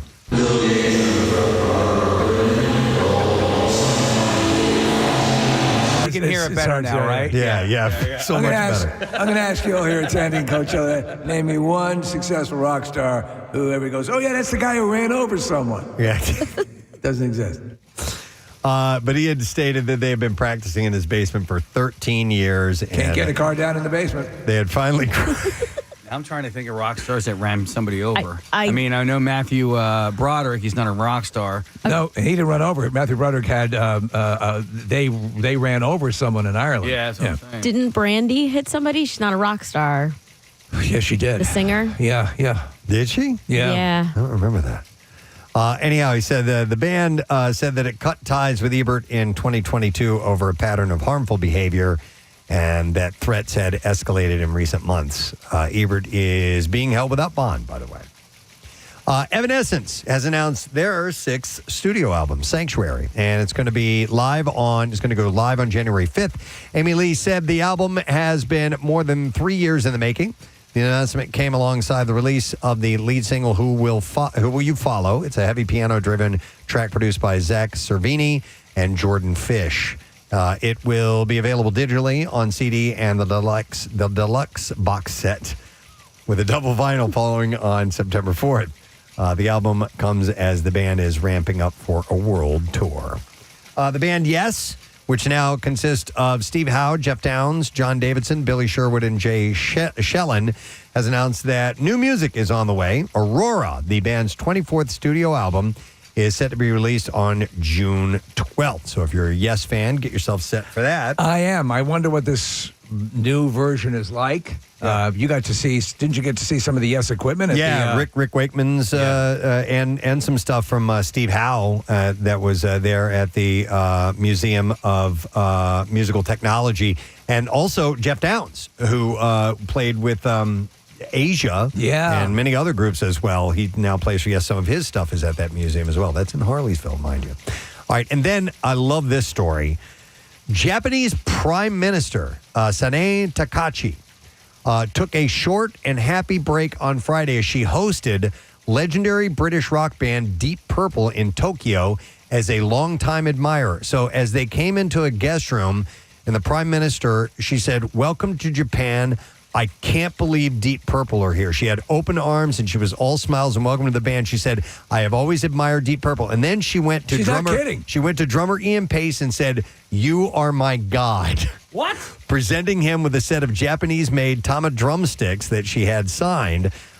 She said, and apparently Pace told her, "You're a drummer, and so we are friends." Are they? Is she? She's a drummer, yeah. Takachi is a hard rock and heavy metal music fan and was an avid drummer in her college days. The Prime Minister of Japan explained her history as a Deep Purple superfan for more than half a century. She said at elementary school, she was already listening to Machine Head, the band's 1972 album that had Highway Star and Smoke on the Water. And in junior high school, she played the keyboard in Deep Purple cover band, and as a university student, she switched to drums. She said, "Nowadays, when I have a fight with my husband, I play drums on Burn, and I put a curse on him." That's so cool. She said she had previously noted that Burn as one of her favorite songs, saying that it clears my mind. The band's courtesy visit was a pleasant break for Japan's first female leader, known for her long working hours and now struggling with strained diplomatic ties with China, the fallouts from the war in the Middle East, as well as rising prices at home. But she worked up a special performance while they were there, Preston? That's her. I'm sure they were delighted by that, yeah. But, I had no idea. Huge Deep Purple Isn't that fan, cool? and she was going But you on know, and on. Japanese culture has a big reverence for the heavier Yeah, rock. there's a lot of metal fans out there. And by the way, going back to the Museum of Musical Technology, they've got keyboards from John Lord, the guitarist from Deep Purple there as well. So you got to go check that out when you get a chance. But I thought that was a fun one to end on right there. All right. Why don't we take ourselves a break? We will come back in a moment, and we will get to the letter today if we were to reprise. And our good friend Ray Koob is coming and filling in for Matt Cord, so stay there. Best leftover foods you can have. Yep. And you and I agree. It can be cold. It can be reheated. Yeah. It don't matter. My most craved, every once in a while, I just want like a pizza shop ravioli. just in like that red sauce in a little tin container with the plastic top. Yeah. Ravioli rocks. So this fusilli I was talking about, the spaghetti, it's called Anna brand. It's under the Cento brand, which is like the yellow and blue and red logo, and it's made in West Deptford.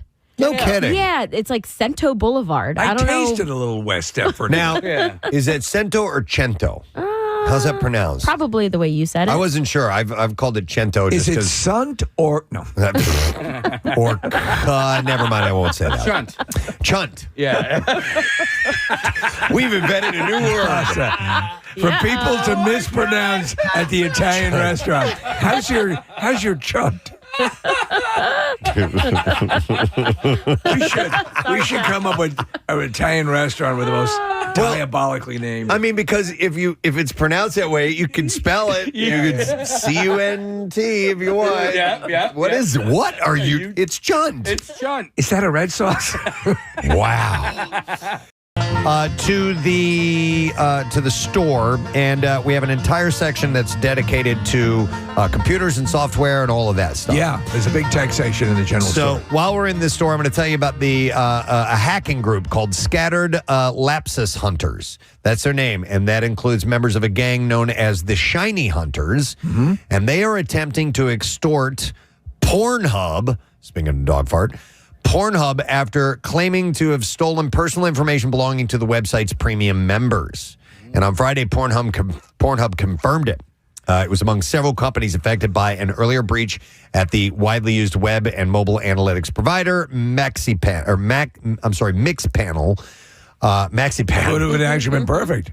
Which exposed unspecified analytics events of some Pornhub premium users. And on Monday, Bleeping Computer, a site, reported seeing a sample of the stolen Pornhub data, which included personal information associated with Pornhub premium members, including the registered email addresses and location, activity type, such as which videos and channels they watched, including the video name and web address, keywords associated with video, and the date and time that the event was recorded. So, Preston, I'm unfamiliar with Pornhub. What? So it's a website, Steve. All right, hang on. I'm taking notes here.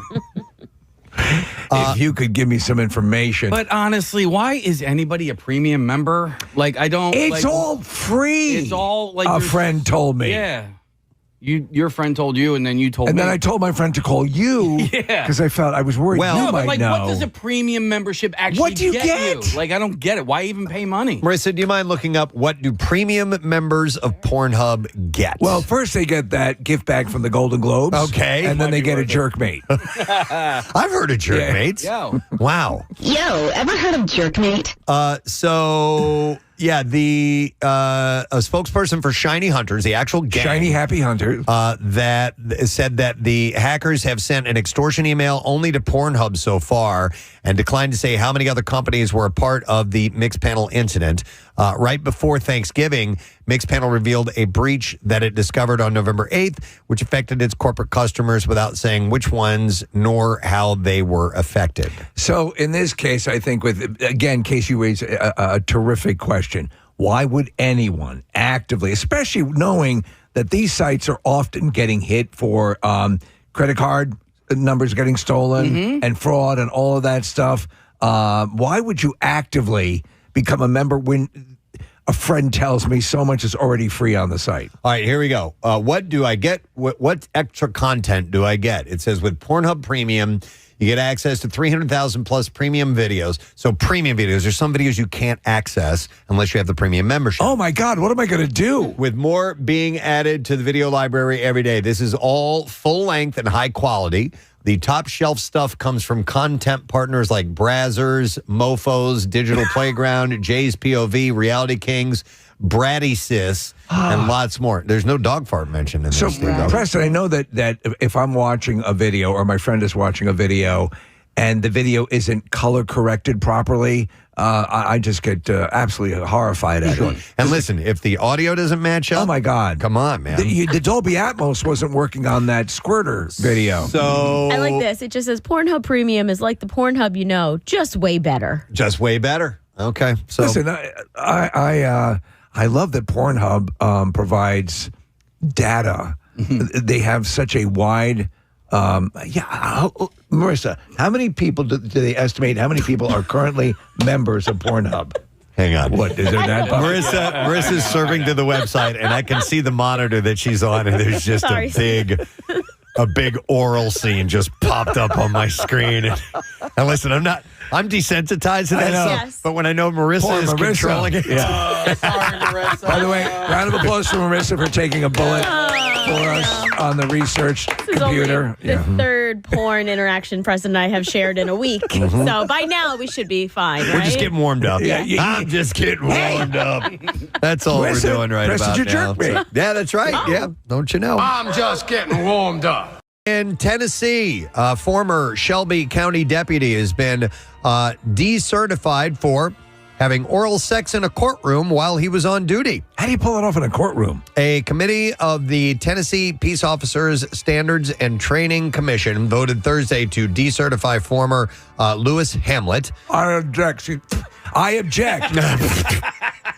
Wait till you hear the defense, though. So the Hamlet admitted to taking part in consensual sexual activities in the courtroom with a female clerk on several occasions.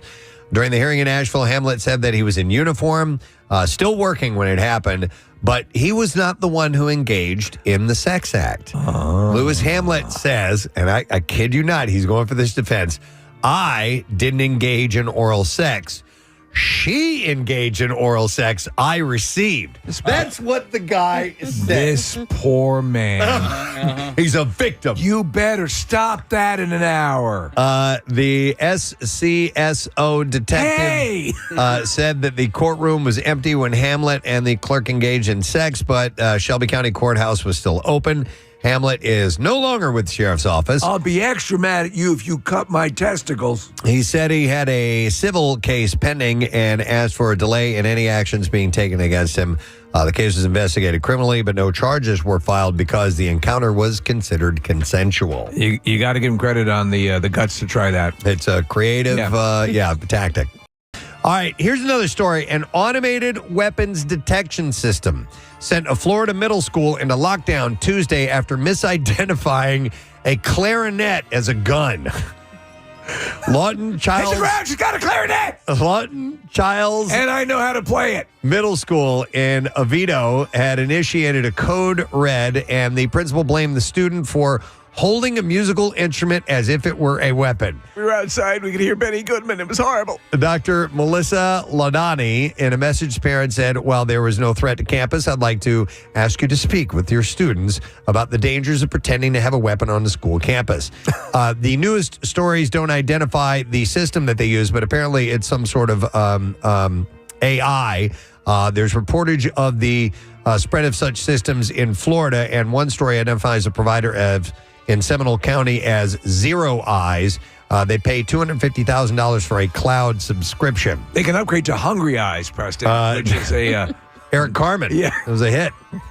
So Zero Eyes is used in 43 states, including dozens of school districts across Florida. That's a saxophone. I guess it's close enough. Clarinet, damn it. I think the problem was, Preston, that this clarinet had a laser sight on it. That's what threw them.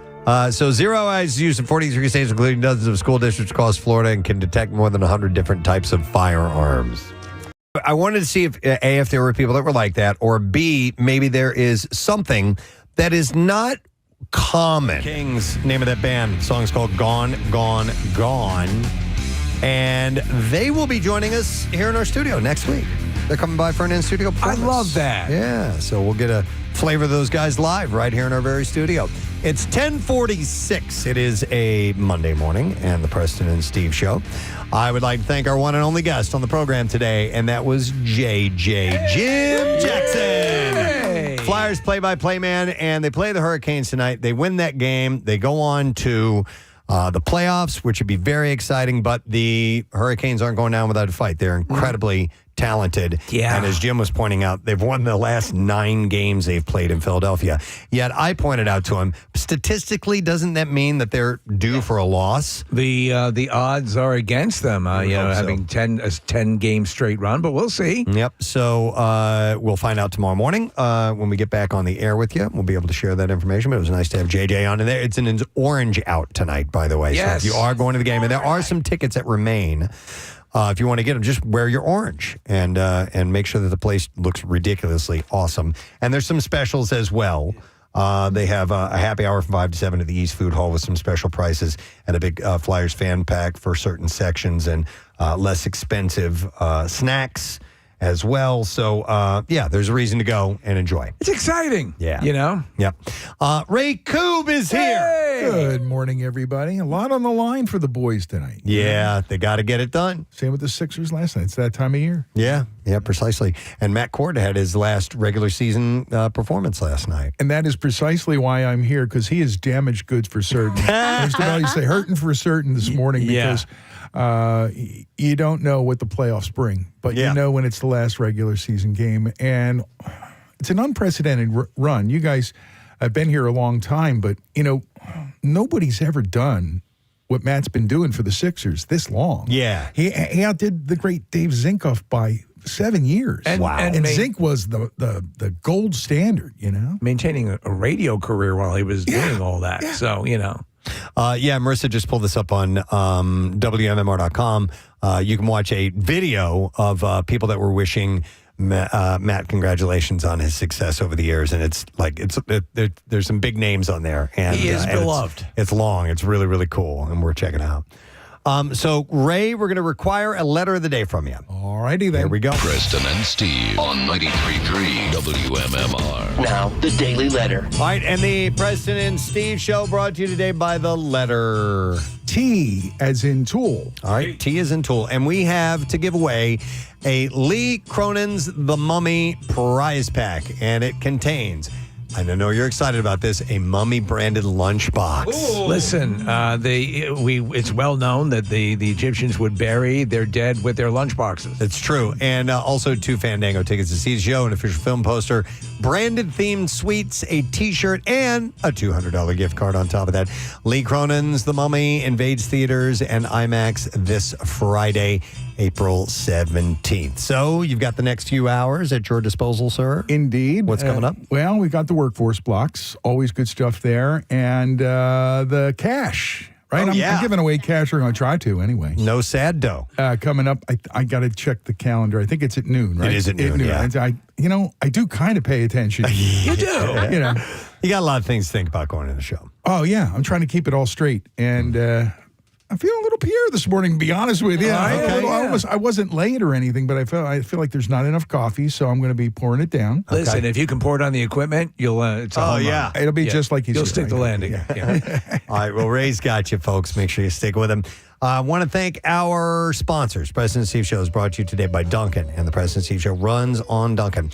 Also, it's brought to you by Sequoia Outback. Experience the ultimate in outdoor living. Tomorrow's going to be pretty exciting because we have 2 sizable guests on the show.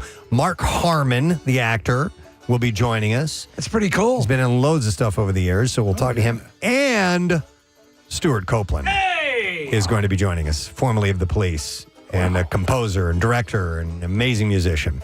We've talked to him before. Yeah, Yeah, definitely. A couple times. He's a tough cookie to handle. But I'll tell you what, now that he knows we're friends with every member of the Police. This is true. Especially close with Sting. Yep, he should be a wonderful conversation. So, good morning, Preston. You can kiss my ass. That's Stuart Copeland right there. So we'll talk to him, and we'll talk to both those guys tomorrow, and we'll have a good time. That is it. We are done. Rage on. Have yourself a great day in the morning. We'll see you tomorrow, friend. Bye-bye.